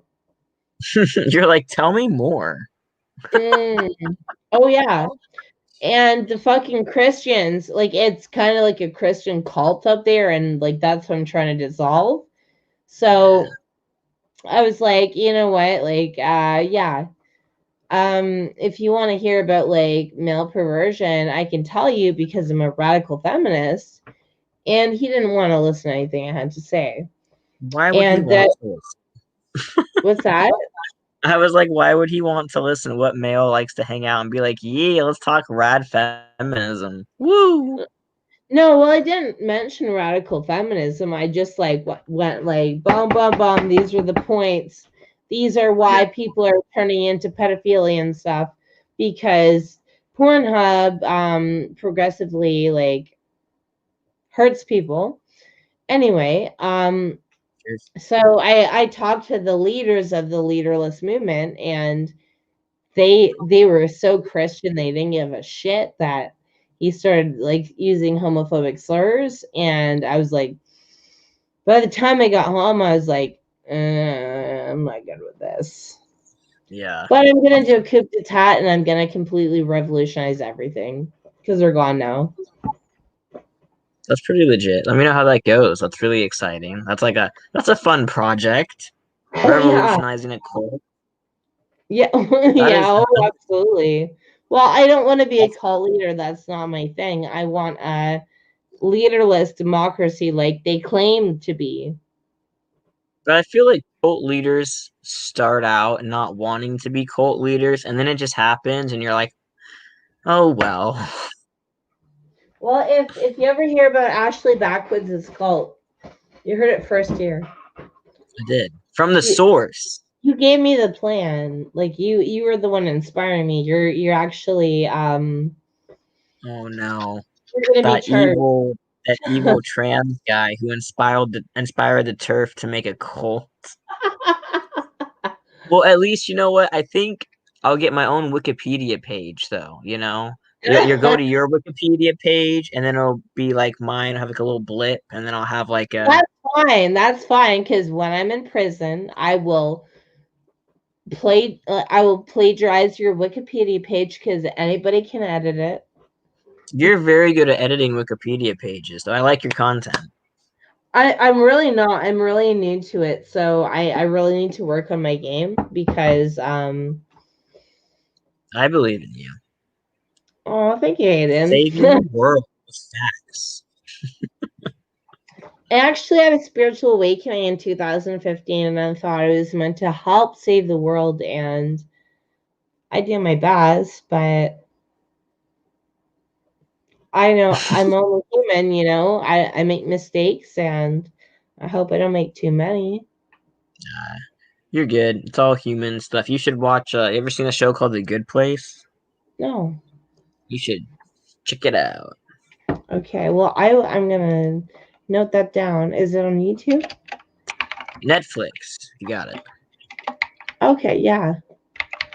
I tried to convince my mother to disconnect her YouTube, her Netflix, because of cuties, but she wanted to keep it. So hopefully it's on Canadian Netflix, and if it isn't, then I'll use a VPN and steal your American Netflix. What you gonna do about that? If you want to come in and invade my country, Canada, I hope you guys do. Like, we need some serious help.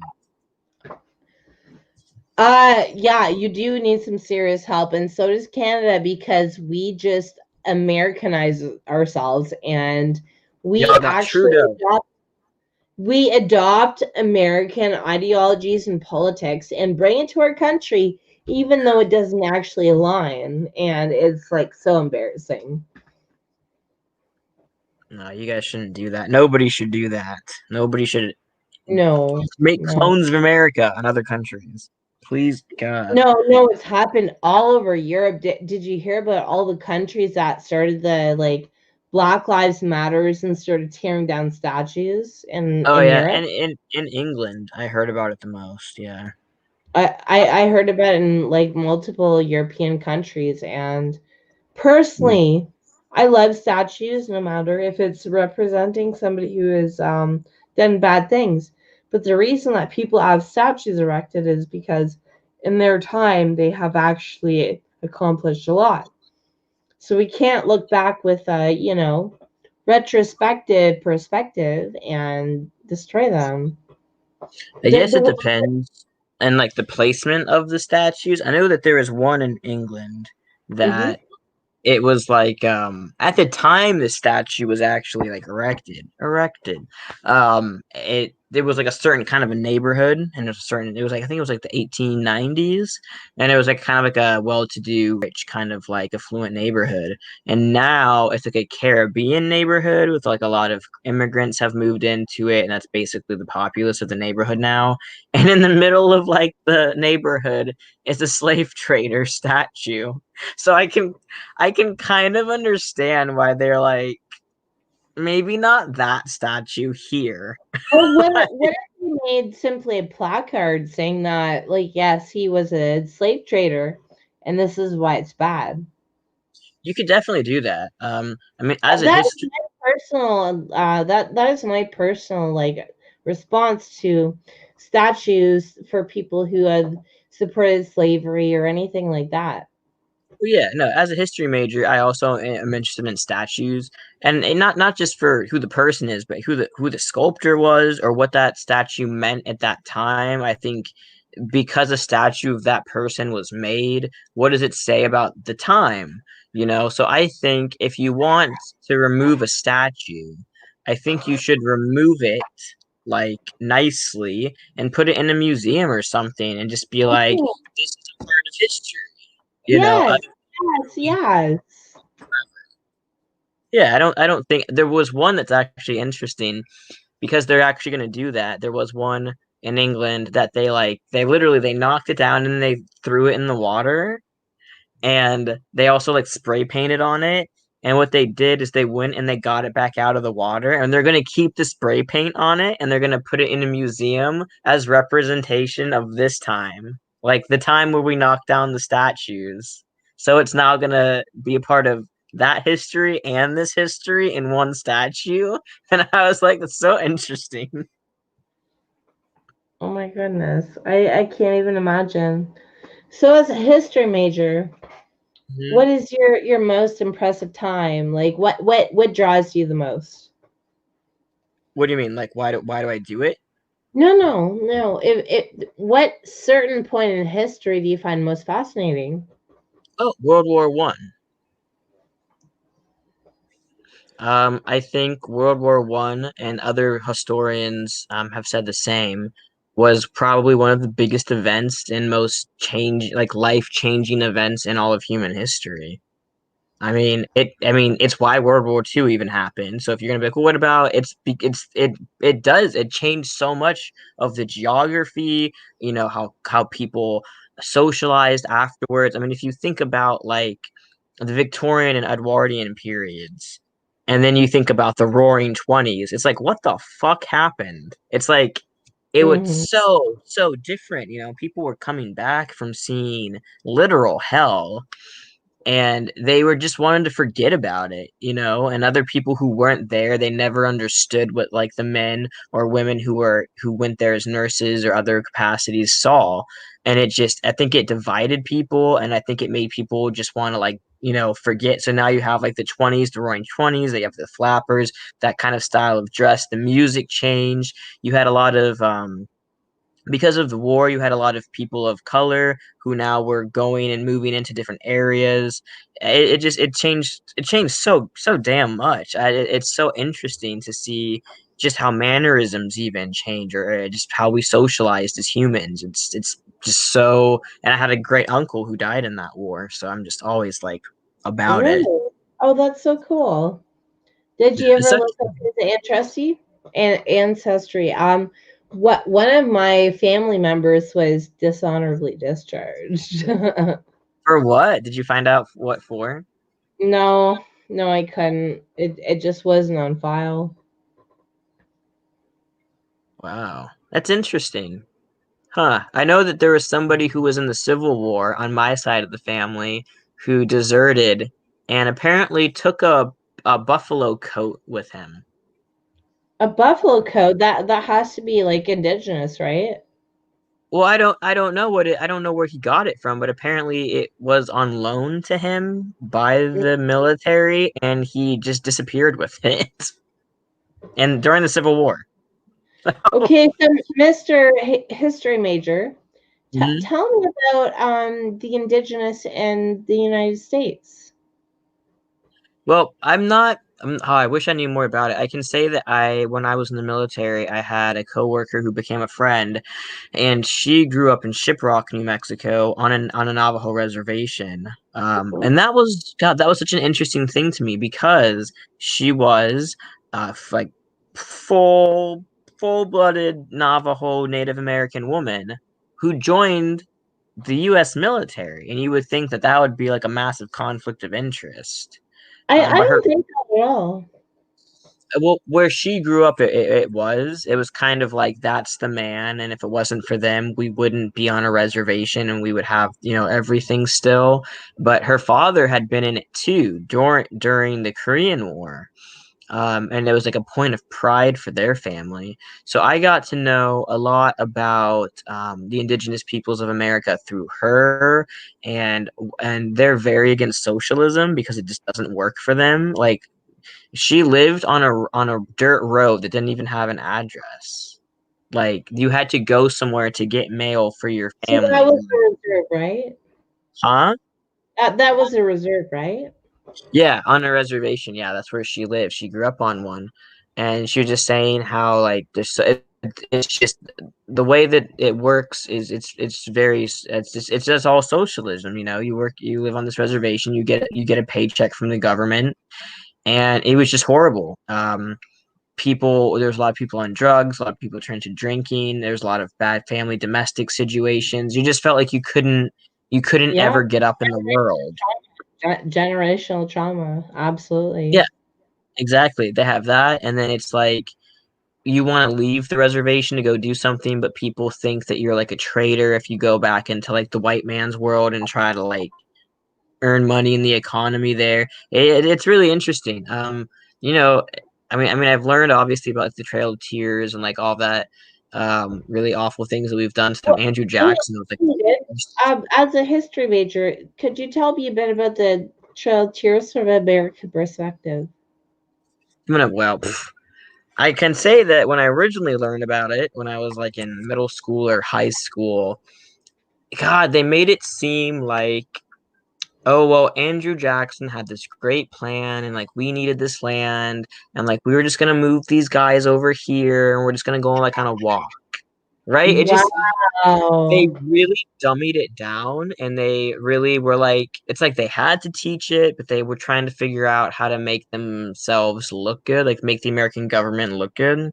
And then you go to college and they're all like, yeah, people were dying, they were being shot and killed on the way over. I mean, it's just a fucking travesty. I mean, we just basically just kept moving these people around for like days and months, and just like, oh my God, dude, it's savage. I mean, what we did to these people, dude.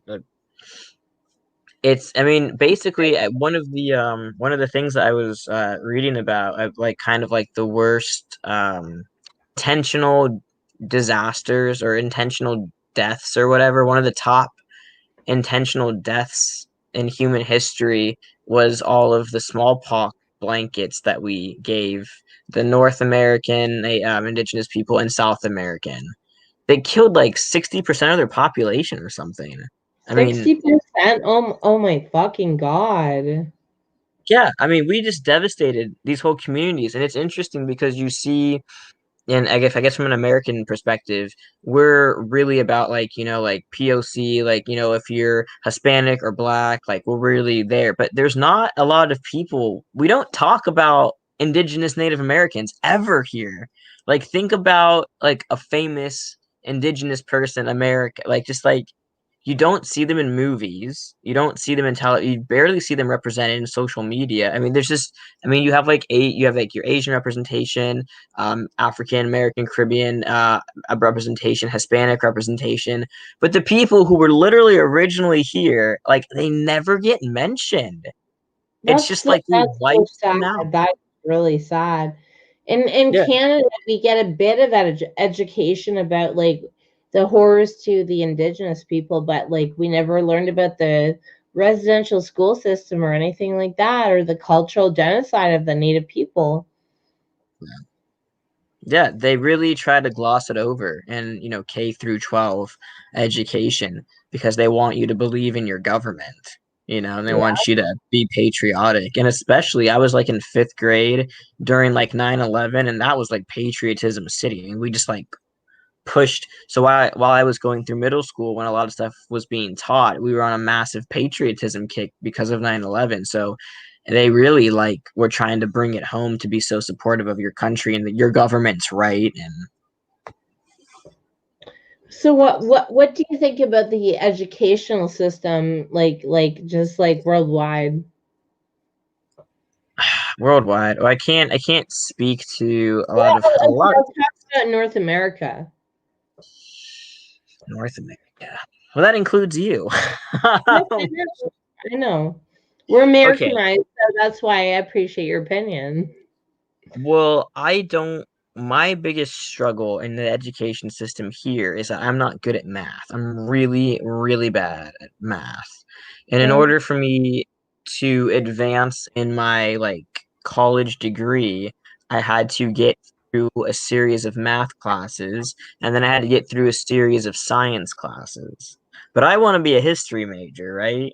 So like I don't really need to know so much about math, possibly economics, possibly statistics, but I don't need trigonometry for history. I really don't. And if I do, I'm going to call somebody and ask them for help, So I had to take these classes in order to even get to my major. And if I couldn't pass it, then I just might as well drop out of college. And I think if you look at Scandinavian countries, and I think some countries in Europe, you have like a remedial understanding of a few subjects and they try to get you proficient, and then they let you, I think in England, I think it's like 16 you're done with like the high school part, and then you do like a 2-year kind of university thing before you go on. Like, isn't it from like 16 to 18? It's not high school anymore in England. It's like something else. You basically pick what you're going to major in.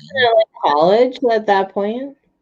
Yeah, I think so. And yeah, and you just pick what you're good at and then you do it. You don't have to do all this other stuff that's never going to pertain to your career field.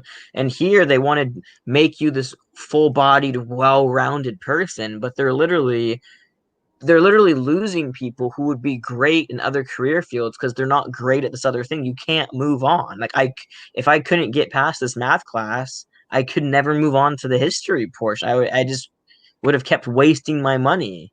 It's stupid. You should just let people do what they're good at. You're definitely going to end up, I mean, think about if you're going to be like a brilliant neurosurgeon, but you fucking suck at history and English.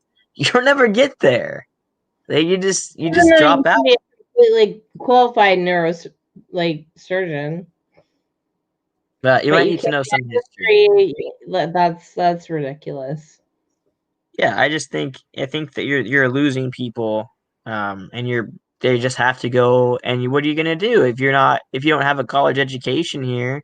You can only do so much now. Back in the day, you didn't have to really have a college education, but now, I mean, you need to for even like the smallest of jobs. They're like, well, I mean, you can get a job at like, I don't know, like I was at Costco today or something, right? Like you can get a job at Costco, but if you want to get a managerial position, it doesn't matter how fucking long you worked at Costco. If you don't have like a bachelor's, in business administration or something, you're not ever going to promote to a certain degree. It just, everything requires something. So it's like, if you can't get past a math class to get the stupid thing, you're never going to be the manager of Costco. You can't win. That's completely fucked up. I don't like that. I don't like that at all. No, me neither. But I have to get a master's degree to do what I want to do, and that's like another fucking 4 years of school.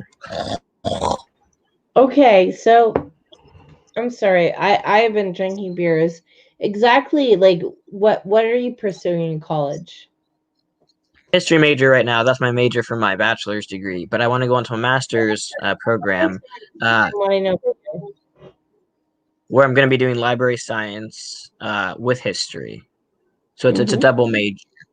because I want to be an archivist, basically somebody who works in archives and archives old stuff.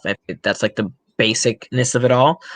I'd like to work in libraries for I basically want to work in a library archive, possibly a university archive. I would be so stoked if I could work in like a genealogical archive. I'd like lose my goddamn mind.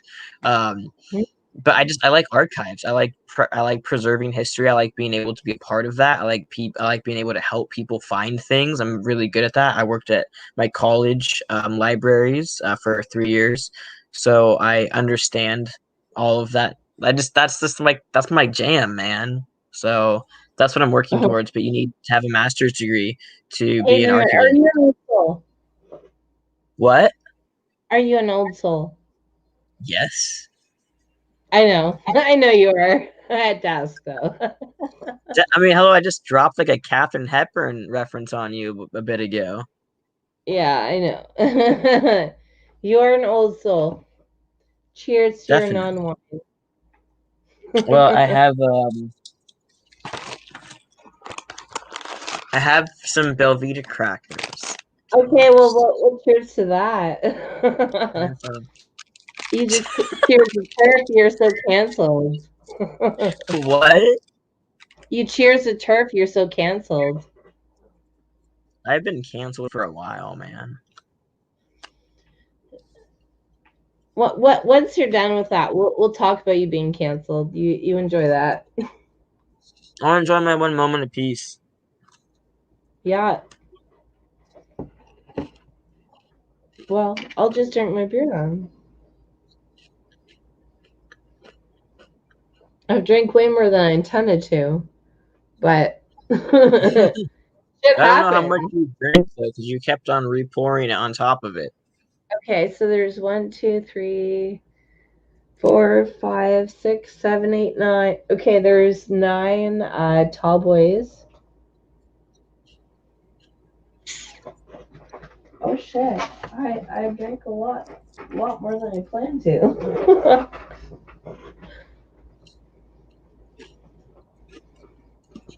Great Hey, clapper though. two viewers, we're gonna start chatting in a while.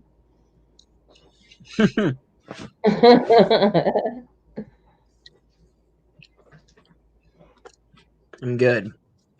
See, I had Okay. headphones, but then I never connected.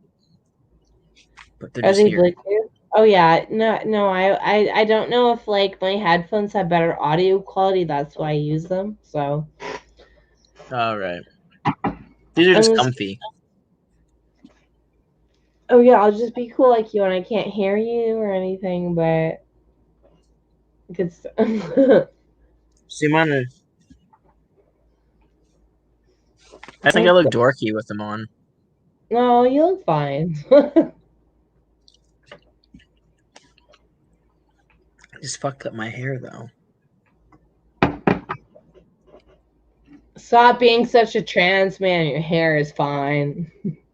No, the trans guys are just like, my binder. It's just not in the right spot. Okay, I actually feel really good because my trans nephew, I convinced him not to wear a binder, and he stopped wearing one. So because I know that they can have very damaging effects. So at least he did that, even though he has certainly narcissistic personality disorder. We ended up fighting over a woman, and she found me more attractive. So that's how that went. No, you won. It's fine. Well, I mean, how awful would it be for a trans man to have their aunt's name as their dead name? Yeah, I've done like my family genealogy, and out of like 3,000 people, like I am one of 2 people who ever had my name, and I'm like, thank God. I couldn't see people running around with it. I just like be like I wouldn't even call them by their own name. I'd just be like, hey, hey, you. Hayden, you know I have a lot of respect for you. May I know your original born name? I can tell you, but not on here. What would you message me on Facebook? Sure. I'm just You're gonna curious. laugh. I'm just interested in seeing your reaction. You're gonna be like, Okay. oh. I probably won't even react because. Well, it's dumb.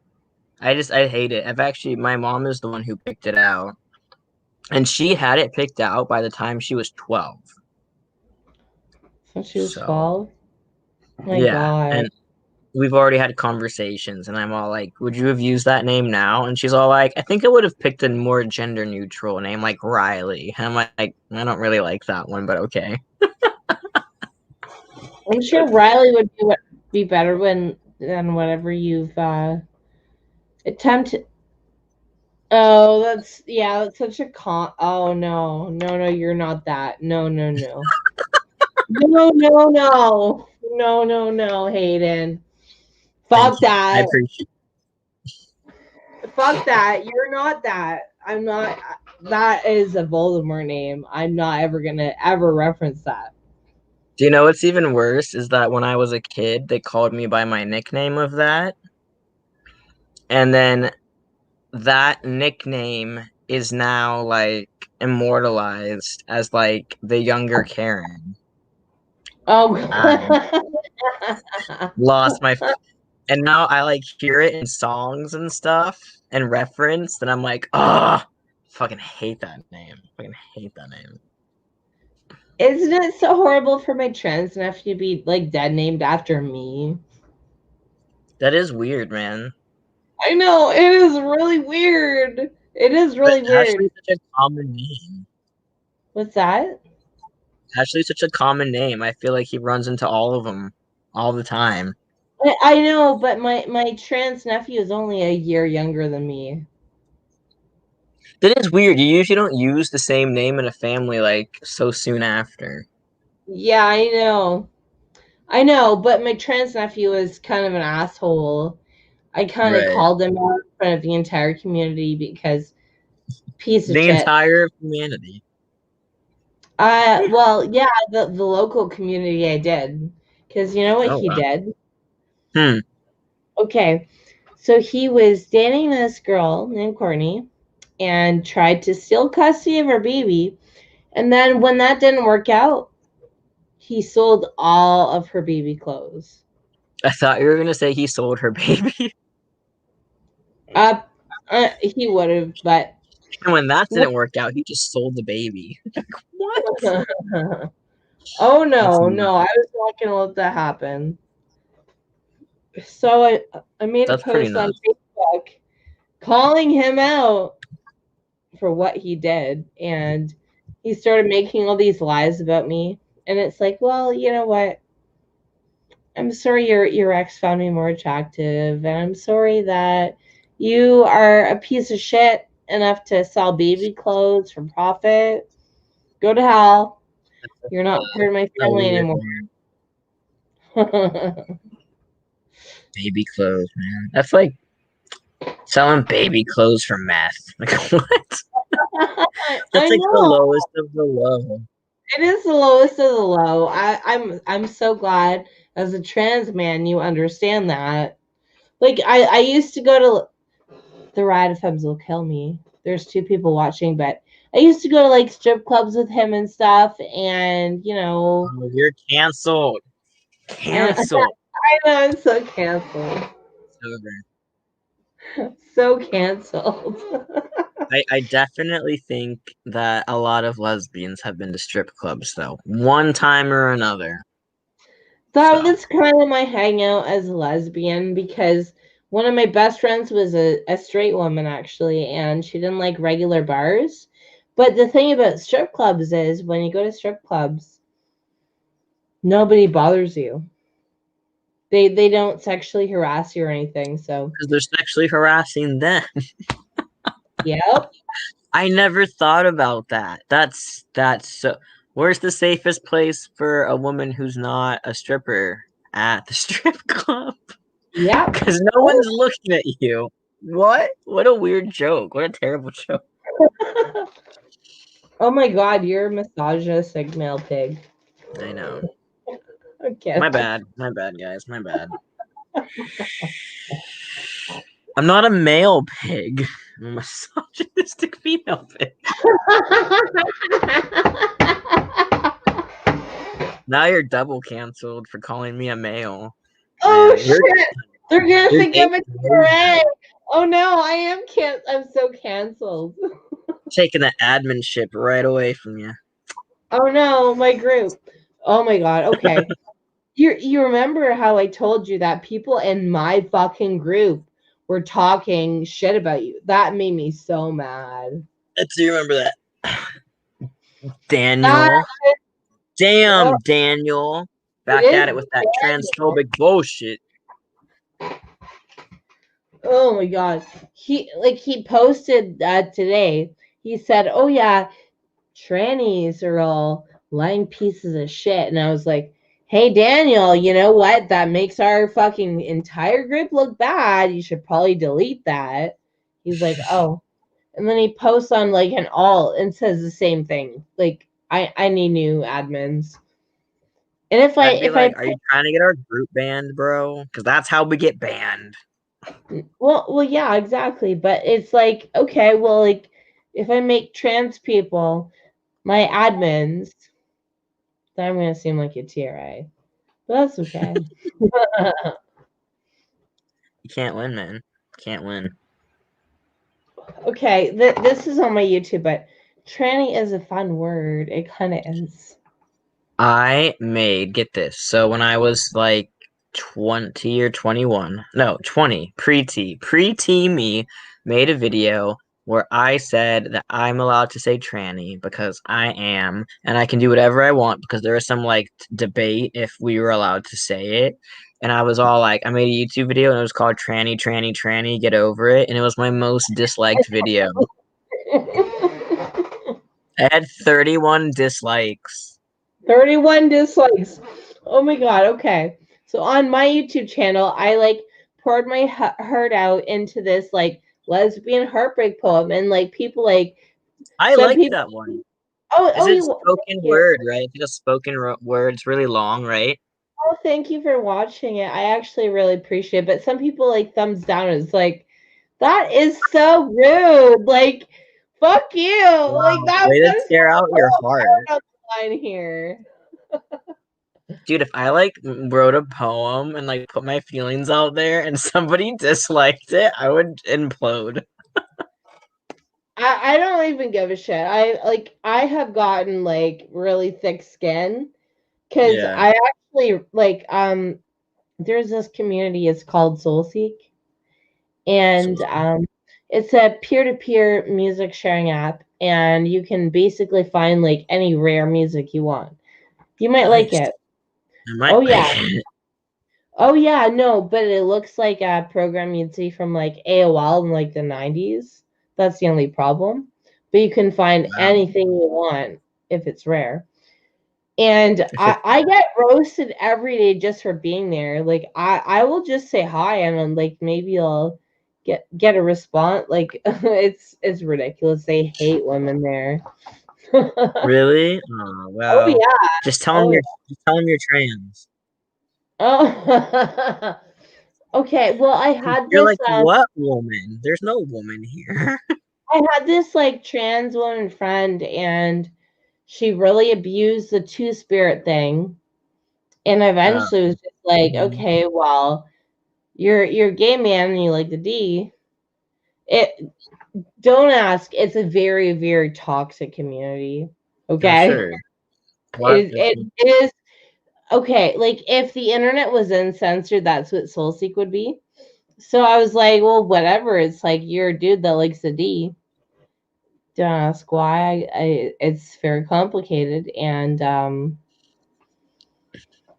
create a lot of beef.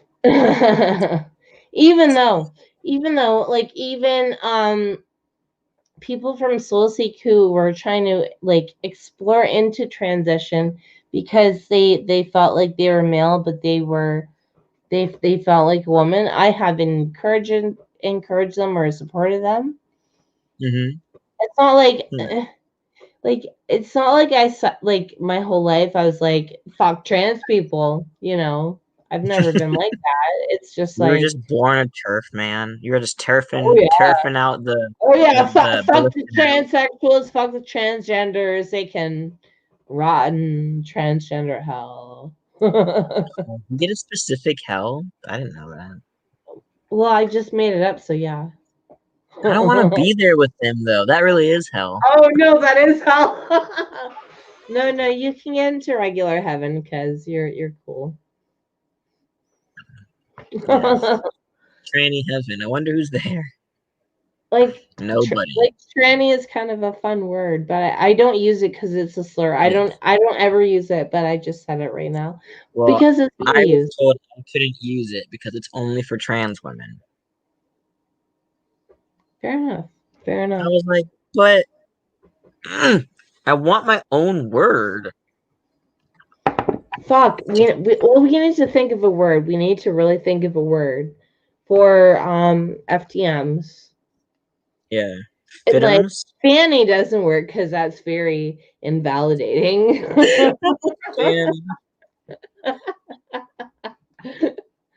Okay.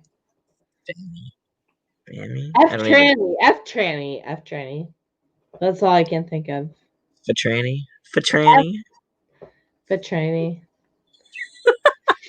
Oh my god. That's not a thing. For tranny. Yeah, I don't know what my word for. Okay, well tell me what your slur is. I don't know, man. I'm gonna get my YouTube banned. Thanks, Hayden. I don't know what my word would be. I guess transsexual because it's just a slur now. That hits hard. That actually hits hard because transsexual is not a fucking slur. I know, it's like, what's your favorite slur? It's like transsexual. They're like, that's not a slur. I'm all like, welcome to the debate. Oh my god, okay. So I was on Reddit. I was on some true scum Reddit subreddit. Yeah, I was like, oh yeah, I support transsexuals. And then somebody went into my comment past about my like LGB Alliance and my lesbianism, and I got fucking dragged, and like I got dragged hard. Just trying to show solidarity with actual transsexuals who suffer from gender identity disorder. They drag anybody, man. They just hate people. They do these like little love bomb things, but really they fucking hate everybody. You're very right. You're very right. Like Did you hear about J.K. Rowling's new book? Rowling? I think it's Rowling. I don't know. I have to hear her say her own name, and then I'll be like, "That's the one." But I don't know. I mean, everyone said that she was talking about a murderous trans woman, and that they're barely mentioned in this book. And they're not ever mentioned as a trans woman. They're mentioned as a guy wearing a wig, which technically isn't a trans woman. It's just a guy wearing a wig. But so if a guy wearing a wig is a trans woman, what does that mean? That trans women are guys wearing wigs. Like, they just shoot themselves in the foot, dude. Personally, I only feel safe with homosexual transsexuals. And that's exactly why I've supported the trans community for so long. Yeah, dude, same. I don't want to hang out with a fucking trans woman that's interested in me too. Like, what the bro? No.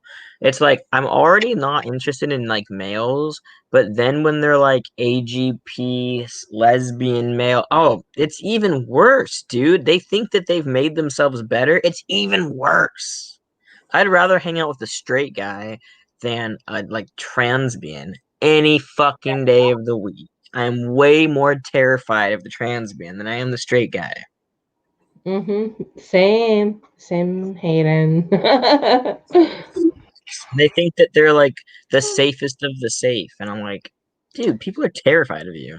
Do you know what I don't get? Like they claim like people will put out statistics about like like male rape, male violence, and they'll say like, well, you know what? Well, trans women are different. They don't have those kind of statistics, but you know what? Like with you, so I'm sorry. I do notice your female socialization, and that's why I'm comfortable talking to you and stuff. And but with trans men, I can see their fucking male socialization. It's fucking. Yeah, there's like a massive thing of entitlement right in your face immediately. It's like entitlement, entitlement, argue, argue, argue. I'm sorry, the only reason I can notice your female socialization is because I'm a lesbian. You're like, I have female socialization door. It's all over your face. It's all over your face. No, it's not. No. I watched one of your videos and I was like, I can't watch this because it's gonna trigger my gender dysphoria. But I watched it and I was just like, okay, I see the female socialization and I feel comfortable. Well, I like that. I like to make women feel comfortable. I mean, that's my thing, man. I got in an Uber one time, and I was Ubering from Portland, Oregon, all the way to where I live in Washington State. So I was going across state lines, and it was the most expensive Uber of my fucking life. But I had no other way to get home. And like my parents live out in the middle of the damn woods, and it was already at night. It was already at night, right? And my Uber driver was a female. And I was like, dude, she's gonna be so scared, like picking up this guy and then driving out into the middle of the woods. Like I'm taking her from a nice big city to like the middle of fucking nowhere. And I was like, I don't want her to be like uncomfortable. So I was like, I was in the back seat, you know, and so she's like, oh, so where are you headed? And I was like, I just tried to like be the gayest man possible. I was like, oh, I'm going to my parents' house. Yeah, I'm just out here visiting my friends and like, oh yeah. And I was just so flamboyant, and you could tell that she immediately relaxed. Like she's all like, oh, this gay man's not. Thank you, Hayden. That's really sweet of you. But yeah, you have to when you're trans and stuff, and you're being read as a. I'm usually read as a straight guy, but I'm always confused when that happens. I'm all like, really? I feel like I don't look like one, but all right, it's fine, because technically I am into women, so you won. But yeah, so I don't want women with me. I hate it. Oh God, I hate it when they look at me trying to figure out if I'm a threat or not, and I'm like, no, oh. Honey, I'm here for you. God, that's the worst. If you're gonna ask like what's the worst thing about being trans, it's knowing that women are wondering if they should be afraid of you or not. That's the worst thing about being FTM for me, other than having to deal with all these other fucking idiots in the community. That's the worst one. So, what is the worst thing you've experienced in your community? Like what is the most like off-putting thing that was just like, I don't even want to be here? Just trans women saying that they're gonna rape women and steal their uteruses and like make them have babies for them and use them as sex slaves. Oh, gross. But that doesn't surprise me at all. Yeah, that's the worst stuff I've read. Or saying that, or this weird thing where they're like, they literally are like the whole cis scum thing. Like, why did we all decide that people who aren't trans are like the scum of the earth? Like, I don't know where the fuck that came from. That's part of why I kind of abandoned feminism for a while. Like, I was just like, what the fuck is this? Like, die cis scum? Like, can I be cis? I'm attracted to females, and if somebody's non-binary, I am more androgynous than them. Trust me. Right. Yeah, no, I just think seeing that stuff on the internet is just like disgusting. I think I was on the internet, I was hit on by a trans woman before. This was like my very early days. Like, I don't even think I was on anything yet. I wasn't on T yet, so I didn't look like this at all. I was just talking about wanting to do it. And somebody was watching my videos, and then they're like, oh, do you have like a Facebook? And I was like, yeah, here it is. I just gave everybody like ways to contact me, because I was just like looking for attention kind of at the time. And so like they contacted me and ended up being a trans woman, and they're like, "Hey, it's so and so from YouTube." I'm like, "Oh, hi." And then they like DM'd me and were like, "Wow, you're like so cute. You're gonna make such a cute boy." And I was like, "Oh, thanks." Right? Like that's cool. And then they just kept going on with it and being all like, "Are you single?" And I was like, at the time I was like, "Oh, yeah." And they're all like, "Oh, what do you think about trans women?" And I was just like, "Oh, like I don't have a problem." But I wasn't thinking sexually. I was like, "I don't care if you're trans, obviously." And then they were like, "Oh, can I get your number?" And I was like, "For what?" And they're like, "Oh, so I can just talk to you because I'm going to be getting off of Facebook." And I was like, "Sure." Bad mistake. And then Ah. they started like hitting me up all the time. And they're all like, "Oh, you want to see pictures?" And I was like, "Pictures of what?" And they're like, winky face. And they're just all like, "Oh, you know." And I was like, "Oh, fuck." And then I had to block them because I Mm, didn't because mm. I could see that they had sent a picture, and that was like back in the day where you had to like download it before you saw it. And I'm like, I don't want to know what it is. And I just blocked him and deleted the whole message thread. And dude, they were like in their 40s, and I was like 19. Well, that's horrific, to be But honest. that's really creepy because I wasn't on anything. I looked like a lesbian, and this like trans woman who was in their like mid 40s was all like, "Ooh." And I was just like, "What are you? What are you?" I don't like that. I don't like older like trans women or even older trans men like preying on like the younger people. It's really creepy. And it happens a lot. Those older trans men, like in your experience, what is their orientation? Um, most of the ones that I know, um, I think, because I never really like outright asked these people, but they all seem to have like girlfriends or pictures of having girlfriends or have talked about some relationship or they've talked about their life previously as being a butch lesbian. So a lot of them do seem to be like homosexual females, but then there are some in like the later 30s, early 40s, and they all seem to be bisexual. Not gay, but bisexual. And now everyone's like super gay or pansexual. So it just kind of Mm-hmm. dilutes further. Mm-hmm. I totally get that. There was this girl who has liked me since I was 15 years old. She announced to the world that she was pansexual. And I was like, you know what? I don't even believe in gender identity. And she's like, I don't either. You're like, interesting. Tell me more. Tell me lies. Tell me sweet little lies. Yeah, exactly. People just want to say what they want you to hear so that they can get in your pants, man. That's all it is. That's all it is. Yeah, you're fucking right about that. You're very right about that. And you know what? Her calling herself pansexual, it didn't work. Did not work. I just ugh. She was trying to Yeah, I don't understand why everyone wants to be pansexual. All you really have to say is that I would date anybody I liked. And I'm like, "Oh, okay, so you're bi, whatever." yeah, I know, But like being like, "I'm bisexual pansexual." kind of completes everything. You know what? There's only two sexes and there's no third sex. And you know what? If you're attracted to trans people, cool. If you're not, okay, that's cool too. But But that's what I don't understand though. When people, because the trans community is really interested, in using these, queer and pansexual terms. But I would think if you're somebody who sees yourself as a man, right? You don't see yourself as a trans man, but you really think that you're a male now.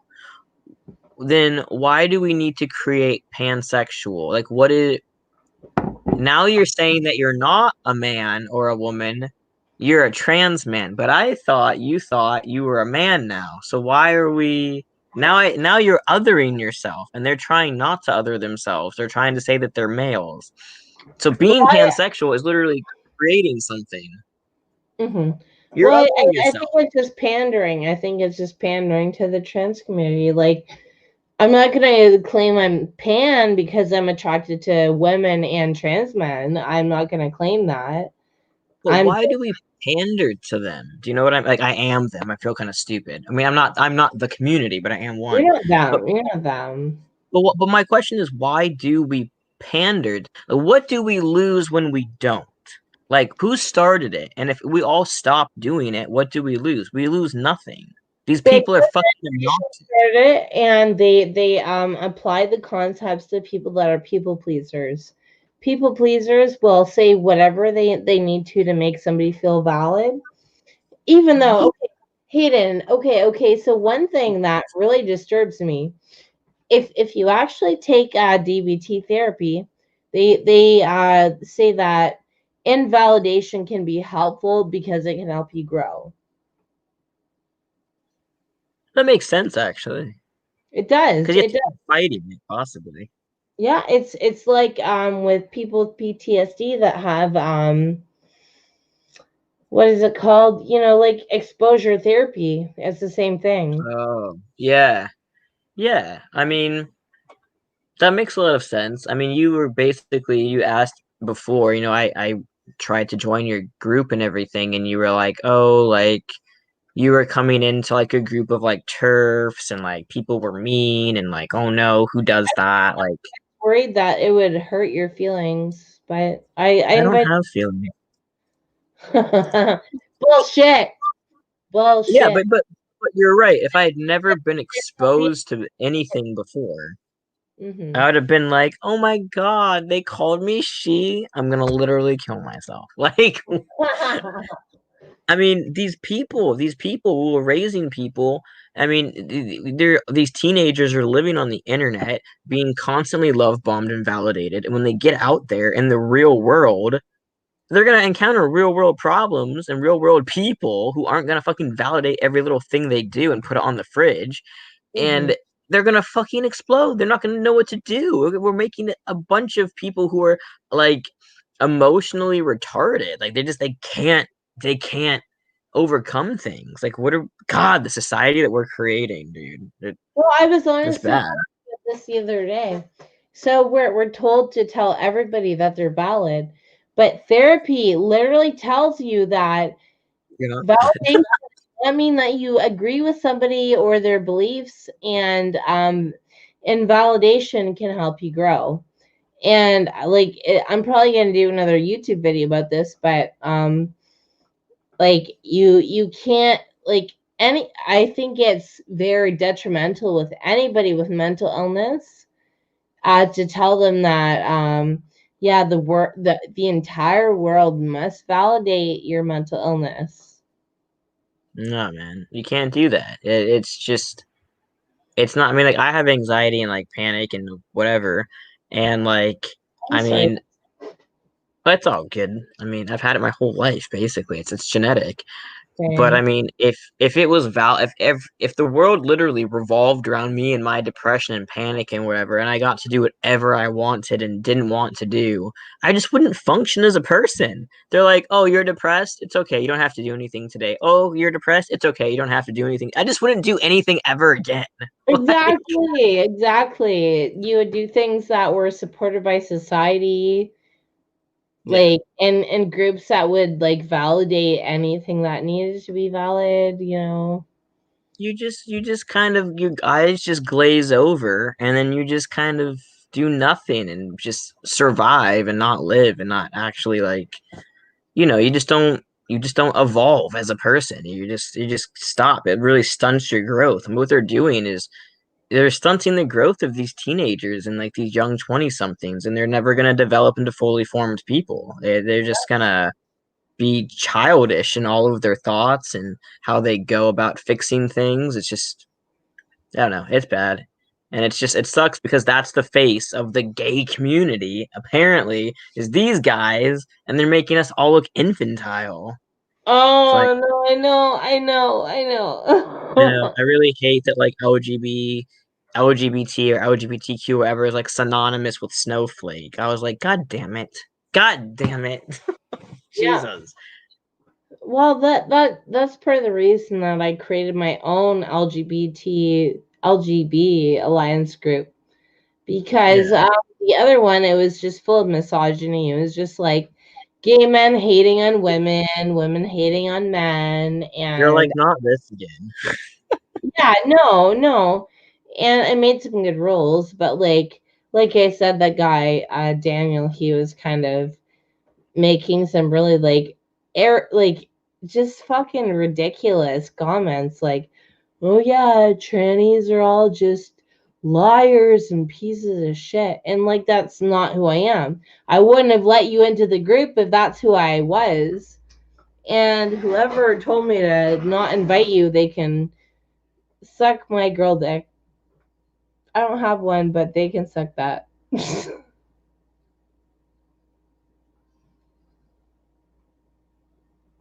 Oh, you're frozen.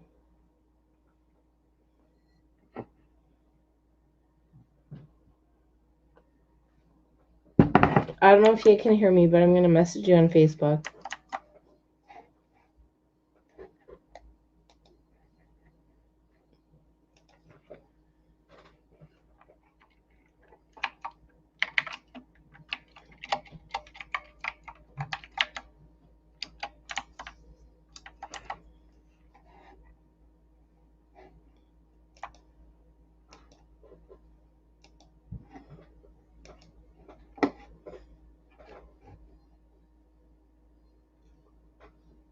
Okay, sorry, I think Hayden's internet disconnected, so I'm gonna close this broadcast